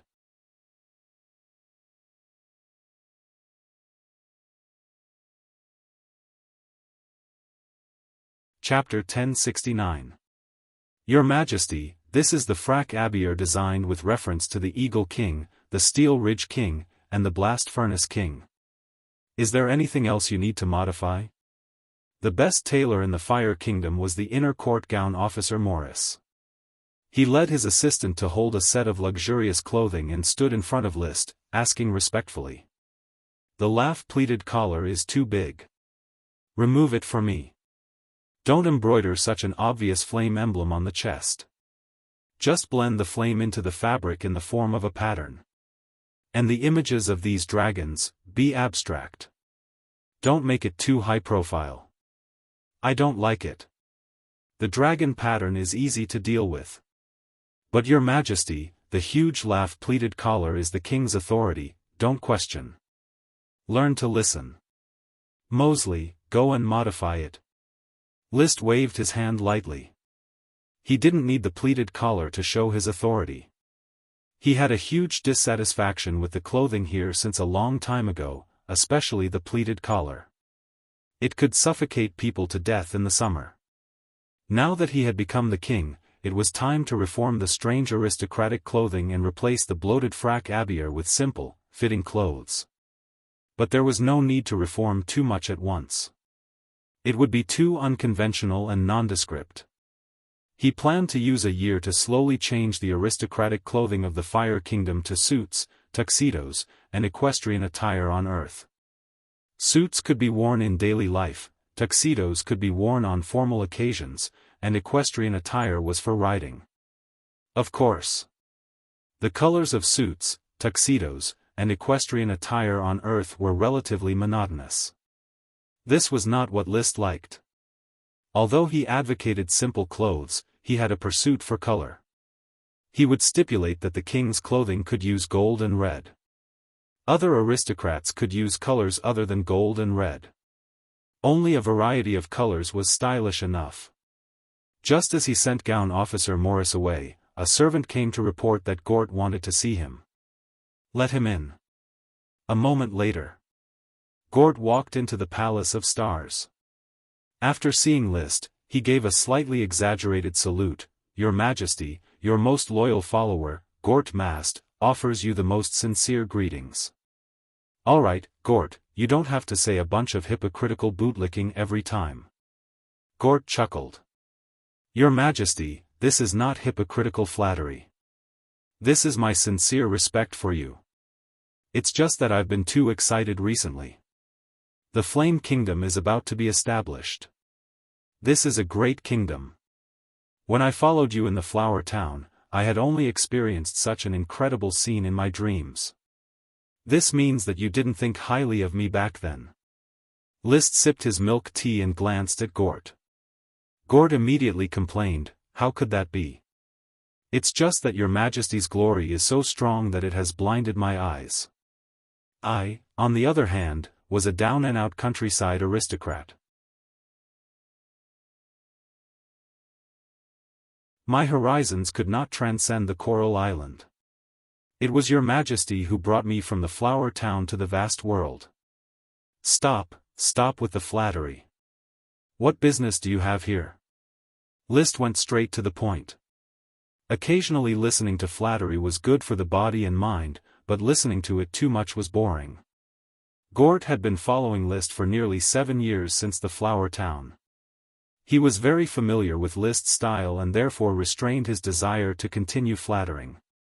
Immediately after, he said sternly, we have drawn up a procedure for the night procession from the Flame Kingdom's Gilded Avenue, through the Arc de Triomphe, all the way to the plaza of the palaces of the Sun, Moon, and Stars, to be inspected by your Majesty. Marquis de Maria believes that he can accept your Majesty's conferment in the plaza, while Duke Piero believes that he should accept the conferment in the main hall. According to the procedure of the founding ceremony, the conferment ceremony would be followed by the night procession. Now, there was a disagreement. Di Maria felt that the conferment in the plaza would be the center of attention. Piero felt that the conferment in the main hall was in line with the noble etiquette of aristocrats. What about my father's opinion? Sir Marquis has no opinion. Therefore, the outer pavilion cannot make a decision for the time being and can only report to you. Gort replied. Since the conferment ceremony had not yet been completed, the titles of aristocrats were still the same as before.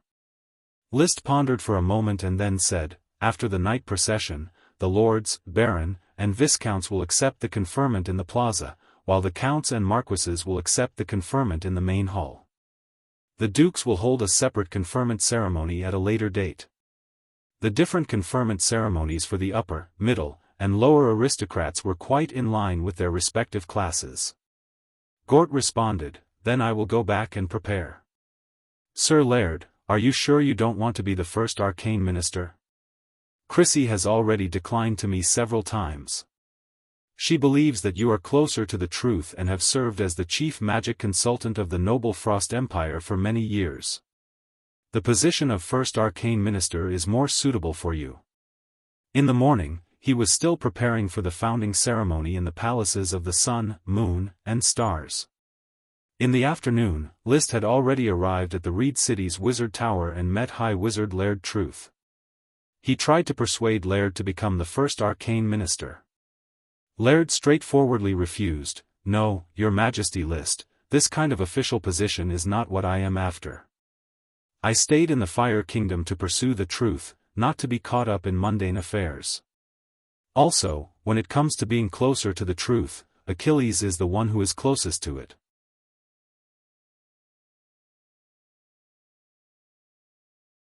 I am already very satisfied that I can cooperate and do some research." Achi could not become the first arcane minister. She was not human and did not have much of a sense of identity with most humans. She only acknowledged List. What she liked was to do research and explore the truth. Seeing Laird's firm attitude, List no longer tried to persuade him. In his heart, he also did not want Laird to become the first arcane minister. He trusted Chrissy more, and Chrissy had been constantly cooperating with him to complete the reform of the Magi system, allowing the Arcanist system to replace the Magi system. When he walked into the laboratory, he saw Achi operating a magic microscope. List stood to the side, motioning for the grown-up Lucy and Ruth not to come over to greet him, and to focus on helping Achi with the experiment. After waiting for a while, Achi left the eyepiece of the magic microscope. When she saw List, she immediately revealed a sweet smile. "Brother, you're here." "Yes, what experiment are you doing?" "Observation of the sun's child bloodline.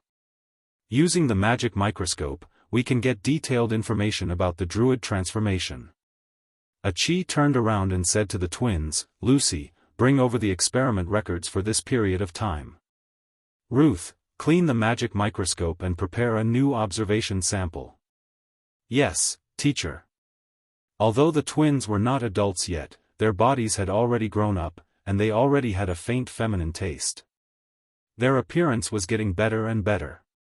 Of course, compared to Achi, there was still a huge gap.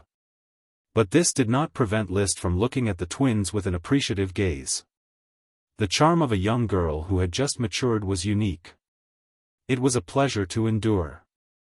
Lucy was now proficient in fire magic, and Ruth was proficient in water magic. They had already begun to show that they were highly valued by the smoke mission. According to Achi's observation, both of them could become archmages before they reached adulthood. If some means were taken to promote their growth, it was not impossible to look forward to becoming archmages. "Teacher, the experiment records you wanted." Lucy quickly brought over a few notes. Achi took the notes and handed one to List. "Brother, take a look at this first. This is Achi's summary of the information on the stronghold.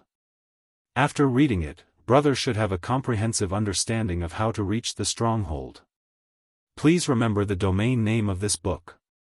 9 Heavens God Emperor. You're tuning into the Unparalleled SwordWill YouTube channel.